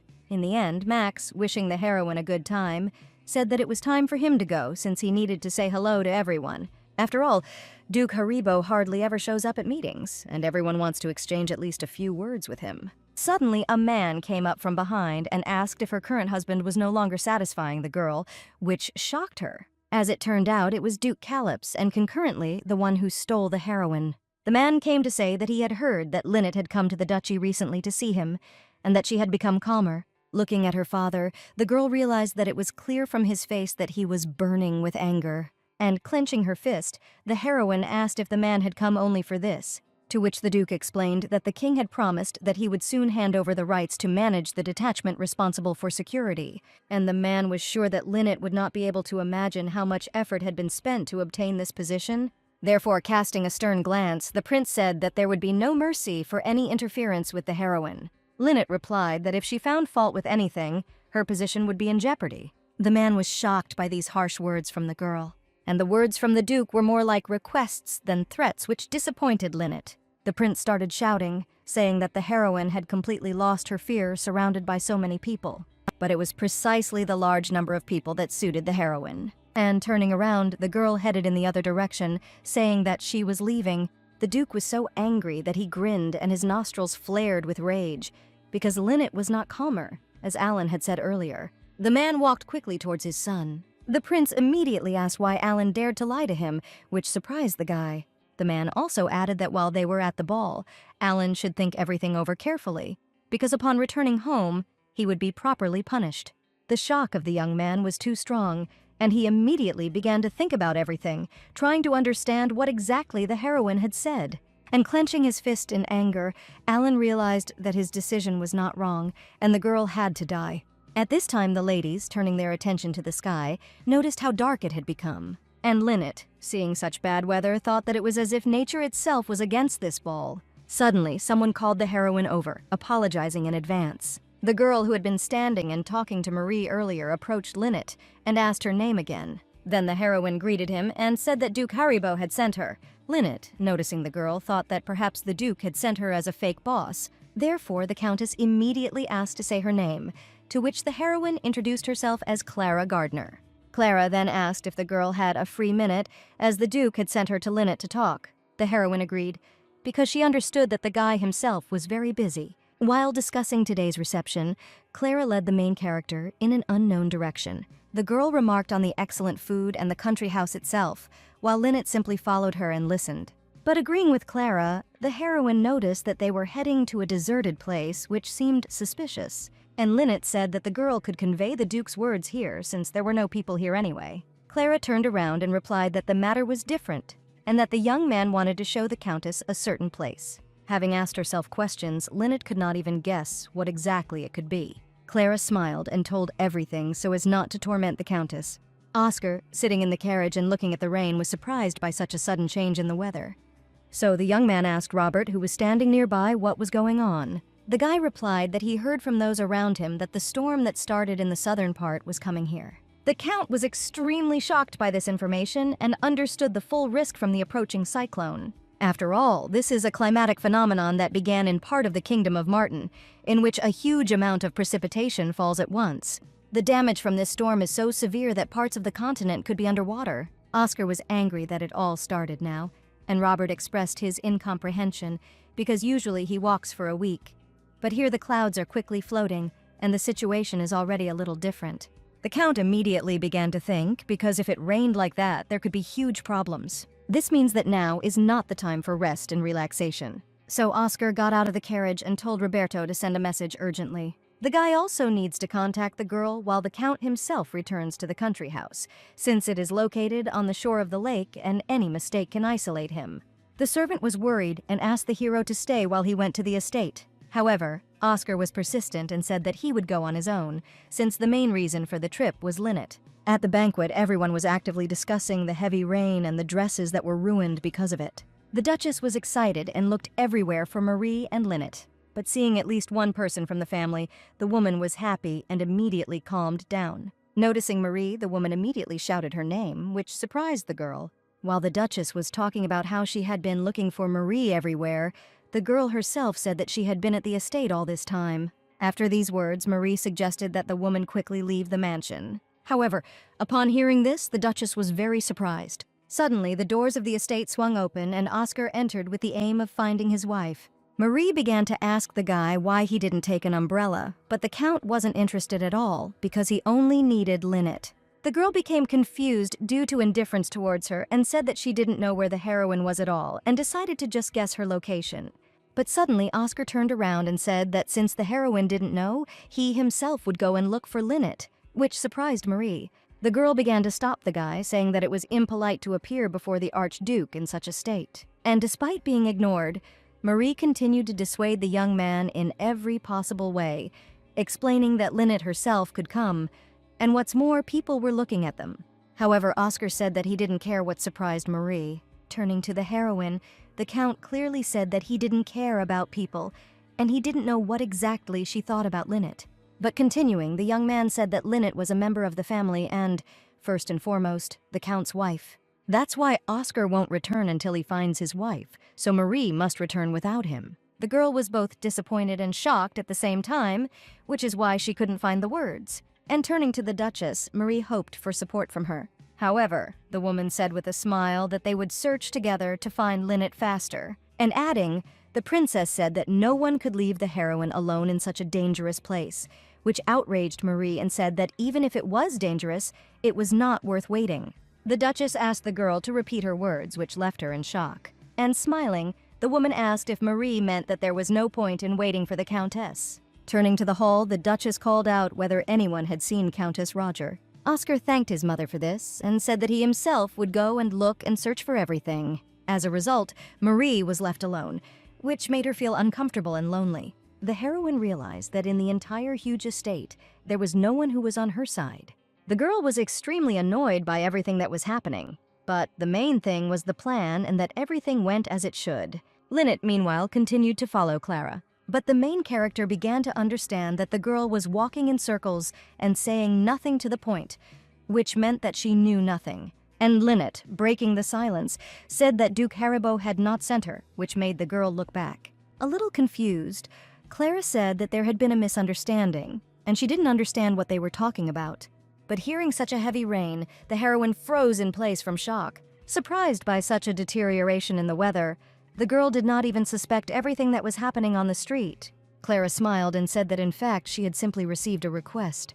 And while Linnet was listening, a man appeared behind her and swung a heavy object at her. Seeing this, the heroine flinched and immediately went into shock and panic. At this time, Oscar was shouting his wife's name throughout the entire estate, hoping that she would hear and respond.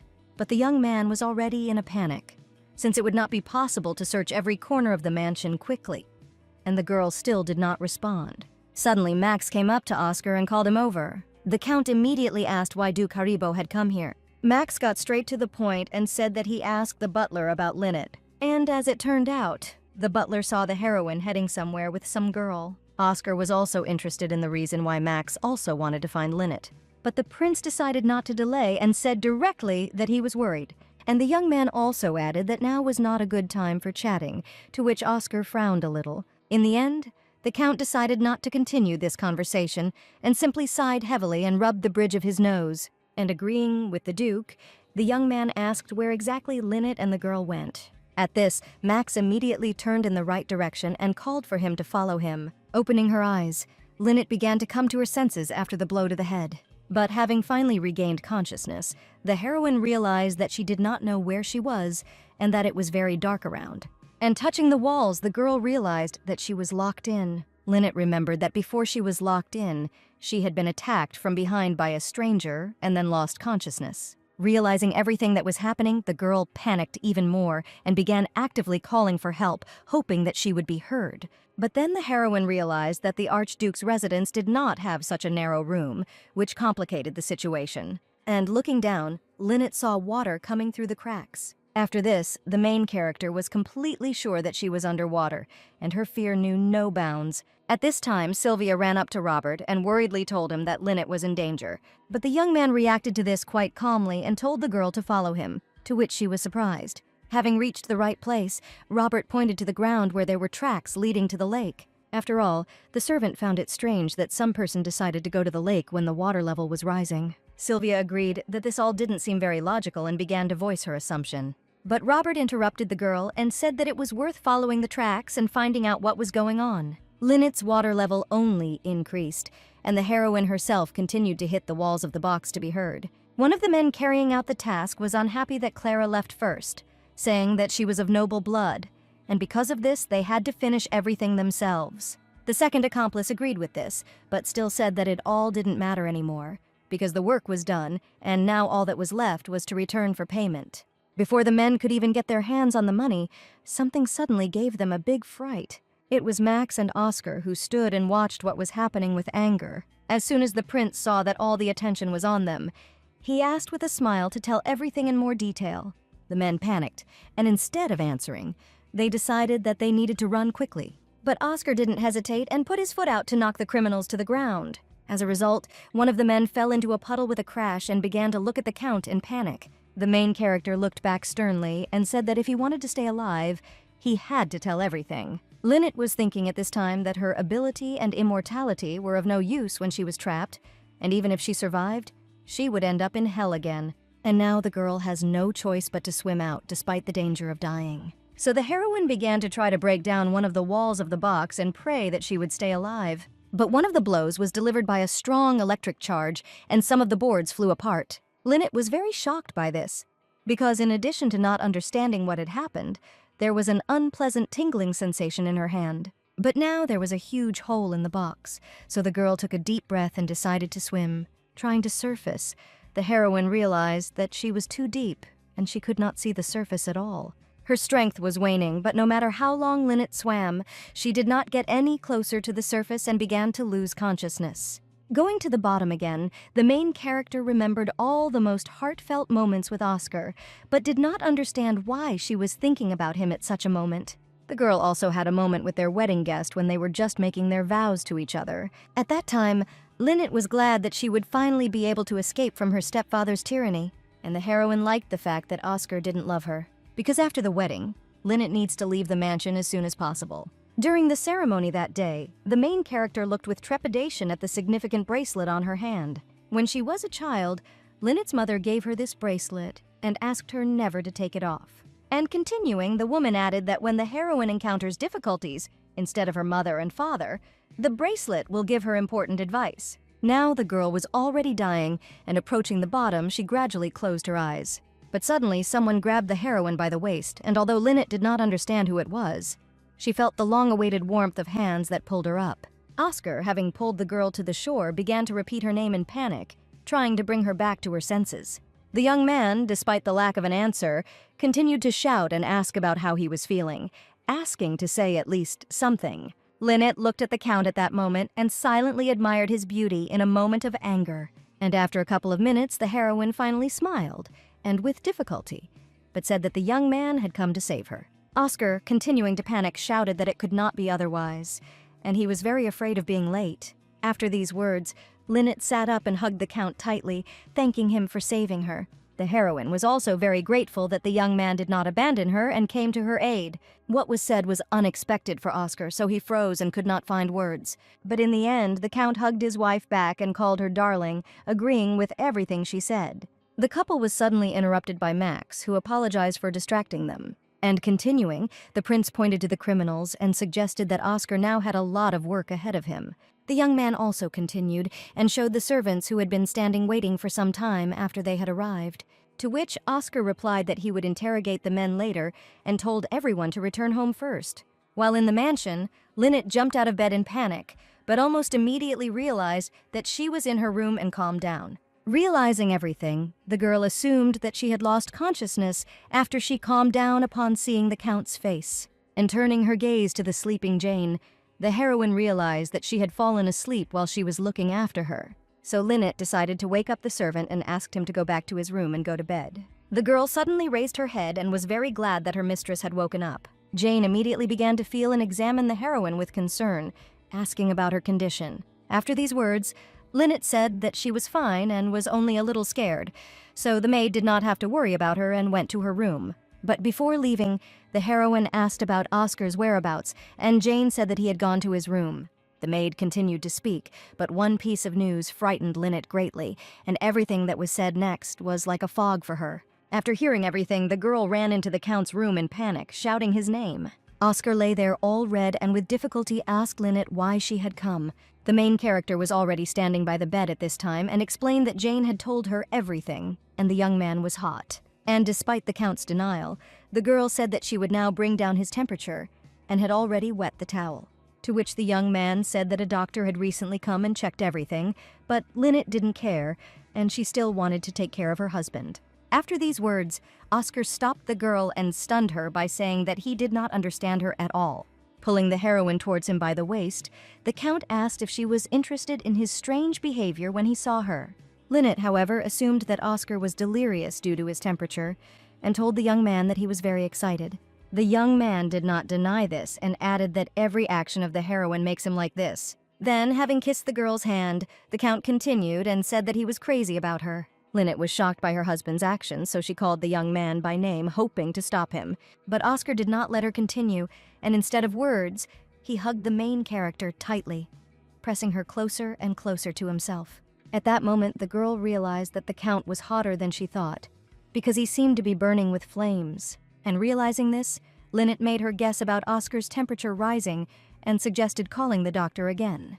But stepping back and taking his wife by the hand, the young man began to refute these words. The main character immediately looked at the Count with a little confusion and called him by name questioningly. And after these words, Oscar did not hesitate and silently kissed Lynette. After finishing the kiss, the young man said that he was still unsure, but since he almost lost the girl, he decided to share his feelings. And continuing his speech, the Count confessed that he loved Lynette. That's why the young man immediately offered the heroine to be with him for real, and not under the terms of a contract. But the girl only looked down and remained silent, since this was not part of her plan. Seeing Lynette's face, Oscar felt very upset and awkward. And then the young man said that the heroine might not give an answer right now, and then asked permission to hug her.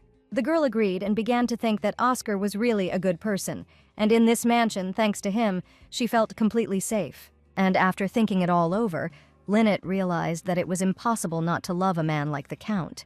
However, because of this, the main character will have to get a divorce. At night, Oscar and Sylvia stood on the street in front of the criminals in order to interrogate them. After all, in addition to the two men, there was also Clara, whose first meeting the Count called quite impressive. The girl said that she would tell everything and begged for mercy, since she did everything on Alan's orders. The young man noted that he had heard that this was not the first time that Clara had deceived nobles, so having done this all her life, the girl needed to be prepared for the fact that she would be caught someday.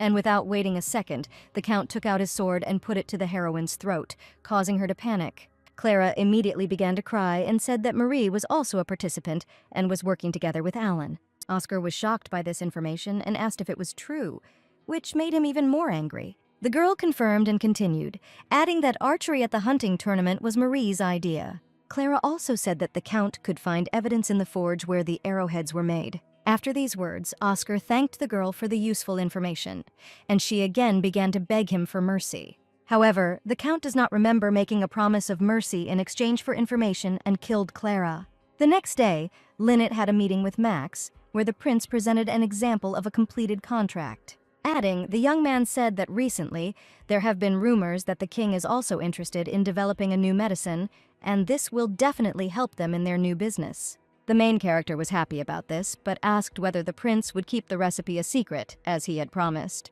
Max agreed, and asked the girl to first purchase ingredients for the medicine, which would be produced in large quantities. The young man also said that he had a question, and got Lynette interested in it. Max nervously asked why Oscar was in his living room. The main character also became a little worried and asked to let her explain. In fact, the Count found out everything and that day asked the girl why she didn't tell him anything. Continuing, the young man said that he knew the truth and that Lynette belonged to the Myers family, but he waited for her to tell him everything herself. And a little confused, Oscar added that perhaps the heroine doesn't like him, but since they are a couple, they shouldn't hide anything from each other. The girl didn't expect this, and instead of answering, she asked again in shock. After these words, the Count moved closer to Lynette and called her darling, which made her feel very awkward. After all, the main character planned to keep everything a secret. But when Oscar looks at her with puppy eyes, she can't resist it. Therefore, the girl immediately gave in and said that she would tell the Count everything. Max found it funny that it was for this very reason that Oscar found out about his affair with the heroine. Lynette herself thought about what she had actually told the Earl about the Myers clan, but she realized that it was better to hide this information from Duke Haribo. At this time, Oscar, standing behind, told him to ignore him and continue, but Max could not as the Count's stern gaze was very tense for him. But their conversation was interrupted by Lucia, who looked in to see if Lynette was there. The main character immediately pointed at herself in confusion and asked again. And the girl, having made sure that the person she needed was there, asked Lynette to give her a minute, as she wanted to tell her something. The girl thought about it because she did not understand what Lucia wanted to tell her and assumed that she wanted to thank her. Max said that they could take a break for a while since there was enough talk about the contract. After these words, Lynette agreed and, apologizing, bowed and got up from the sofa. But already near the exit, the girl stopped and looked tensely at the young men. After all, the main character had doubts about whether it was possible to leave Oscar and Max alone. In the end, the girl left with Lucia, and she told her that her condition had noticeably improved, and all thanks to the heroine. But Lynette denied this, saying that she only gave advice and all thanks to the Duke who listened to her words. Hearing this, the girl was very impressed by the heroine's modesty, and the girl herself considered Lucia very sweet. Then the little princess changed the subject and said that in fact she wanted to confess something. This left Lynette very confused, and she asked again. Lucia immediately said that she did not often leave the house, so her knowledge was limited, and she did not know that Count Roger was married. So the girl asked for forgiveness for falling in love with Oscar at first sight. But Lucia immediately asked Lynette not to worry, because after meeting them with the Count at the last meeting, she sorted out her feelings, and she was truly sorry. After these words, the main character assumed that the girl decided that Oscar was not married because he went to meetings alone. And while Lucia was trying to call the girl, she was immersed in her thoughts and was touched by the fact that the little princess fell in love with the Count because of his coolness and was now apologizing. But suddenly one of the thoughts greatly shocked the main character. Lynette suggested that the reason Max disliked the Count was because his beloved younger sister was in love with Oscar. After thinking it over, the girl found it very interesting, and she decided that she should definitely ask the Duke about it next time. Lucia, however, was already sitting upset and again tried to find out from Lynette if everything was okay. This time, the main character reacted and realized that for a moment she had been thinking deeply about something else. That's why the girl immediately took the girl by the hands and said that everything was okay. And continuing, Lynette expressed her joy that her husband looked like a real knight in the eyes of the princess. Lucia was a little shocked by these words, and she said in confusion that she now liked the main character more than Oscar. At this time, Alan was beating the maid in his mansion because she was useless and everything did not go according to plan, and Lynette survived. In addition, the young man lost contact with Clara and the mercenaries and was now very afraid of being caught. So Alan said that he knew who pulled the heroine out of there and ordered the girl to find out how she survived. The young man hated Lynette because of her, he did not receive all of his father's love, and she always ruined everything. And it is for this reason that Alan will not leave the main character and will definitely kill her. But suddenly, the young man was attracted by a voice that asked what he had just spoken about. It was his father who came in during Alan's outrage about the heroine. Therefore, the prince immediately said that he had heard the name Lynette, but the young man began to actively deny it. And later, the young man explained that he was simply asking the girl why she hadn't come to the meeting with Oscar then. But at these words, the prince frowned and asked why Alan was concerned about such things. The young man panicked a little and responded by saying that he was afraid that if problems arose between the couple, it would have a negative impact on the man. This really angered his father, because he considered all this to be useless things, and besides, no one asked Alan to worry about it. The young man was very frightened by this reaction, and out of fear he began to stutter and could not answer anything. The prince exhaled heavily and said that he had told the young man about this many times. Continuing, the man explained that since Alan still behaved like a child, he might accidentally tell all the secrets, and therefore he forbade him to talk about Lynette. The young man was already sweating heavily and began to ask for forgiveness in a panic, saying that he understood everything. But the prince did not finish there and warned the boy that if the situation repeated itself, the young man would have problems. The father also shared the news that very soon, the king would give him a position responsible for security. Alan immediately realized the seriousness of it, because this is a huge power that allows him to control most of the soldiers of the Kingdom of Martin as he wants. And for this reason, the prince initially betrayed the Kingdom of Later. And then precisely to obtain this power, the man adopted the main character. Since all this took a lot of time and effort, Alan's father told him to stay at home during this time and not get into trouble so as not to ruin anything. The young man immediately bowed and without further ado replied that he understood everything. Having finished before leaving, the prince reminded the young man that he was useless and headed for the door. These words made Alan feel very hurt, because even now his father didn't care about him at all. And no matter what he did, he only received a cold look or merciless violence. Therefore, the pain immediately turned into aggression, and the young man again thought that he wanted to kill Lynette and would definitely finish her off. At this time, the main character was sitting with Mrs. Potter, and the woman told the girl that she had asked the villagers and everyone had agreed to the terms of the contract. Lynette immediately expressed her joy and thanked her aunt. Potter continued and said that there were people who were worried that they were being used for other people's interests, but the woman herself trusted the heroine's decisions. After these words, the aunt handed Lynette a thick book, which surprised the girl very much. And putting the book on the table, the woman explained that it described the medicines that they had been making all this time, and also described the ingredients and recipes in detail. The main character immediately began to actively flip through the pages and admire it, calling the book a real treasure.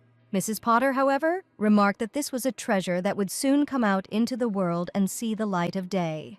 And without looking up from the contents of the book, the girl agreed with these words. The main character also said that she hopes that thanks to this matter, the kingdom of Martin will find the peace that she desires. The woman supported Lynette and added that even if she failed, they would be there, so the girl should not worry. After these words, the heroine thought and realized that she did not have time for mistakes and repetitions, but if she told Potter the truth, she would be very upset. So Lynette agreed, explaining that the guild had a lot of time. At this point, the woman finished the topic and told the heroine that there had been a similar girl before her. Mrs. Potter continued and said that suddenly, a girl like Lynette appeared and said that she could help them. The main character did not understand who they were talking about and asked again, and she herself assumed that it could have been her parents, but almost immediately realized that this was not so, because they knew Aunt Potter. The woman added, saying that at that time they knew little about medicines. So that girl tried her best bringing medicinal herbs and food. But one day the girl suddenly stopped coming altogether, and Mrs. Potter was worried because she didn't tell anything about herself, and she thought of setting a reward. But since the girl's identity was unclear, she couldn't be found. Lynette thought about it even more, but the woman continued and said that watching the heroine grow up reminded her of that girl. That's why Mrs. Potter believed that history was repeating itself. But Lynette doesn't have to fight alone, because the guild will do everything possible so the girl shouldn't worry about being alone. The main character was very confused and embarrassed, so she couldn't find the words to answer. At this time, Mrs. Potter added that even if her husband pestered the girl, she could tell her, and she would teach him a lesson. But the heroine thought differently in her thoughts, and was worried that she was causing Oscar pain. Eventually, it was time for Lynette to go home, and she said so, and Mrs. Potter replied that she would wait for her again. In the evening, Oscar approached the girl and sternly suggested that they go swimming together. The main character was taken aback by this proposal and simply froze in place. And the Count, pressing Lynette against the wall, reminded her that he still had not received an answer to his question. Therefore, if the girl doesn't mind, then she and Oscar take a bath together. The heroine immediately began to stutter, trying to find the words, because she understood that the young man was seducing her. So in her mind, Lynette begged the Count not to make the same face as last time. After all, if Oscar asks the girl with a pitiful expression again, she will agree. But at this time, the young man apologized, as he assumed that this was a difficult decision for the heroine. Lynette concentrated, having gone over it in her head many times, and thanked the young man for telling her how he felt. And realizing that it would be better to refuse Oscar in this way, the girl said that there were still things she wanted to do, and she had a lot of work to do. Therefore, the main character explained with difficulty that she could not accept the Count's confession. The young man became very upset and began to say that he didn't care that Lynette was from the Myers clan.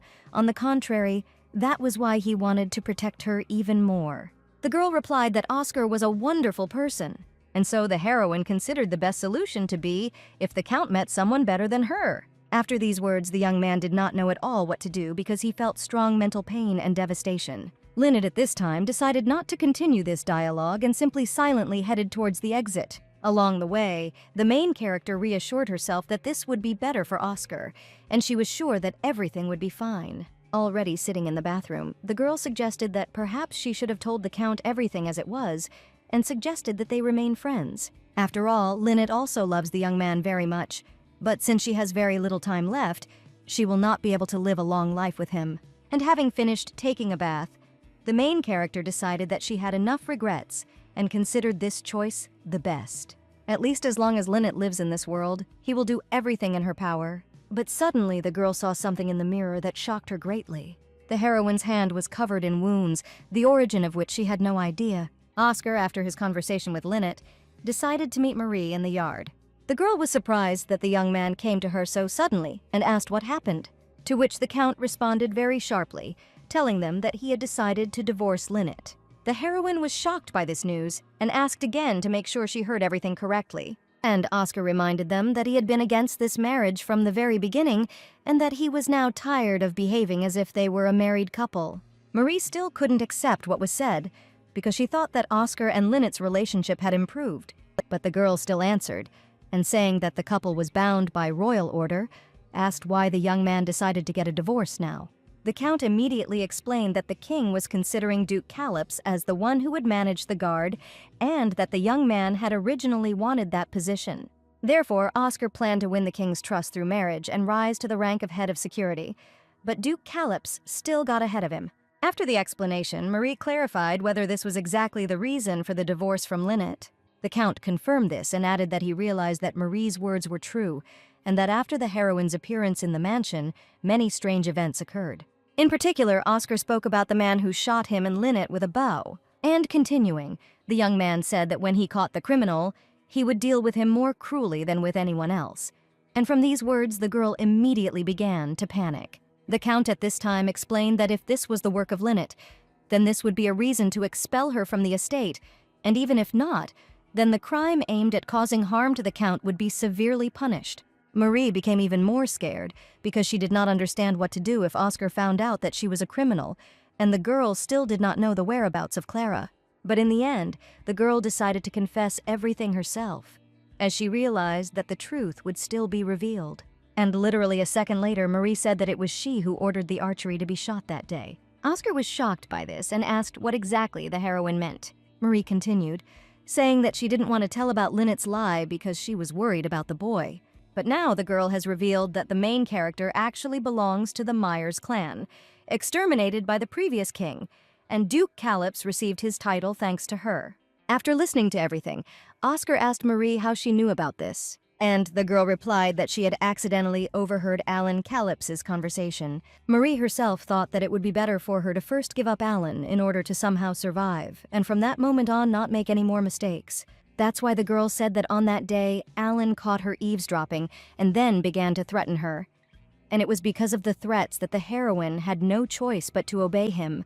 And continuing, Marie said that Alan forced her to start shooting at a hunting tournament and she couldn't refuse. After these words, the young man immediately expressed his sympathy and regret about what happened. But in fact, Oscar started this questioning with the aim of checking everything Clara said and did not think that everything would turn out this way. Because after interrogating Clara and the mercenaries, it turned out that Marie and Alan were working together. And the young princess and the young man would not risk their lives for the sake of a lie, so they are clearly in collusion with each other. From all this, Oscar realized that Marie, in order to remove suspicion from herself, decided to frame Alan, and if he continued to interrogate the heroine here, then she would definitely deny everything. And having decided to use this chance, the Count said that he was sorry that Marie had suffered so much during this time, had suffered alone for the sake of her family. The young man also added that if he knew what kind of woman Lynette was, he would have divorced her long ago, and at these words Marie exhaled. After all, the girl thought that Oscar believed her lie and confirmed that she had a hard time, but she did not see anything terrible in this. The Count warned Marie not to meet with Alan again, as she could get into danger if she was not careful. And the young man himself will pretend that he loves Lynette with all his heart and will use her to get closer to Alan Calyps. But Marie realized that the Count could thus find out that she had lied and began to say that Alan was a bad person and that Oscar could also suffer, so he should not do this. The young man put his hand on the girl's hand and told her not to worry. And continuing, the main character added that he would resolve all this quietly so as not to harm Marie. The girl was very touched by such concern for her, and she smiled back. Oscar thought about it at this point, and assumed that Lynette had misunderstood when she called him a wonderful person. After all, for the sake of the heroine, he is ready to do the dirtiest work. After some time, the princess informed the couple that Viscount John Ralph would soon be hosting a tea party at his mansion, and he sent the two of them an invitation. Lynette immediately asked again, because she thought she had heard that name somewhere. The woman confirmed and said that the heroine needed a new dress, so she would invite a tailor, and also, it would be better if Oscar's suit matched the dress. After these words, the girl thanked the princess and suggested that such a gesture was an expression of kindness towards her.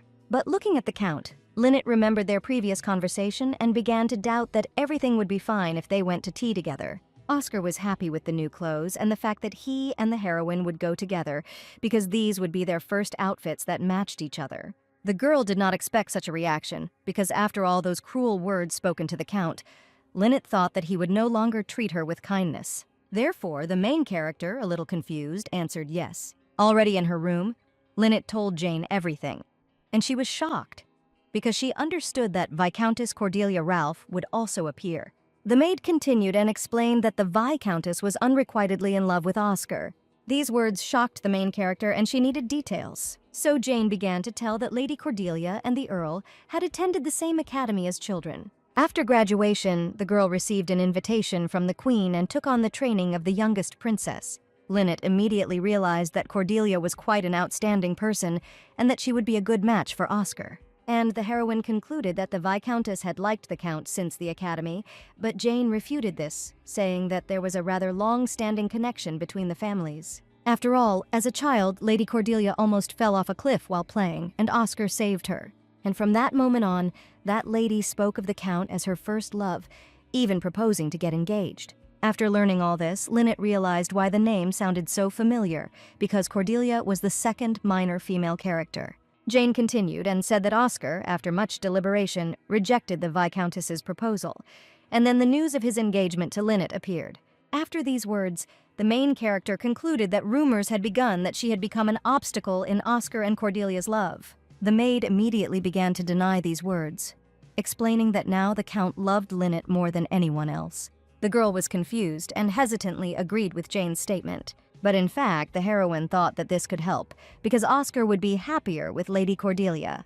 However, Lynette's heart became very heavy when she imagined the Earl with other women. The main character himself was sitting at that time in the office of the head of the Royal Guard and was interested in the veracity of the information about the transfer of power. Howard Black confirmed and explained that as his illness worsened, he decided to choose a successor. Continuing, the commander said that the king was considering Duke Callops as the next leader, and the Count immediately asked what the man himself thought about this. And Howard replied that Duke Callops was an unpleasant man, but military heroes of such caliber were rare for the Kingdom of Martin. But Oscar questioned these words, saying that he had heard that the commander was quite pleased with this decision.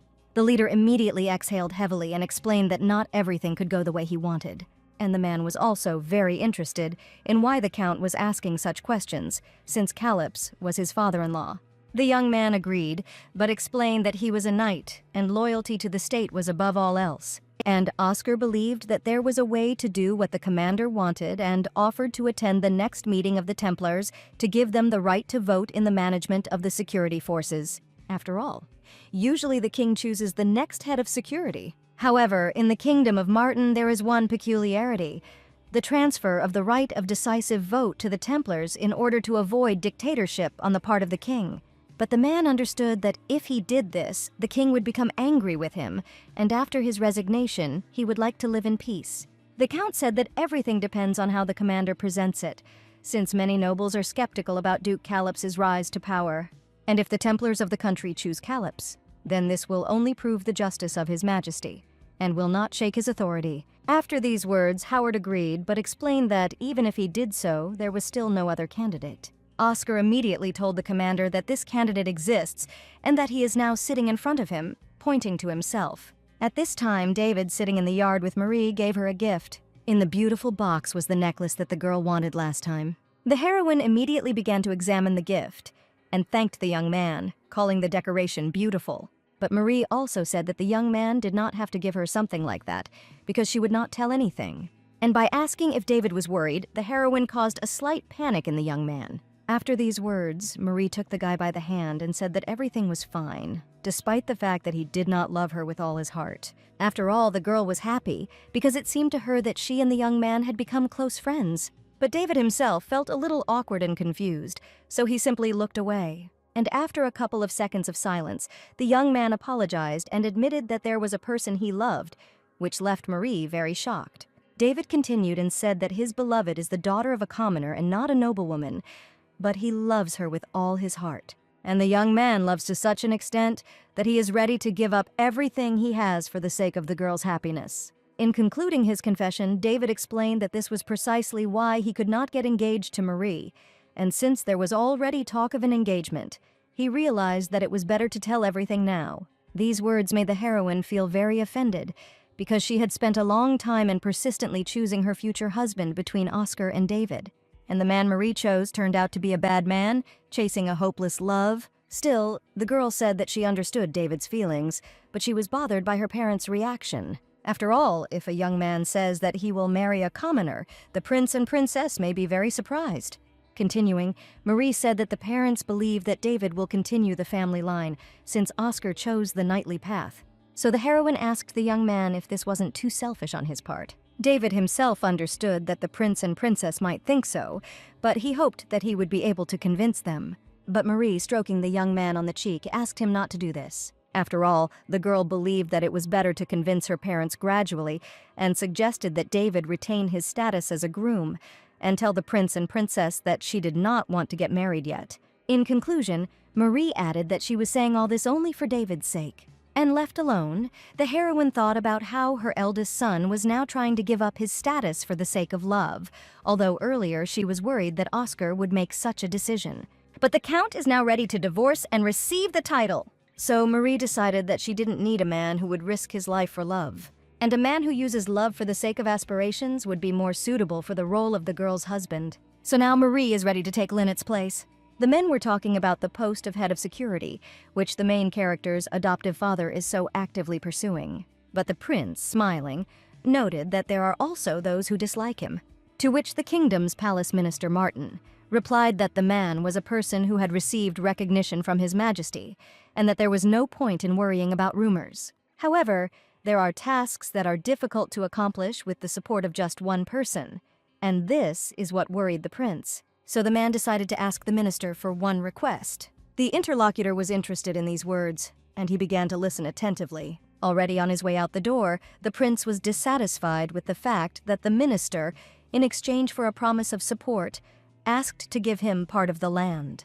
But still, the man was happy that he got what he wanted, which meant everything was fine. And then Calypso's attention was suddenly drawn to a man nearby. It was Oscar who was knocking at one of the doors, and the prince was puzzled by his presence. Moreover, the young man was invited in quite quickly, and he disappeared from sight. And the prince immediately noticed that Oscar entered the office of the head of the royal guard. Therefore, the man assumed that the count was aiming for his place and became very tense. At this time, Lynette and Max arrived in one of the villages. As she looked around, the girl thought that she had realized something since she started doing business with Duke Haribo.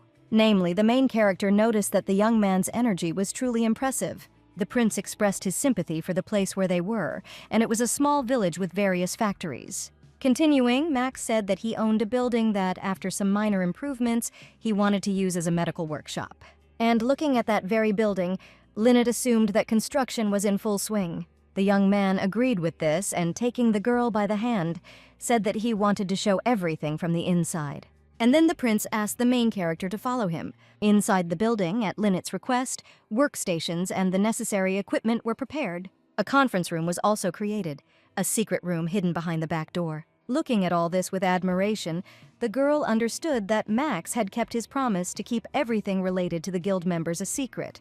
And turning towards the prince, the heroine thanked him and said that she had no idea that he would prepare everything so quickly. But the young man interrupted Lynette and explained that it was too early for thanks, since they had not yet come to the place he wanted to show them. Opening another door, Max introduced the main character to her personal office. This was very unexpected for the girl, and she looked at her personal space with confusion but joy. Max said that in the future, Lynette would have to solve a huge number of problems, and he thought that a separate room for her was necessary. After these words, the main character took the prince by the hands and expressed great gratitude. The young man was a little shocked by this, but considering the girl completely defenseless, he responded to the gratitude. However, Max emphasized that Lynette had asked for the construction to be completed as quickly as possible. The heroine immediately remembered that she had sent a letter in which she asked for this, since she had very little time left, but she did not think that the construction would take only a week. But the prince was interested in the reason for the rush, and the girl replied that she wanted to become financially independent as quickly as possible. Continuing, Lynette explained that she had indeed started the business with good intentions, but success was also important to her. Max didn't quite expect to hear that, but he said he understood everything. And while the heroine was happy that the prince believed her, the young man himself suggested going down to the basement. While descending the stairs, Lynette tripped over a nail in the banister and badly cut her hand. The girl immediately screamed very loudly in pain, while blood was already flowing from the wound. Musk immediately responded to the scream and turned around, asking if the main character was okay. Lynette began to panic at this time because she understood that the wound would heal quickly and she couldn't let the Duke find out about everything. The young man continued asking questions, as he was worried that the wound was deep and thought about calling a doctor.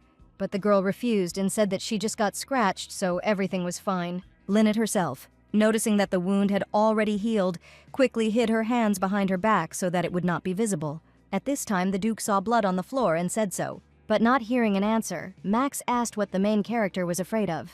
The girl immediately panicked even more, because the expression on the young man's face seemed strange to her. The young man smiled as if he knew something. Max didn't wait and continued, saying that there was no need to hide it from him because he knew that the wound should have healed by now. Lynette's panic turned to shock, and she asked how and how much the boy knew. But the prince saw the heroine's frightened look, and assuming that his appearance was too stern, asked her to calm down because he was not going to harm the girl. Lynette strictly told him to answer her question first, because if it turns out that she is from the Myers clan, she will be executed, and Max cannot be completely trusted, despite the fact that they are partners. After these words, the young man assumed that the main character did not remember him at all, and at that moment, the girl stopped understanding anything at all and asked to tell her more. Max immediately smiled even wider, and calling Lynette Zelda Myers, said that they hadn't seen each other for a long time. And then the Duke confessed that all this time he had been pining for the main character. The heroine was shocked by these words from Max, as she realized that the young man knew the truth from the very beginning. The guy reacted calmly to this, saying that they had a long conversation ahead of them, which meant it was time to return to the estate. And Max promised, for personal reasons, to explain everything calmly. Lynette and Max walked up to a huge portrait that was covered with curtains. Taking hold of the edge of the curtain, the Duke pulled it back, and in the same way opened the portrait. The photo showed a beautiful girl, with eyes and hair like Max himself. The main character was shocked by what she saw, since she knew the girl in the portrait very well. Memories immediately appeared in Lynette's mind of her running with a little girl by the hand through the thick forest. But the heroine stopped because she saw a familiar girl ahead. The reason for the stop was Aunt Riley, who was expecting the girls. The heroine immediately hugged her aunt, who was also very happy to see Lynette. Riley pointed to a certain road and explained that if the girls followed it, they would see houses. And handing Lynette a bag, the girl said that it contained a change of clothes and food. But unable to bear such emotions, the heroine began to cry and apologized for the fact that this was the only way she could help. The girl thanked her aunt and said that everything was fine. Wiping away her tears, the heroine told Lynette not to lose the bracelet her mother had given her. And hugging the girl, Riley explained that the bracelet needed to be kept so that they could recognize each other in the future. These memories made Lynette cry because it was Aunt Riley who was able to help at such an important moment. Riley Myers is the name of Max's mother, and this greatly surprised the main character. And this is precisely the reason why Max will not harm Lynette. The heroine agreed and immediately decided to wipe the tears from her cheeks. Aunt Riley is a friend of Lynette's mother and a benefactor who helped the girl and her younger sister escape, and Duke Haribo is her son, which still surprises the girl. At this time, Max suggested having a leisurely conversation, since there were many topics for conversation. Sitting in the living room, the heroes discussed the past and the fact that Max's mother often took the boy to the village where the Myers clan lived. It was there that the young man met Lynette, but the girl clearly does not remember this meeting since she was young.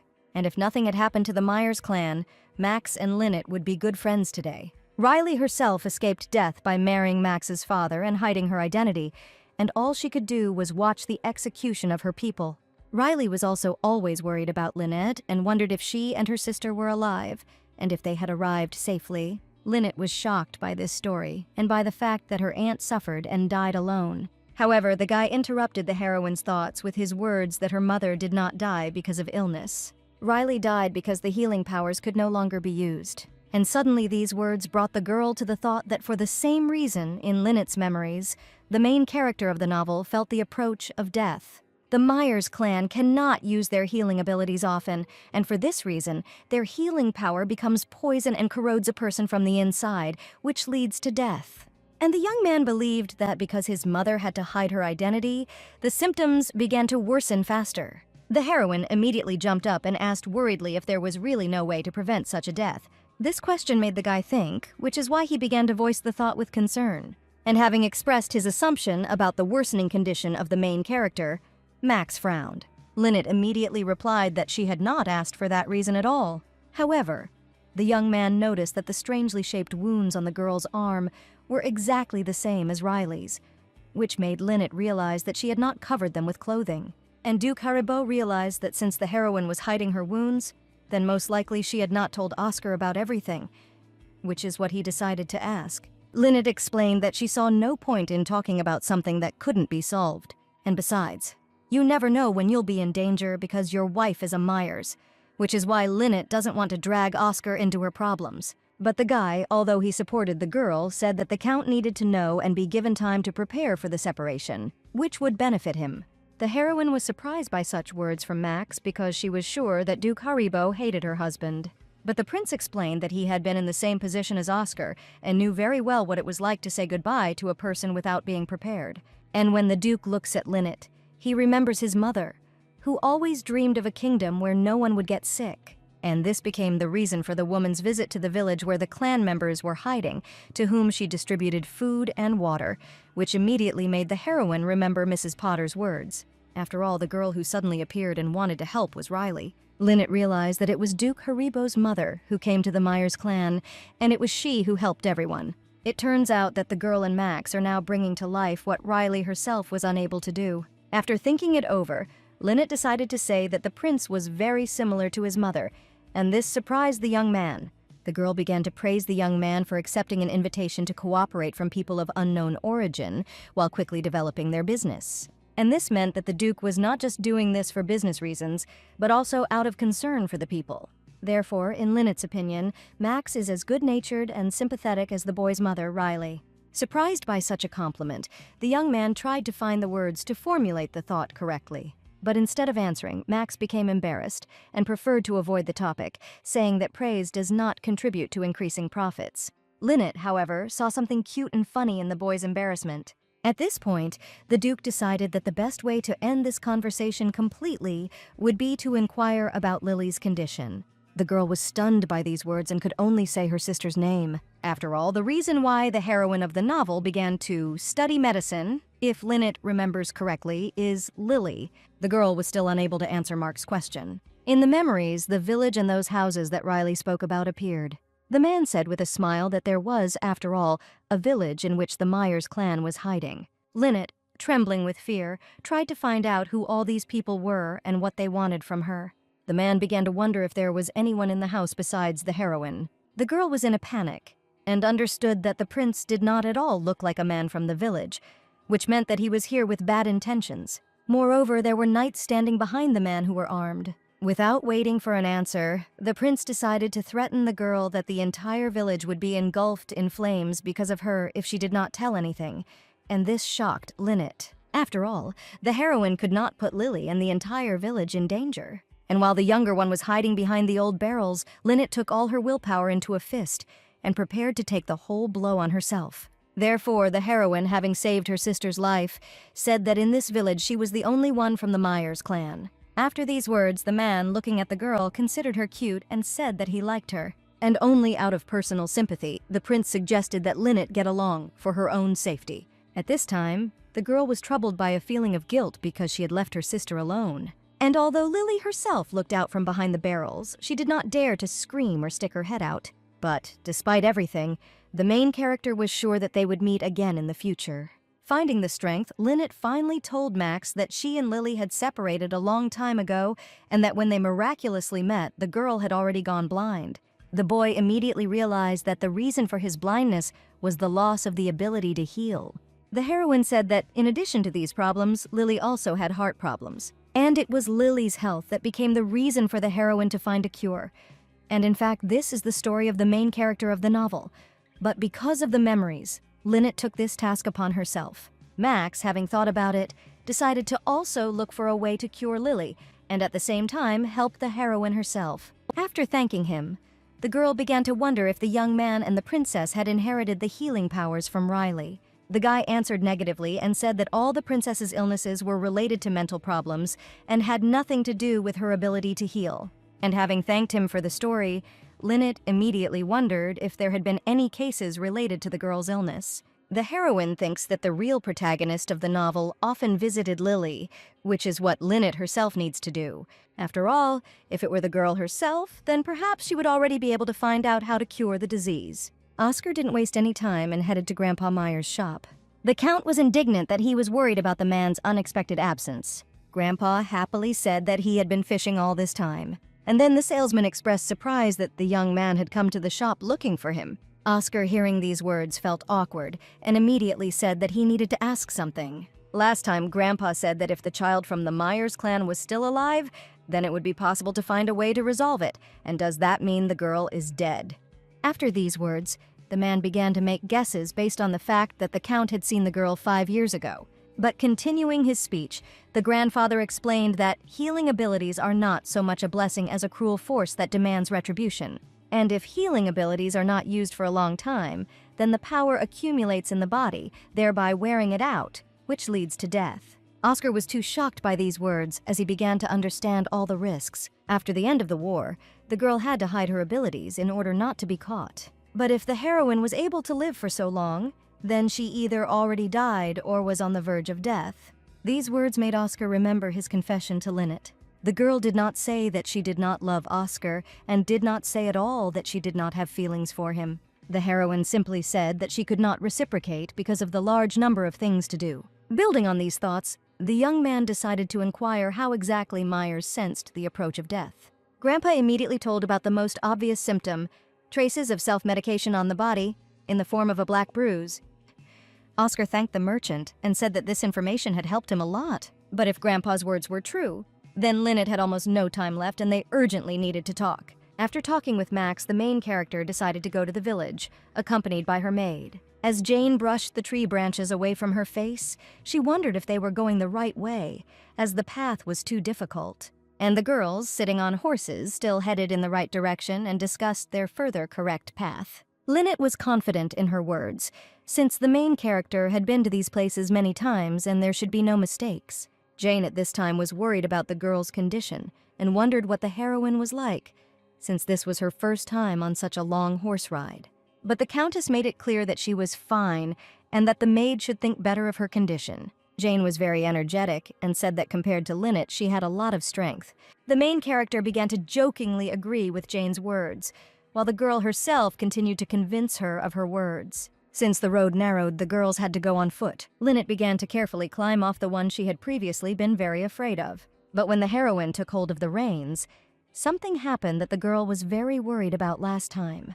The horse suddenly went berserk and began to stand on its hind hooves, causing the girl to grab the reins even tighter. The main character immediately began to scream in fear, trying to hold on. Jane, seeing this scene, became very worried about her mistress and did not know what to do. Lynette was already flying off her horse at great speed, anticipating the pain and force of the blow. But Jane, realizing the danger, immediately ran to help the girl. As a result, the maid managed to catch the main character in time, running to her in a second. Jane immediately began to ask worriedly about the girl's condition and to say that she herself barely made it in time. At this point, Lynette was both grateful and shocked by Jane's speed. The girl clearly remembers that the maid was near her horse, which is quite far away. Therefore, the heroine immediately began to praise Jane and say that she was very athletic, which caused admiration. The girl was delighted by Lynette's words and repeated her assertions that she was simply very strong. A couple of minutes later, when the heroine came to her senses, she began to turn to the horse and ask it to stay quietly under the tree. But as soon as Jane looked at her mistress, she was horrified. After all, Lynette's nose suddenly started bleeding, which also shocked the heroine. Jane immediately began to give the girl a handkerchief, and at the same time complained that she could not call a doctor due to lack of opportunities. Wiping away the blood, the heroine could not understand the reason for its appearance, especially so suddenly. The bleeding was profuse and difficult to stop, which made Lynette uncomfortable. Jane at this time began to assume that the girl was too scared and that this was the cause of the bleeding. But the main character understood that this had nothing to do with it. Probably, the profuse bleeding from the nose meant that the healing abilities were losing their power, which meant that time was really short. As soon as Lynette arrived in the village itself, the first thing she did was go to see her sister. Heading towards the heroine, the girl asked again if it was really Lynette. Lily was already quite an adult and walked with her eyes closed, which indicated complete blindness. and taking the girl by the hands, Lynette said that it was really her, which made Lily happy. The girl was very worried about the heroine and was afraid that something had happened to her since Lynette had not come for a long time. And after apologizing for causing concern, the girl explained that she had been busy and had not had time to visit. But Lily was glad Lynette had come, so she answered the questions with kindness. After these words, the girl turned to the children in the house, approving that they could go out. The children were surprised that Lily allowed them to go out and decided to ask each other if they had misheard. Lynette was shocked by the number of children until Lily herself explained that they were hiding because strangers had previously been looking for the Myers clan. These words made the heroine upset that history was repeating itself, and children had to hide because of their origins. Lily invited her sister inside, to which the girl responded with a smile and thanked her. Lynette, as she walked around the room, realized that Lily had no idea who she was. After all, Miss Lynette is actually her older lost sister Zelda, who is a completely different person inside. But the main character wants to tell Lily everything, so that there are no misunderstandings and secrets. However, first Lynette decided to invite her sister to the mansion with her, which surprised the girl and made her freeze. The heroine began to describe the comfort of the castle and what could await her in the mansion, and if Lily wants to leave, she just needs to say so. But the girl was very unsure of these words, and in fact, she didn't even think about the proposal. So turning around, the heroine refused and said that she was obliged to look after the children. After all, Lily is the only support for children who have lost their homes and families. And the heroine does not intend to abandon her again, causing pain to the children. Lynette immediately understood that the talk about pain came precisely from the fact that Lily herself had once been abandoned.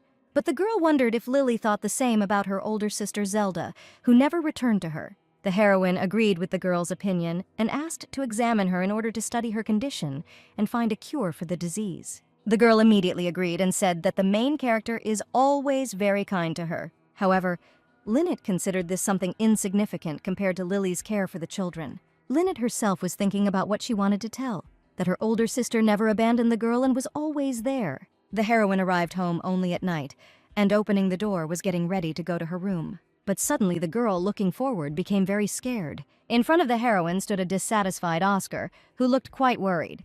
Turning to the girl, the Count asked where exactly Lynette was, but Lynette didn't want to say anything about the clan in the village so as not to put her in danger. And turning away, the heroine began to come up with an excuse, since no matter what Oscar was like, she could not trust him with this secret. Oscar immediately asked if there were secrets from him even now. The heroine apologized and warned that her actions did nothing that could ruin the young man's reputation. But the Count didn't mean this at all, which surprised the girl.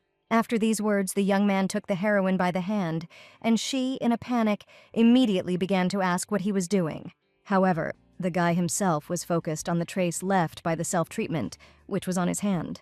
The Count's face was filled with disappointment and empathy, as he could not understand what the heroine was hiding from him. The girl realized that the young man guessed everything, but she tried to get out of it, talking about the spots as if they were bruises. But since Oscar knew everything, his expression was filled with pain. And approaching Lynette, the young man was serious and even tried to explain that there was nothing wrong with the fact that the heroine did not love him.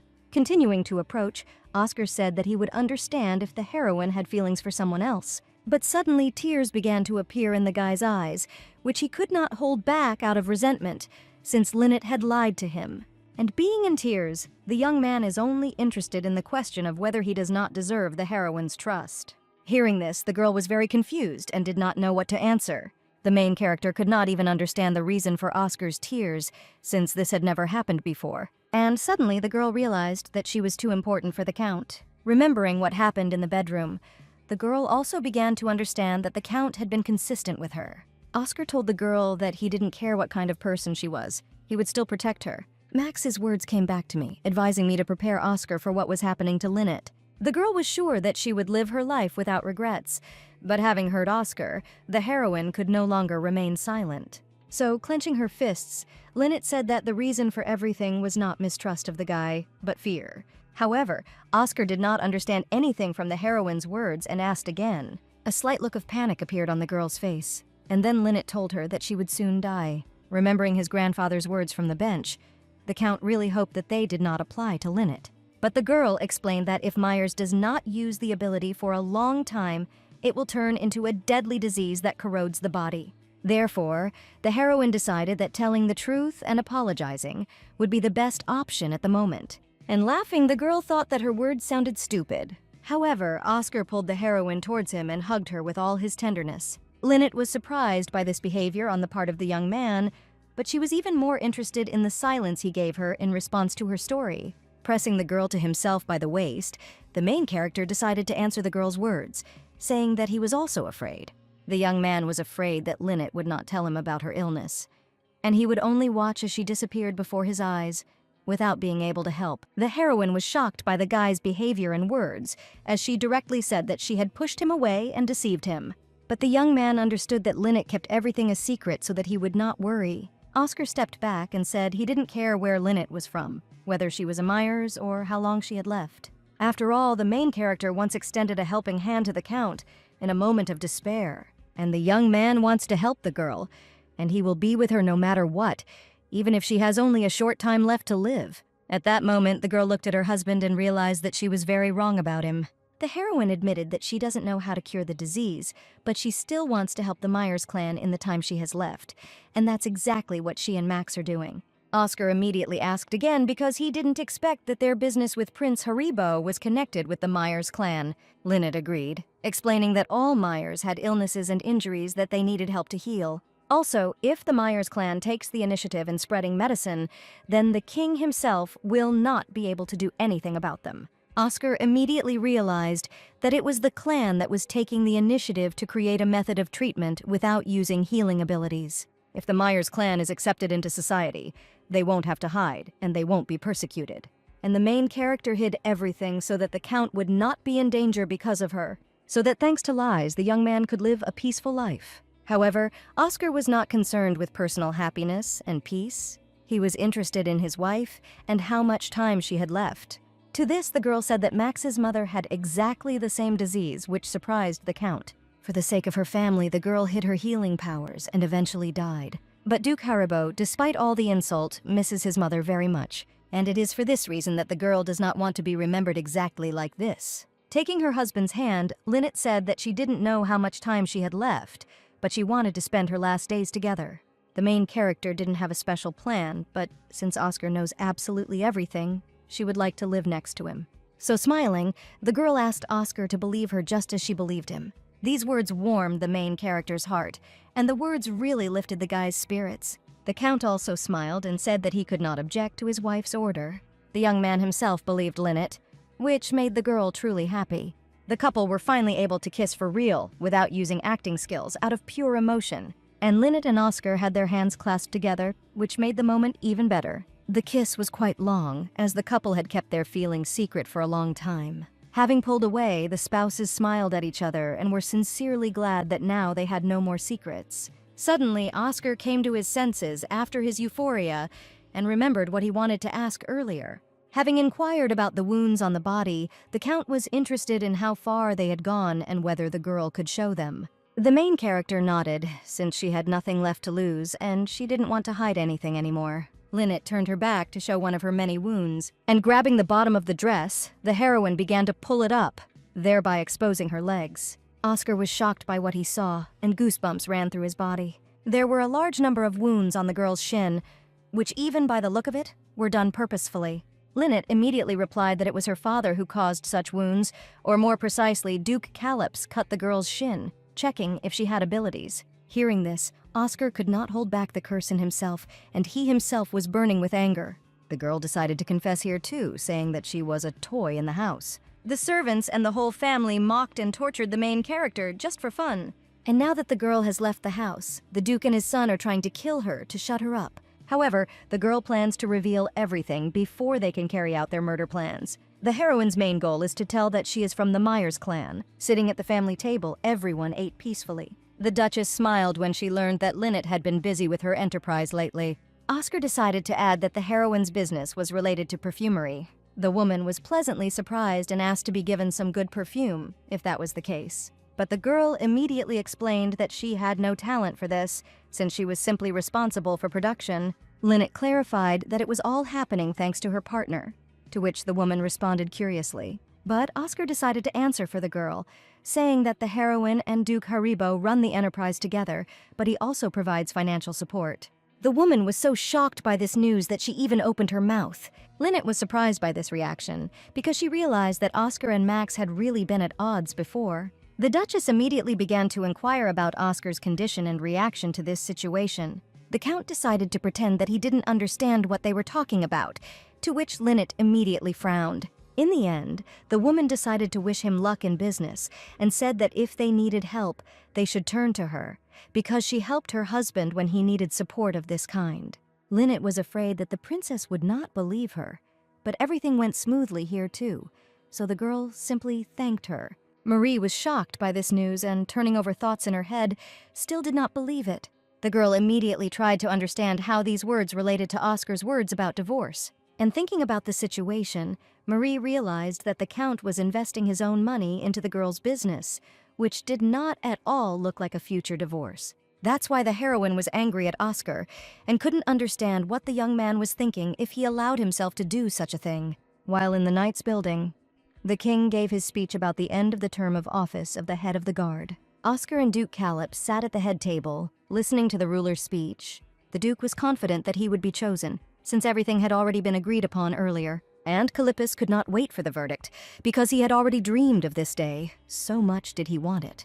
Therefore, the man, looking at the king, waited impatiently for him to pronounce his name and announce him as the head of the guard. Suddenly, to the Duke's surprise, Sir Howard rose from his seat. The man decided to clarify that the reason the head of security and the king himself were here was only because they wanted to see a fair choice. And that's why Howard is delegating the vote on safety management issues to those present at the meeting today. Everyone in the room looked at each other uncertainly at this news. The Duke became furious at this information, and veins even appeared on his neck from anger. Oscar, meanwhile, was watching Calip's from the side with great pleasure. Howard continued to say that voluntary applications and recommendations are welcome during the discussion. After these words, the Duke immediately stood up as a volunteer for the role of leader. Although the man was surprised by the change in the method of choice, this does not change his victory, because the Duke is the only candidate. Suddenly, Oscar stood next to the prince, introducing himself as the second candidate. The head of security immediately announced the names of two candidates who were going to compete for the position. Both the Duke and the Earl are talented men who are devoted to the kingdom, and before voting, the people were able to exchange opinions about the candidates. But Calip's immediately raised his hand, to which the whole hall paid attention and fell silent. The man clarified that he had served the kingdom for 20 years, and everyone knew about the contribution he had made. Then, deciding to point out Oscar and the fact that he had not even held a sword in his hand for 10 years, the prince immediately made it clear that there was no place for newcomers here. Everyone in the hall began to discuss these words because, in their opinion, the Count was really too young for such a role. Oscar decided to agree with Sir Calip's opinion, because there really is nothing more important than experience. But then the Count clarified that the Duke's experience was in the kingdom of later, not Martin, which immediately made the man angry. And the young man asked Calip's how many of the 20 years were dedicated to the kingdom of Martin. These words made people think again, because many years of experience is good, but the battles were not for their kingdom. The man immediately became enraged and clenched his jaw, barely restraining himself from the desire to hit his competitor. So the Duke immediately told Oscar to be careful with his words. The king, seeing the tense situation, decided to change the subject, saying that both candidates were outstanding knights. Therefore, the man decided to postpone the vote, since such an important choice requires more time. After asking Howard's opinion, the king also heard agreement with his decision. After all, there is still time before the end of the man's service, so the meeting can be postponed. Oscar is happy with the outcome as he accomplished his goal, since he just wanted to buy time. And Oscar will definitely take revenge on everyone who tormented Lynette and drove her into this situation. And the young man will start with Duke Calip's, because of whom it all began. Oscar was too serious, and he was going to make things much worse for the Duke than for the girl. As a result, the meeting ended immediately and everyone began to disperse. But the Duke did not like Oscar's actions and words, so he stopped him, grabbing his hand. And as soon as the Count turned around, the man sternly asked what the young man had done. After these words, Oscar took his hand back and, politely turning to the prince, he asked what he meant. Duke Calip's immediately explained that the Count could have become the head of the guard's son-in-law if he had not interfered and created disorder. The young man thought that the man was saying quite interesting things. Therefore, Oscar assumed that if he took the place of the head, the honor would still go to the prince. These words only angered Calypso, and he asked if the count had decided to turn his back on him. And frowning even more, the man made it clear to Oscar that he would not succeed and that he would not cope. But the young man explained that becoming a security leader is a goal every knight should strive for, so he does not do this out of hostility towards the Duke. Calypso responded that there is forced egoism and greed in the world, but greed must also be done wisely, taking into account the circumstances. At this point, Oscar began to analyze what was happening and realized that further conversation would only lead to a quarrel, so he began to think about stopping there. So the count pretended to be sorry and said that he had not expected to offend the prince so much. And continuing, the young man warned that he would think about all this before the next meeting, and thus angered the prince. Oscar also added with a smile that knowing what is best for the wife is a virtue of a husband. After these words, the count wondered whether this meant that he was putting up with this for Lynette's sake, and understood the sincerity of his love for the girl. But the Duke interrupted the young man's thoughts, saying that it would be good if he thought about his decision. Oscar ignored these words and said that Lynette asked him to do something. Duke Calypso was greatly surprised and confused by these words, so he asked again. Already upon returning to the mansion, the man was greeted with a bow by the maid, while he was pleased with something. The prince immediately asked the girl who, besides her, had worked on the estate the longest, to which she, without a doubt, named her colleague. Agreeing with this, the man said that he had heard a rather interesting story. After the meeting, Oscar said he assumed that Lynette was lonely, so he asked to send the servants with whom she communicated. Speaking of this, the Duke was glad that everything would now work out, because during the wedding, surveillance had been difficult since the couple had refused servants. Having thought everything over, the prince called the girl his favorite servant, and she understood what he meant. Therefore, as soon as the girl looked up, she said that since the lady felt lonely, they would help her. Calypso liked this attitude, and added that the servants should have fun with the main character as they wanted. After these words, one evening a carriage drove up to the entrance with the aim of picking up the children. The girl was surprised by Oscar's strong love for Lynette, because he said that he wanted to make a surprise and sent a carriage 2 days later. And having resigned herself to the fact that it was better for her, the maid realized that it was very difficult to work, pleasing the Duke, because for every mistake, he beat her to death. Having thought everything over, the girl asked the young man if he knew what to do, to which the guy confidently agreed. At that moment, Sylvia got out of the carriage and said that she had come on Count Roger's orders. The girl immediately turned towards Kane and asked him to help the guys load the luggage. The heroine politely invited the guests to get into the carriage. The maid boarded the transport with the thought that, compared to the Duke, Lynette was nothing, and the girl will introduce the main character to things that she forgot about, thanks to her husband. As a result of the journey to the mansion, the maid fell asleep and woke up from the fact that their journey no longer continued. Looking back, the girl realized that they were not in the estate, so the carriage stopping scared her a lot. The maid immediately began to shake the young man in a panic, trying to wake him up, but he did not react in any way. But after some time, the young man also opened his eyes and began to look around. And not seeing the right location, the guy immediately wondered in confusion why they stopped here and not at the estate.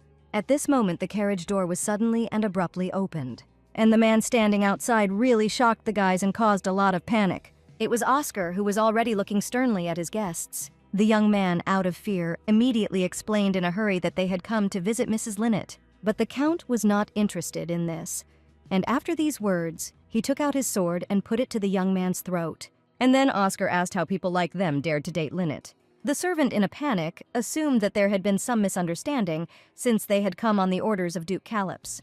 The Count agreed with these words and said that he himself asked for this. After all, Oscar will destroy them with his own hands, having tormented the main character more than anyone else. At this point, Sylvia interrupted the Count, warning him that dawn was approaching and that he needed to hurry in order to return to the mansion unnoticed. But the young man believed that quick reprisals were a luxury for such people and asked the girl to lock them up and give them a minimum of water and food. Having realized everything, the young man immediately began to shake with fear and scream in panic. The servants begged Oscar for mercy, explaining that they were doing all this against their will. The girl agreed with her colleague and said that the Duke had threatened them. But the Count did not believe it, because Lynette told him all the details. And those servants who brought the heroine bread or soup and apologized for the beatings were eventually kicked out of the estate. which meant that the servants who had been with Duke Callops for such a long time, his loyal minions, had tormented Lynette the longest. Therefore, Oscar warned that it would be better for the boys not to think about returning alive.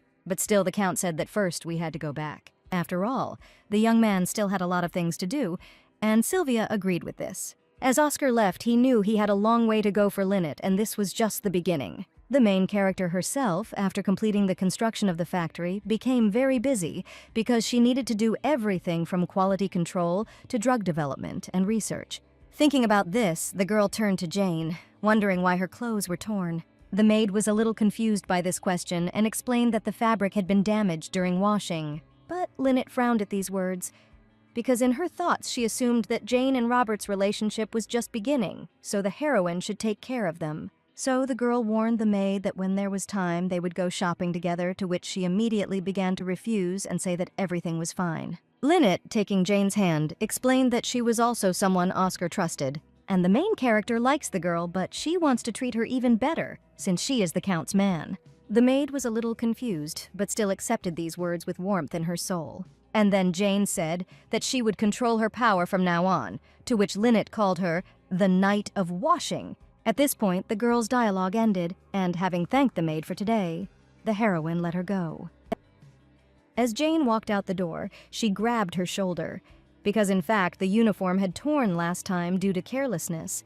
But she was glad that Lynette believed the excuse. But the maid was suddenly stopped by Robert, who asked about her gait, suggesting that the girl had hurt herself, to which the heroine replied that she had slightly sprained her ankle. After these words, the young man immediately frowned and asked if Jane planned to continue living like this. Jane was confused and couldn't answer, so she just looked at the young man in silence. Not hearing an answer, Robert continued and said that it was not right to risk one's own body like that, and the girl immediately felt awkward. After a couple of seconds, the maid finally explained that it was not difficult for her, since she was helping her mistress in this way. But Robert didn't like this answer, and he called this desire to help, sacrificing himself, stupid. Jane was outraged by this because it was her choice, and she was happy that in this way she could repay her saviors. After these words, the young man did not change his opinion, and frowning, repeated that he considered the girl's position stupid. Then the young man turned in the right direction and called the heroine to him to help her. Jane was shocked by her colleague's behavior and assumed that Robert spoke harshly on purpose because he was worried about her. And realizing that the young man had always treated her well, the heroine thanked him and followed him. At this time, Lynette was sitting in her office developing drugs, and after a long time, the main character finally managed to make a medicine that cures the servant's epilepsy. Looking happily at the bottle, the girl understood that the knowledge she'd received about herbs from the guild and Aunt Potter had really helped her a lot.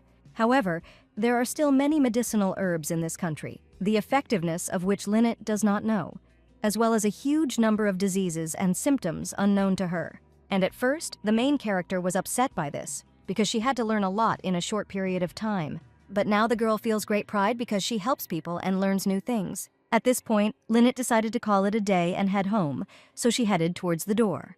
Coming out of the office, the heroine saw Max and Oscar, who immediately drew attention to her. And while the Count had just begun to greet his wife, the girl had already run up and instantly hugged the young man. Lynette stepped back and thought about how lucky she was to have such a handsome husband, and decided to ask how long he had been waiting for her. Oscar stood there, embarrassed, looking back at the girl, choosing his words. In the end, the young man replied that he had not waited long at all, but the heroine did not believe him and called him a liar. At this time, Max, watching from the side, said that the Count had been waiting for his wife for a whole hour, to which Oscar sullenly asked him not to interfere. Lynette was shocked by this, because she realized that the boys had been talking for an entire hour, and upon realizing this, the girl immediately considered their conversation creepy. But the Count interrupted the heroine's thoughts and asked if she was ready to go to the dance evening, to which Lynette replied that she had everything prepared in her room. After these words, Oscar happily told that today he would finally meet Cordelia,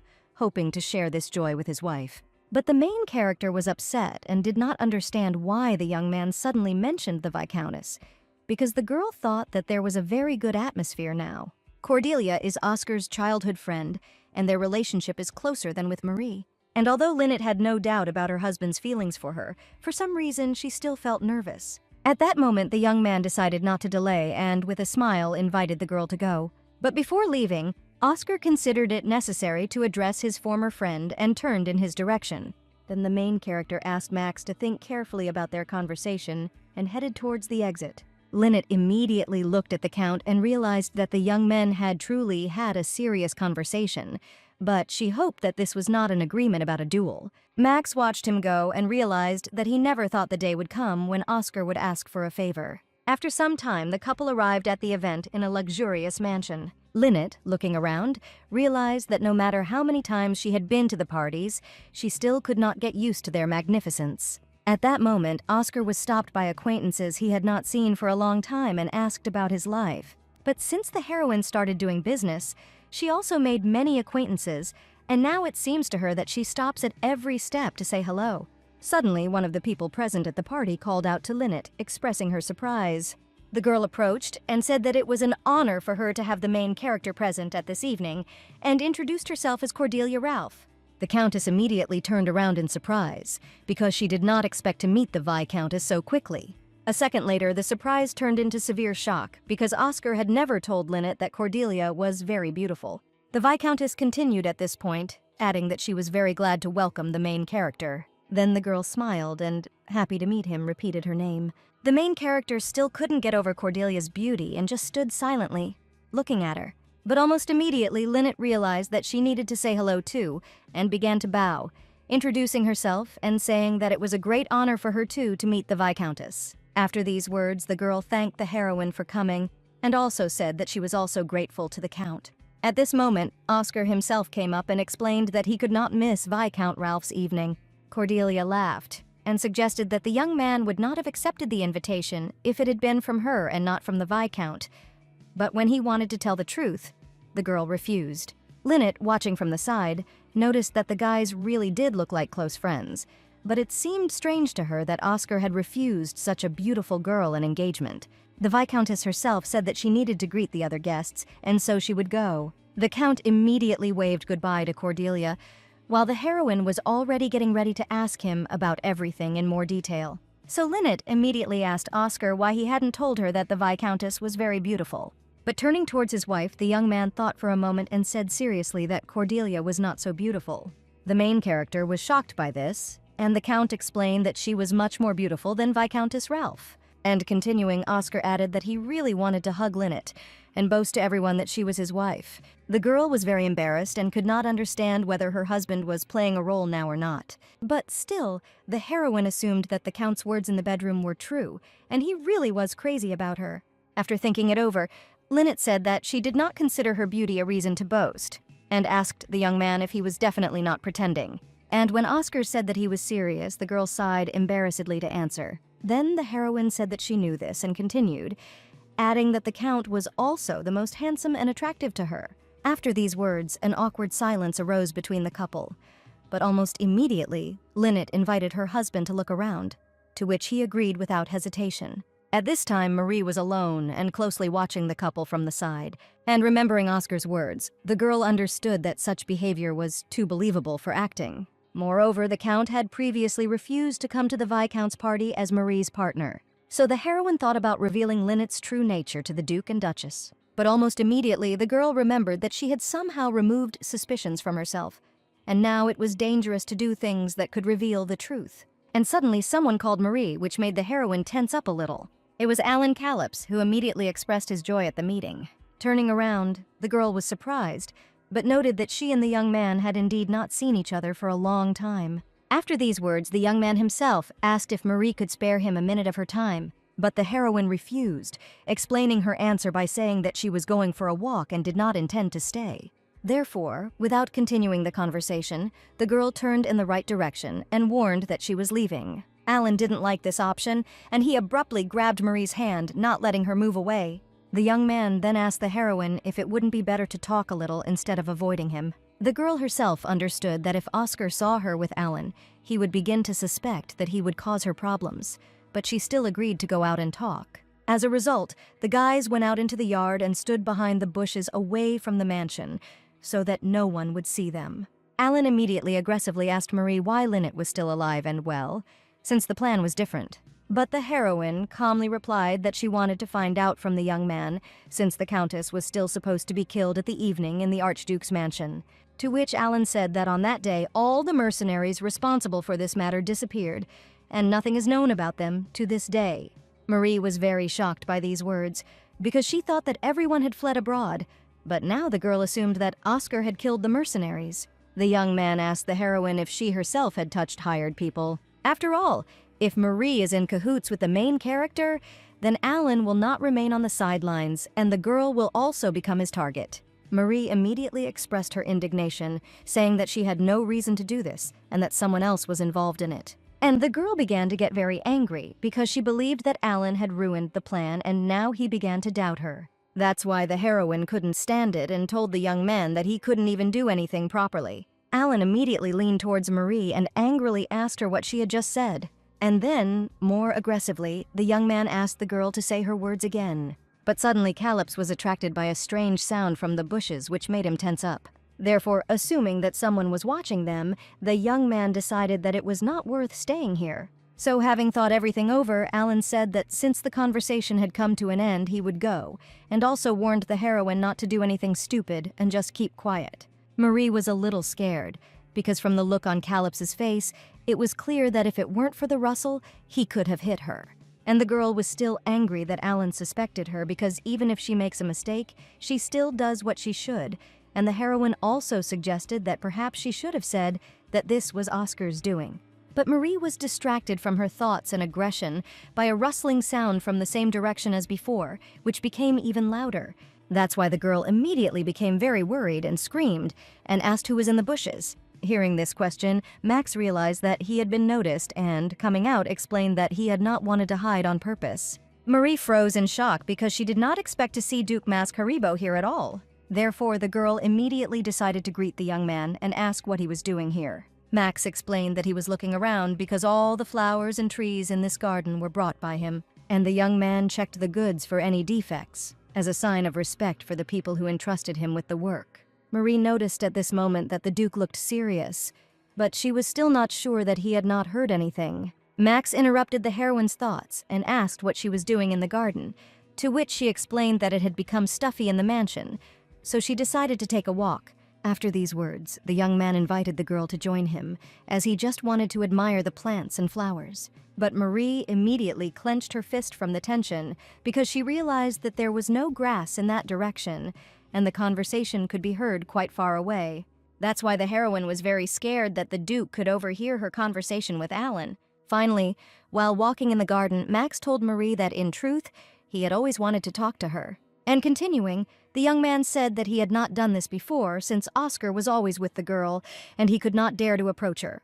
Marie was lost in thought and did not understand what exactly the Duke was talking about, since he usually does not talk to anyone in social circles unless the conversation concerns business. But still, the heroine explained that Oscar is a married man, and whoever she is dating, he has no reason to interfere. Max smiled at these words and immediately expressed his joy if the girl really hadn't lied to him. Marie, such a reaction led to even more misunderstanding, so she decided to change the subject and inquire about the Duke's common business with Lynette. And the young man replied that the Countess had a huge interest in perfumery, and he thought her idea was good for the enterprise, so he offered cooperation. Hearing this, the heroine immediately asked Max if Oscar was against his and Lynette's affair. The Duke jokingly suggested that Marie considered him an immoral man interested in someone else's wife, but the girl immediately began to deny it. And Marie also explained that Max was quite popular in female circles, so she wondered if Oscar was worried about this. To this, the young man replied that if the conversation does not concern a business topic, then he does not even talk to people who are not interesting to him, because he does not want to waste his precious time. After all, at this time a young man can talk to a beautiful girl like Marie. The heroine was greatly shocked by these words, and she did not know what to answer, so she silently looked at the prince. And Marie also tried to understand if Max really had any interest in her. But the young man interrupted the girl's thoughts and said that today there were many people he needed to greet, so he thought it was time to end the conversation. The heroine agreed with this, as she was also thinking about returning. And after saying goodbye, Marie, when she was left alone, exhaled, since she was almost completely sure that Max had not heard her conversation with Max. In addition, the girl assumed that the Duke had a romantic interest in her, and she liked it. because now there may be a way to resolve the situation without relying on Oscar. At this time, Alan returned to his mansion, where he was immediately greeted kindly by a servant. The young man immediately noticed that the servants had suddenly changed. After all, they always looked down on Alan and mocked him because his father ignored him. Especially the maid. Her arrogant behavior was like she thought she was the owner of this estate. And for the boy, it was a relief that the previous servants had disappeared.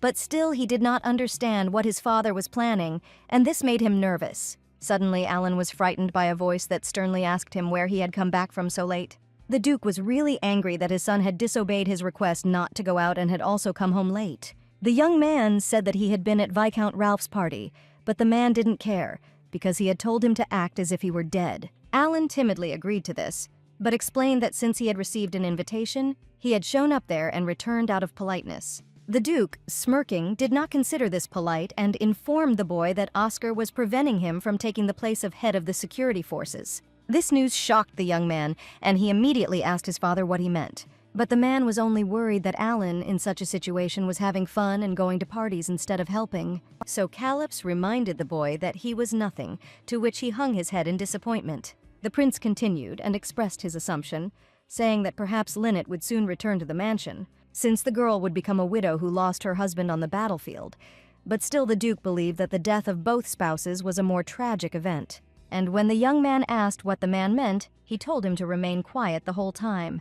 And if Alan gets caught again, there will be no forgiveness for him. As he left, the Duke thought about the evening after the meeting, when he had a joint dinner with the palace minister and other high-ranking officials. The man was then very tired of distributing jewelry and saying flattering words. But the prince understood that this was an excellent opportunity, which he received by giving his mind to the palace minister. And besides, Oscar Roger will soon meet a terrible death on the battlefield, and Lynette will become an unhappy widow, and, lost in grief for her husband, will eventually throw herself into the lake and meet her death. The prince was also confident that his loyal servants would ensure that the main character ended up in this position. Therefore, the man considered the current course of events to be very ideal, and was pleased with it. After all, everything is going strictly according to the Duke's plan without any problems. At this time, the Count and Lynette were also already on their way to their mansion. The girl herself slept most of the way, but the surrounding environment began to wake her up. Opening her eyes fully, the main character looked at her husband with a slightly puzzled expression. A second later, Lynette was in shock, and the only thing that bothered her was how long she had slept on her husband's shoulder. But Oscar interrupted the girl's thoughts and explained that the road was uneven, so in order to sleep further, she could lie down more comfortably. The heroine felt good, as if her heart was filled with a soft warmth, and she assumed that this was because she and the Count had been drinking and talking about different things during the evening. While Lynette was thinking about everything, the carriage had already arrived at the house, and the young man considered his wife tired, so he asked her to take a bath and go to bed. The main character herself stood silently opposite, and did not understand why Oscar was behaving differently today. The girl assumed that the Count was saying all this out of concern for her, but it still seemed to her that the young man's voice now sounded especially sad. But noticing that her husband was looking at her with confusion, Lynette immediately said that everything was fine and added that he too should go and rest. After these words, Oscar turned towards the door and, continuing to look at the heroine, listened to her and began to leave. The Countess looked after him, upset and a little embarrassed. And a second later, the girl grabbed the young man by the hand, not allowing him to continue walking. Oscar immediately turned around worriedly and asked the heroine what had happened. Lynette realized at that moment that everything had happened unconsciously, due to the overwhelming sadness, and so she became confused. But still, despite everything, the main character did not want to miss this opportunity and invited the Count to spend the night together. The young man was very shocked by these words, and he froze in place. And after some time, Oscar found the strength in himself and asked if the girl really wanted to sleep in the same bed. Lynette began to get angry, as the Count did not understand the hints and decided to act more directly because she really pushed the guy away for some time. Already in bed, the young man was getting ready to go to sleep, so he wished his wife a good night. The girl lay there dissatisfied and could not accept that they would really just sleep, without even holding hands. So Lynette didn't wait any longer and immediately hovered over the Count, assuming that there was a misunderstanding. Continuing, the heroine explained that she now wanted something more than just sleep, but Oscar still didn't understand what exactly the girl was talking about, so he began asking additional questions for clarification. Lynette ignored everything and kissed her husband without a word, greatly embarrassing him. After the kiss, the Count lay there, numb with awkwardness, as he had not expected such a turn of events. Seeing that there was no reaction, the heroine frowned because she didn't think that the young man would be so slow-witted and that she would have to do everything herself. But still, albeit with difficulty, Oscar said Lynette's name, preparing to act. Therefore, in a split second, the Count was already on top and moved the girl to the other side of the bed, to which she questioningly said his name, and the young man repeated the words that he seemed to be crazy about Lynette. For this reason, Oscar wondered how the Countess could attack him without fear, not knowing what he could do to her. The main character was a little tense about this, and she couldn't answer anything. Oscar did not waste time and began kissing his wife's body, starting from her neck and lips, moving lower. But Lynette became worried and pushed her husband away, starting to stutter and blush even more. The Count listened and explained that by treating the heroine as he saw fit, he might incur her hatred, and so he was always careful and did not want to be too greedy. Without giving the girl a chance to answer, Oscar added that he knew he deserved this opportunity. But continuing, the young man asked his wife if she really wanted more. The main character noticed from the young man's look that he truly desired her. So, putting her arms around Oscar's neck, Lynette said that she couldn't hate him, and asked if he would hate her if she became a little greedy. The young man immediately and without hesitation answered this question negatively. Hearing this, the main character asked the Count to hug her tonight and sleep like that.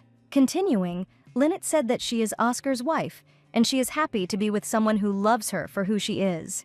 The girl also said that she thought for a long time about how to respond to the young man's confession, and asked not to think that she accepted it only because he insisted. And although the main character does not know whether she will be able to fully convey her feelings, she will try, because she loves Oscar with all her heart. The Count was embarrassed and shocked by such a sincere confession, but still remained very pleased. Therefore, the young man did not hesitate and immediately tenderly kissed his wife. Lynette, although a little awkward, responded to the kiss almost immediately, and the couple enjoyed each other's presence. But suddenly someone knocked on the door, and the heroine turned her attention to the source of the sound, asking who was there. At that moment, Oscar calmed the girl down, saying that everything was fine, and asked her to look only at him. But the servant standing behind the door asked for forgiveness, and insisted as an urgent matter had arisen.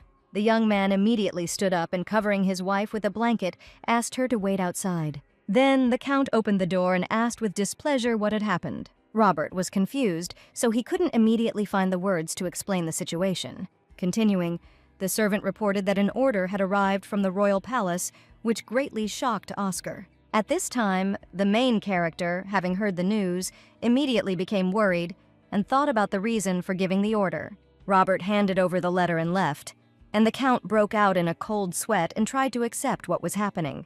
Lynette immediately got out of bed and went to her husband, asking about the contents of the letter. Oscar did not delay the moment and told that he was ordered to enter the battle tomorrow. The heroine immediately asked again in fear, to which the young man replied that he needed to start preparing. And after these words, Lynette realized that Oscar was a knight, so the kingdom could call him to the battlefield if necessary. The girl was also frightened by the fact that the time of the Count's return was unknown, and their relationship had only just begun to develop.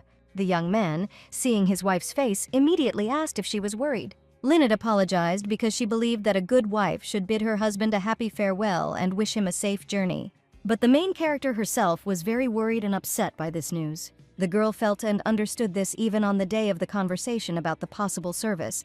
But now, when everything was happening, she did not know what to do. Oscar, hearing this, laughed a little and apologized, because he was pleased to see that Lynette was worried about him. The main character did not like her husband's reaction, and she immediately expressed her indignation. But continuing, the Count said that at the same time he felt a heaviness in his heart, thinking that the girl would wait for him and suffer. The young man also explained that he could not stay away, but he would try to return as soon as possible, and on the day of his return, he would bring Lynette beautiful flowers that looked like her. The Countess was very touched by the idea of flowers, and she looked at her husband with warmth. Then the heroine said that she would be looking forward to Oscar and the flowers, so she asked him to make sure to return safe and sound. After listening to Lynette's wish, the young man promised that everything would be as she said, and went to get ready. A few days later, the Count had already arrived at the required military camp. Oscar had been told earlier that due to the war that had been going on for several months, all the knights and mercenaries were exhausted, and seeing everything with his own eyes, the young man realized that this was true. The commander of the 1st Night Squad of the Eastern region immediately thanked the protagonist for the journey he had made. But the young man himself, getting off his horse, said that there was nothing complicated about it and headed towards the commander. The man explained that they should be grateful to Oscar, since they did not even ask for support from the royal palace, but he came anyway. The Count was misled by these words because he had received the order from the royal palace, but for now, the guy decided to remain silent. The commander continued at this time and said that due to the long war, the enemy was also exhausted, and they noticed a few days ago that the enemy troops near the border began to retreat. And adding, the commander-in-chief said that if the remaining enemy troops did not retreat, they planned to penetrate deeper and strike at their camp. Oscar accepted the plan of action and asked about the request for support, to which the man explained that despite the lack of a request for help, they had received a message a few days ago that it would be sent to them. The young man remained silent, but he himself considered it all very suspicious, and the Count decided to check everything himself first, because if he could return home faster, it would be for the better. It was already night. The young man was in his tent and trying to sleep. But thoughts about Lynette did not allow Oscar to even close his eyes for a little while, as he missed his wife very much. And despite the fact that the young man asked Sylvia to look after the girl, he was still worried. The Count also realized that bringing flowers similar to the heroine would now be problematic, because in such a place it would be unlikely to find a beautiful flower similar to Lynette. But suddenly Oscar's peace was disturbed by some rustling outside.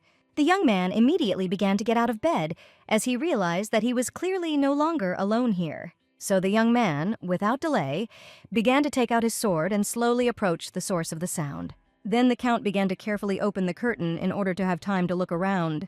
There was a young man standing next to the tent, and Oscar held a sword to his throat and asked who he was. Examining the uninvited guest, the main character realized that he had seen him somewhere before. It was one of the mercenaries whom the Count had noticed as soon as he arrived at the camp.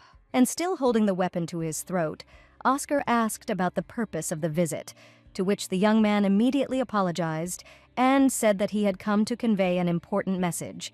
The young man, in turn, warned that he would not forgive him if he did something stupid. These words greatly frightened the mercenary, and now it was difficult for him to find the words to explain what was happening. But after a couple of seconds, the young man nevertheless informed the Count that someone was targeting him. Oscar immediately began to think about what was said, but he was not sure that he could trust the mercenary, assuming that he would try to attack him by surprise. Therefore, the main character first asked the young man why he should believe him. The mercenary, in fear for his life, said in a trembling voice that he knew Lynette. The young man was shocked by these words and asked again to make sure and find out the details. The young man, without hesitation and slightly panicking, said that the Countess had once saved him, and that is why the mercenary wants to repay the kindness and came to report that there is someone who wants to harm Oscar. But the protagonist wanted more details, so he asked the young man where exactly Lynette saved him. The young man immediately began to tell that in the past he had participated as a mercenary in the war led by Duke Calyps, and at that time the dying young man was saved by the main character. The Count understood that his wife at that moment had acted and saved the dying mercenary in the same way as she had done to him then. So, putting away the sword, Oscar asked the young man to continue.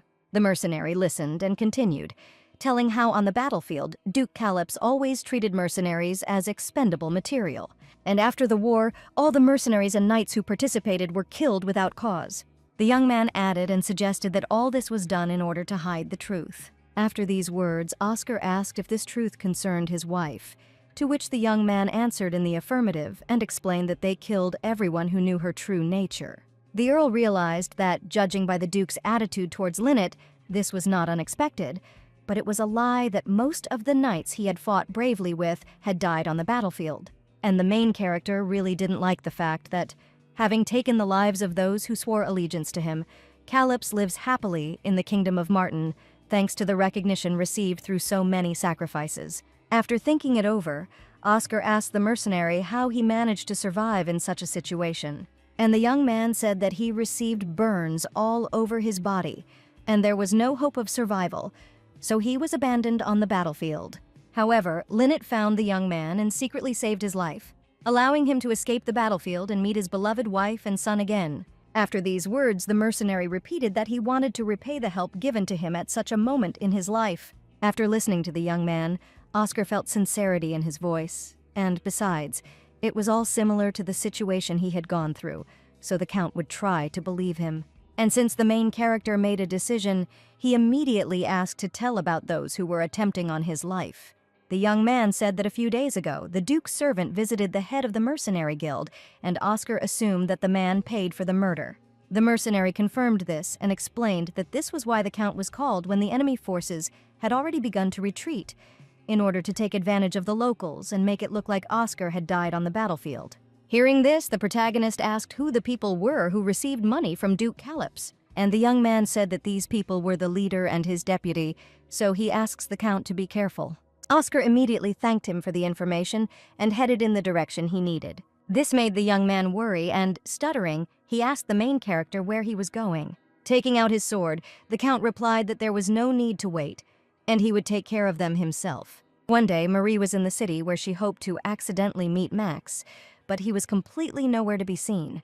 The girl also assumed that the prince really did not hear anything that day, since both the conversations and the behavior were the same as always. Having realized this, the heroine continued to think about and remember what had happened that evening. And Marie became almost sure that Max really liked her, and if so, then switching to him could be useful to her. Suddenly, the girl's thoughts were interrupted by a man who pushed her hard, and at the same moment took the bag from her hand.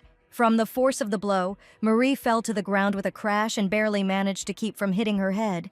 Continuing to sit, the heroine looked after the criminal who was actively moving away from her. That's why the girl immediately started screaming that she had been robbed, hoping that someone would help. Then Marie tried to get up, but immediately fell to the ground again in pain. And after examining her leg, the heroine realized that she had twisted her ankle and now she couldn't get up. So Marie had no choice but to look angrily at the thief, waiting for help.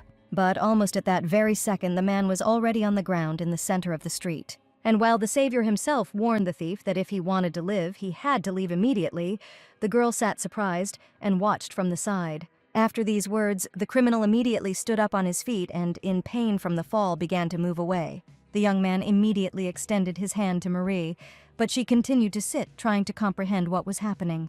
Therefore, Max considered it necessary to inquire about the heroine's condition and find out if she was okay. But the girl froze in shock and simply looked at the young man in silence. Max didn't understand this reaction and asked the question again in order to finally hear what he needed. And at that moment, Marie came to her senses. So she immediately thanked him and replied that everything was fine with her. But as soon as the heroine took the young man's hand and tried to get up, she immediately screamed in pain and with difficulty rose to her feet. Max became worried and began asking if the girl was hurt. The young man also asked not to hide it if Marie was really in pain. The heroine herself stood and thought about whether the Duke really liked her and decided to watch. Max began to worry even more, and assuming that the girl was very scared, the young man promised to catch the thief and asked her to call security for help. But Marie realized that security was probably still investigating the incident at the tournament. So she immediately refused, explaining that she didn't want to disturb busy people. And then the heroine also assumed that Max was also very busy, and she had distracted him greatly from his work. The young man immediately replied that it was important to him since it concerned Marie. After these words, the girl realized that the prince definitely felt sympathy for her, and thanked him for what he said.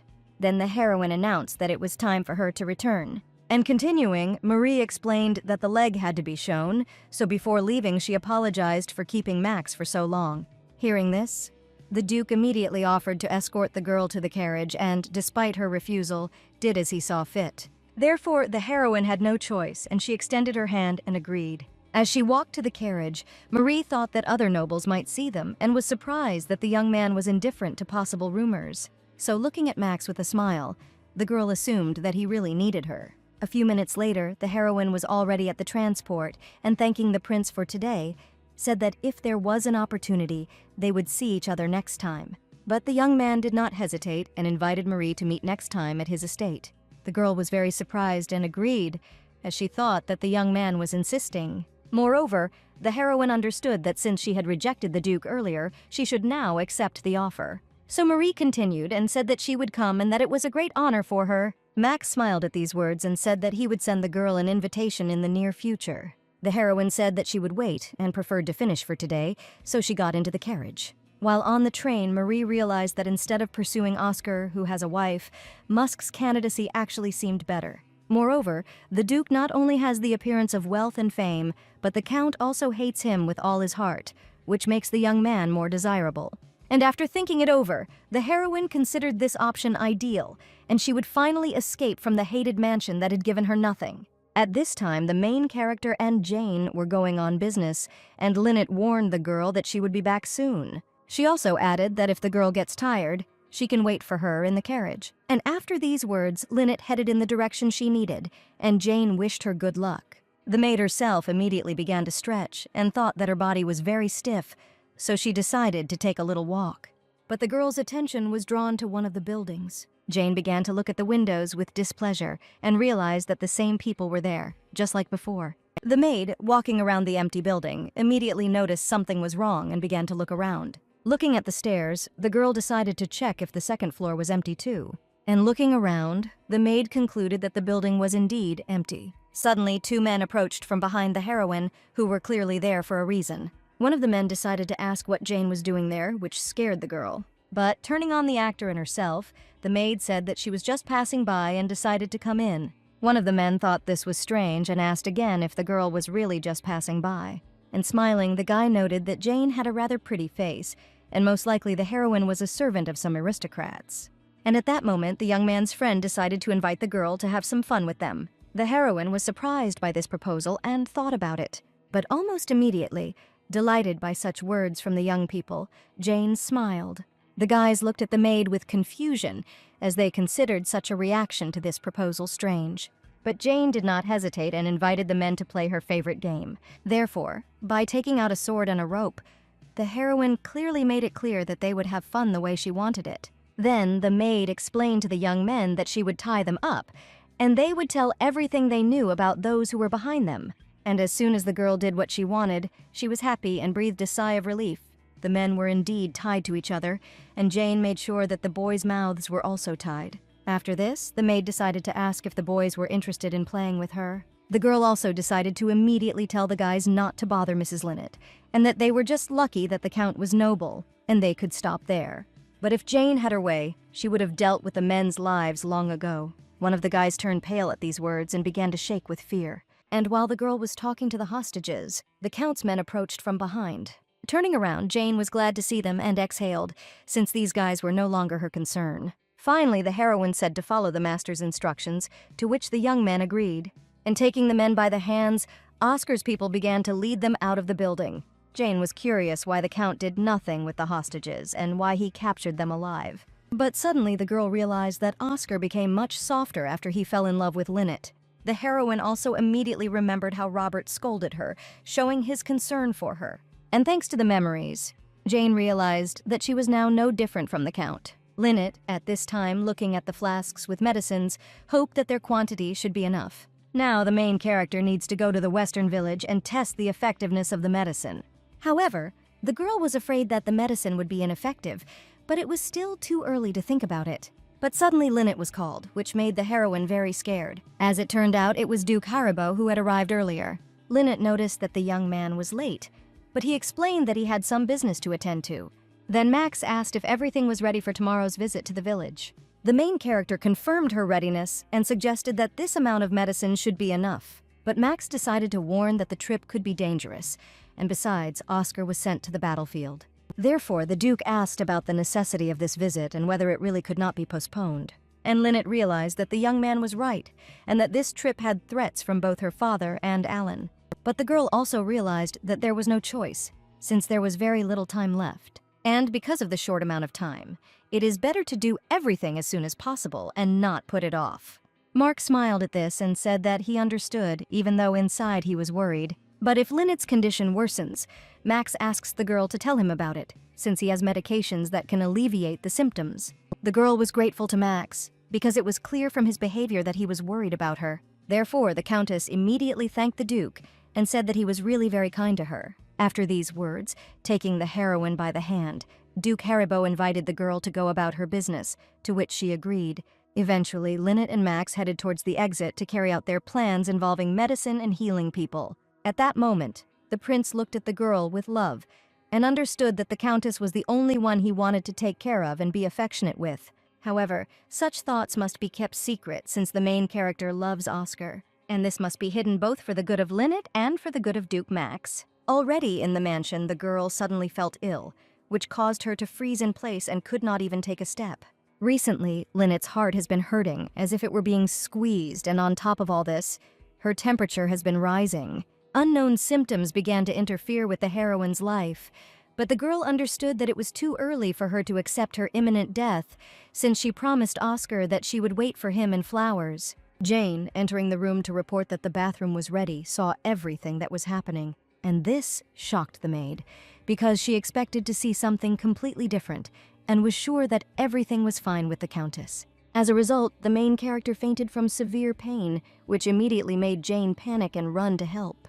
Much time had passed since the maid had discovered Lynette in a faint. The Countess finally began to wake up, but she was covered in a cold sweat. Jane, as soon as she saw that the girl had woken up, carefully took her hand.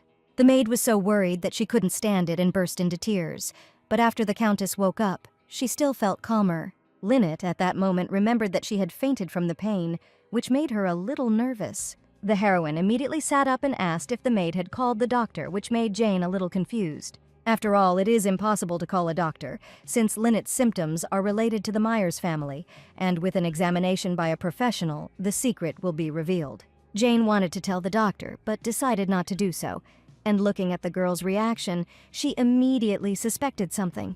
That's why the maid immediately asked if the main character was hiding anything from her. Lynette, looking at Jane's face, tensed up and realized that everything was perfectly visible and clear on her. And since Jane is the Countess's humble servant, she has noticed throughout the entire time that the heroine's behavior differs from what it was before. So taking the girl by the hand, the girl said that Lynette should not be overdone, and she should remain strong, holding on until the Earl returned.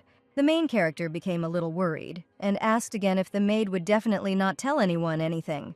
To this, Jane replied that the girl was too smart, kind, and cunning, so if she was hiding something, it meant there were reasons for it. And although the maid initially took care of Lynette by order, now she is completely on the girl's side and will support her in any situation. Hearing this, the main character was surprised by such devotion and trust without any particular reason. Moreover, Jane is not only devoted, she also looked after the girl herself without inviting a doctor. Therefore, having thanked the maid for everything she had done, the heroine promised to tell her everything, but later. However, Lynette asked that until that moment Jane always remain with her. The maid agreed without hesitation and said that she would be there for as long as necessary. Taking the girl's hand, Lynette immediately thanked Jane for her trust, which caused a wide smile to appear on her face. Having finished this conversation, the main character decided, in addition to everything else, to ask Jane for something else. The maid immediately agreed because she really wanted to help Lynette in everything. Already in the morning, when the Countess was going to go to the village, Jane tried to go with her since it was dangerous to go alone, but the heroine was still able to dissuade her and stay in the mansion.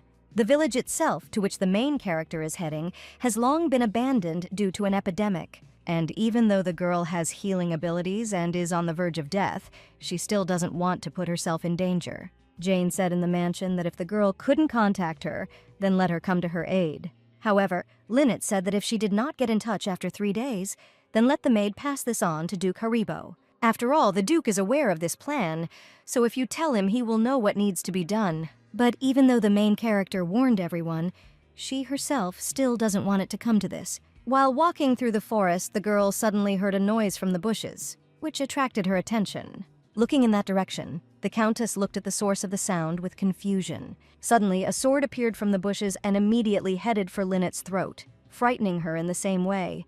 The stranger, who held a weapon to the main character's neck, asked who she was. The girl immediately said that she had come to meet with the head of the village to discuss the topic of the epidemic, but the young man was only interested in who had sent her to them. Hearing this, Lynette looked at him with confusion, as the question seemed ambiguous to her. The guy began to list all the possible people who could have sent the girl, but he still didn't care about the reason for her arrival, and the young man warned her to leave. Because Lynette looks like a noble girl who grew up in an aristocratic family and they don't have time for such people. The Countess was convinced that the village was truly abandoned, and judging by the boy's caution, he considered her an aristocrat who had come to inspect it before sending out a punitive detachment. Therefore, pointing to the medicines, the girl said that she came to treat people from illness, which immediately surprised the young man. The heroine also said that she came here of her own free will and not on the king's orders, and immediately warned that she did not want the village to burn down from the epidemic. So it is the epidemic that is the reason for Linnet's arrival. And having explained everything, the main character strictly demanded that the young man take her to the head. Duke Calyps was sitting in his castle at this time and did not understand why there was no news. After all, quite a lot of time has passed since the man ordered Oscar to be killed. So calling the servant, the man asked if there was any news from the servants. The guy immediately came up and said that since the servants went to Roger's mansion, there had been no news from them. The man tensed up, because if the servants came to the mansion, they were obliged to send a letter, as they were trained to do so. So the Duke announced that he was going to Roger's mansion, which surprised the servant, since he did not think it right to go anywhere without a letter of warning. But the man became very angry at these words and hit the table, showing his displeasure. Since Roger's mansion is the home of the Duke's daughter, he doesn't think he has to send letters before visiting. After listening to everything, the servant immediately agreed and said that he would prepare the carriage. Duke Calyps suspected that something was wrong here, because it was very strange that absolutely everyone was silent. Diana and Rodin are servants, they don't get in touch, and besides, there is no news from the mercenaries, which is surprising and a little alarming. Because if there is no news, then something has definitely happened, but for now, the Duke has no idea about it. And since Oscar is now on the battlefield, that means Linnet is all alone in the mansion. The man was quite happy about this as the girl became more defenseless. So it's time to teach my daughter good manners again. As soon as the Duke arrived at Roger's mansion, he was met by Oscar's servants who blocked his passage. The man was very surprised by the words that he could not enter and did not understand what was happening. The servant, having explained the order, made it clear that no one was to be allowed in until the Count returned, but the prince became very angry because of this, since he wanted to see his daughter. So the Duke began to get indignant and tell the servants to call Linnet, because he was sure that she would definitely let him in. But as soon as Robert arrived, he immediately said that the Countess was also absent from the mansion, and after inquiring about the girl's whereabouts, the man decided that if he wasn't with his daughter, then he would meet with Duke Roger. But Robert replied that Linnet had not informed them of her plans, and besides, Duke and Duchess Roger were also absent from the estate. Surprised by the complete absence of people in the mansion, the man demanded that Diana and Rodin, who were his personal servants, be brought to him. But Robert said that, as far as he knew, the servants had gone with the Countess. The Duke became even more angry and warned that if it turned out that all the words were lies, the young man would have to bear responsibility for everything. However, the guy stood his ground and said that he was just Oscar's servant and was simply following his orders. And continuing, Robert added that he was fulfilling the Count's will and telling everything as it is. Gitter realized that despite all the aggression and threats, he would not be able to get into the estate, so he would have to give in. Therefore, after apologizing to Robert, the man explained his behavior by a strong desire to see his daughter. And turning to the carriage, the Duke said that since that was how it had turned out, he was leaving. After this, the carriage with the man began to move away, and the servants looked after them. The guy standing behind Robert asked if there were servants named Rodin and Diana in the mansion. However, the young man told him to promise him something. Continuing, Robert told the boy to forget the whole conversation he had just heard, as it would be better for both the Count and the Countess. The servant immediately agreed, although he was very surprised by such words. Judging by the mess the Duke was making, it seemed he was beginning to suspect something, which made Robert nervous. So we need Oscar back as soon as possible before Calyps does anything. At this time, the main character finally got to the main person in the village and discussed everything. After Linnet met with the village chief and insistently requested, the chief finally allowed the Countess to examine the sick. Looking at the traces of the disease, the heroine noticed the results after the medicine, which means that it works. So Linnet decided to tell the girl that her condition had improved significantly, and then asked about the appearance of her fingertips. And the girl said that the pain was not what it was before, but it still hadn't gone away. Then the heroine decided to confess that upon Linnet's arrival in the village, she was not at all sure of everything, but now she was sincerely grateful. The main character replied that helping sick people is her calling. After the examination was over, the girl stood up and began to talk about how she wanted to do something for Linnet, despite the fact that the situation in the village was terrible. And taking the heroine by the hands, the resident was happy and continued, saying that the Countess saved not only her, but her entire family. These words made the girl a little embarrassed, and she could not answer right away.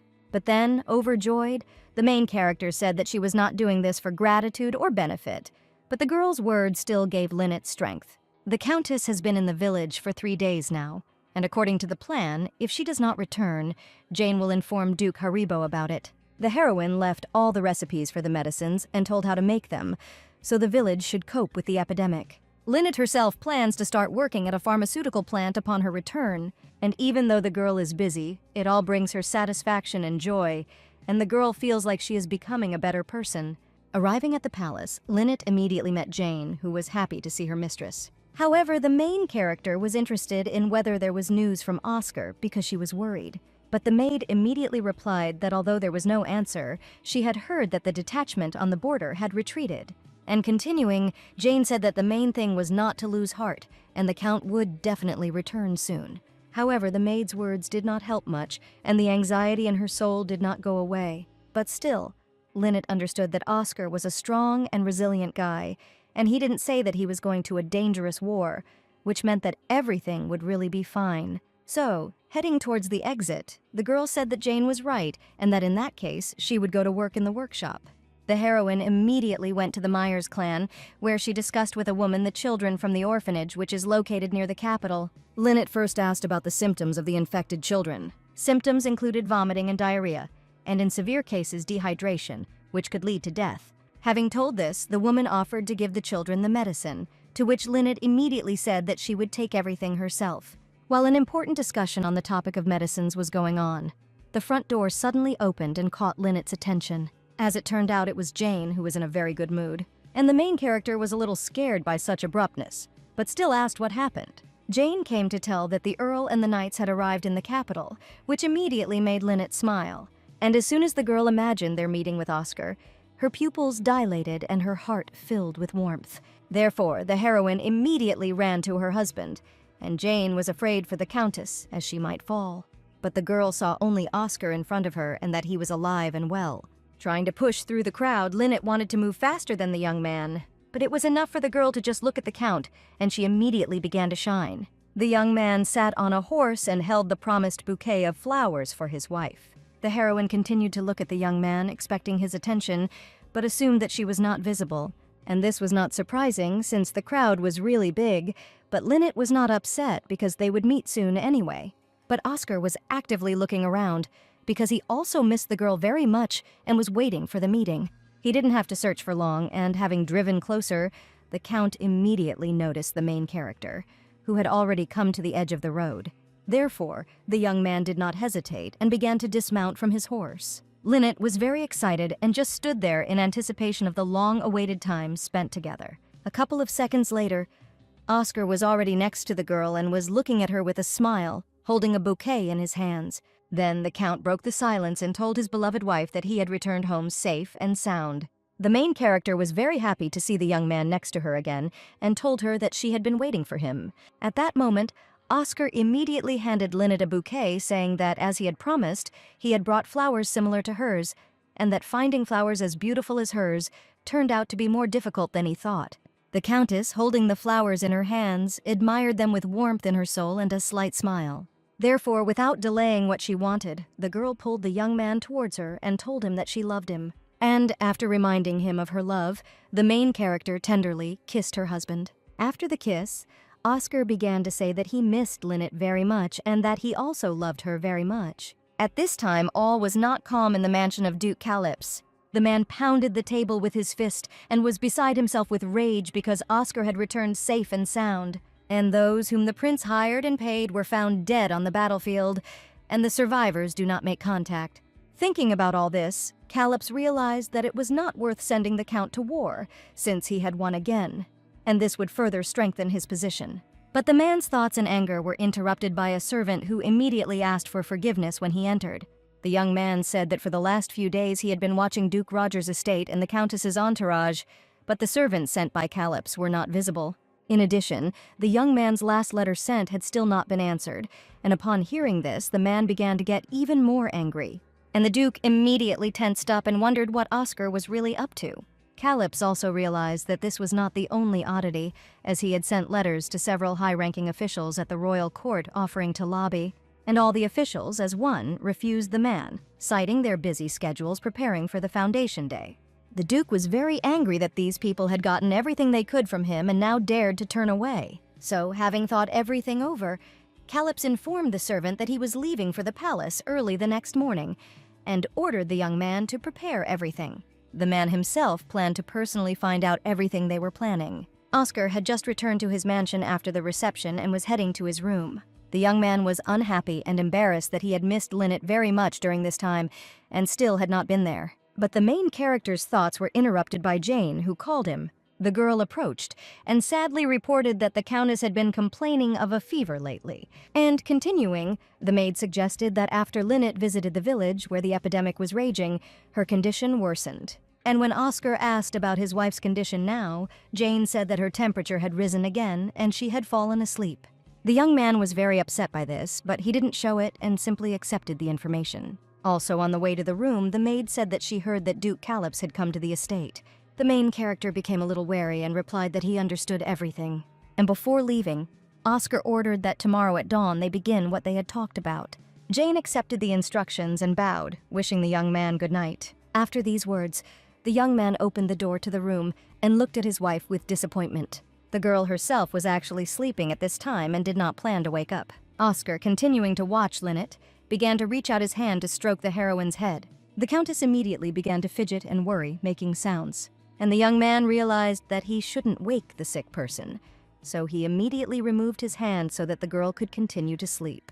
But it was too late, and the main character began to open her eyes and immediately call for Oscar. Seeing her husband, Lynette immediately stood up and asked why he was so late. But without waiting for an answer, the girl pulled the Count towards her and hugged him tightly, saying that she had been waiting for him for a very long time. The young man immediately blushed from such a display of love from his wife, but was still glad that they were finally together. Stepping back, Oscar said that he heard that the girl was not feeling well, and the heroine confirmed these words. The Count was a little surprised by these words, and Lynette asked with a smile the reason for such a reaction, and whether the young man thought that she would say that everything was fine with her, to which he answered negatively. At this point, the main character continued, and admitted that she was very afraid of never seeing Oscar again. But the young man immediately asked where the girl got such thoughts from, because he was now in front of her, and no matter what happens, the young man will never leave Lynette. After these words, the heroine asked her husband to promise her that he would really always be there, and the young man agreed. Then, having discussed everything, the Count immediately kissed his wife. And stepping back, Oscar asked if he could continue what he had started last time. Lynette agreed without any doubts because she herself really wanted it and was looking forward to it. Therefore, the young man did not hesitate and, watching his wife, immediately began to take off his clothes. And then Oscar told the main character that she had no idea how long he had been waiting for this. Having said this, the young man immediately began to lean closer to his wife, anticipating everything that would happen next. Shortening the distance more and more, the Count was already stroking Lynette's leg, moving his hand higher. Afterwards, Oscar pulled back a little and asked the girl to speak up immediately if it hurt or if she wanted to stop. The main character pulled the young man towards her by the shoulders, telling him to continue and not stop.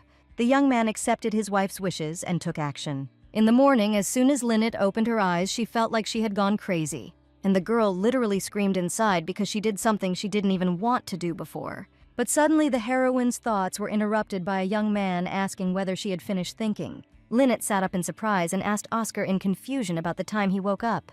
To which the Count said that he had not slept since the moment when the girl stared at him with her round, rabbit-like eyes, and the heroine became a little embarrassed after these words. Besides, Lynette felt very awkward about spending the whole night with Oscar.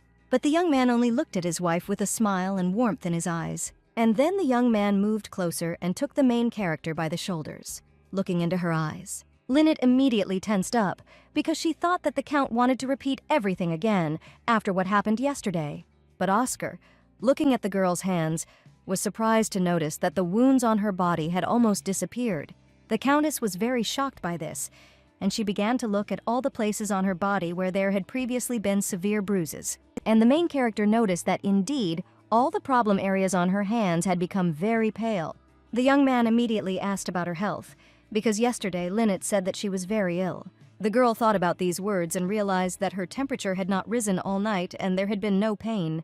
Realizing this, the heroine was shocked, as she assumed that this was all because she spent the night with Oscar. And at that moment, the Count asked whether Lynette had saved a night on the battlefield when she was a child.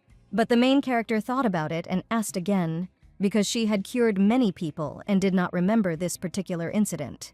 The young man continued and said that he was one of the knights that the girl saved with her power, and he found out about this while gathering information about the Myers clan. And after that day when Lynette healed Oscar, something changed in his body. The main character listened attentively and, surprised, asked to tell more about these changes. The young man felt awkward, so he decided to whisper everything into Lynette's ear. The girl immediately blushed even more and moved away from her husband in shock. And then the heroine asked again if everything was really like that, because yesterday, in her opinion, everything wasn't so bad. But Oscar coughed a little in embarrassment and continued sharing his hypothesis. The young man assumed that Lynette had made a mistake in healing him back then, but after she used her abilities again, everything was back to normal. And after spending the night with the Count and using force, the heroine may have freed her, so now the girl's body is beginning to gradually recover. But the Countess herself did not understand how it worked, and when she managed to correct the mistake, Oscar decided to sum it up and said that the most important thing was that they both felt better. After these words, Lynette suggested that there might be another reason for all this, to which the Count agreed. And then the main character suggested to sort it out together. And then, having kissed his wife, the Count added that time is of no importance in this treatment. At this time, in the Calyp's mansion, a young man informed the prince that one of his servants was found dead near the estate.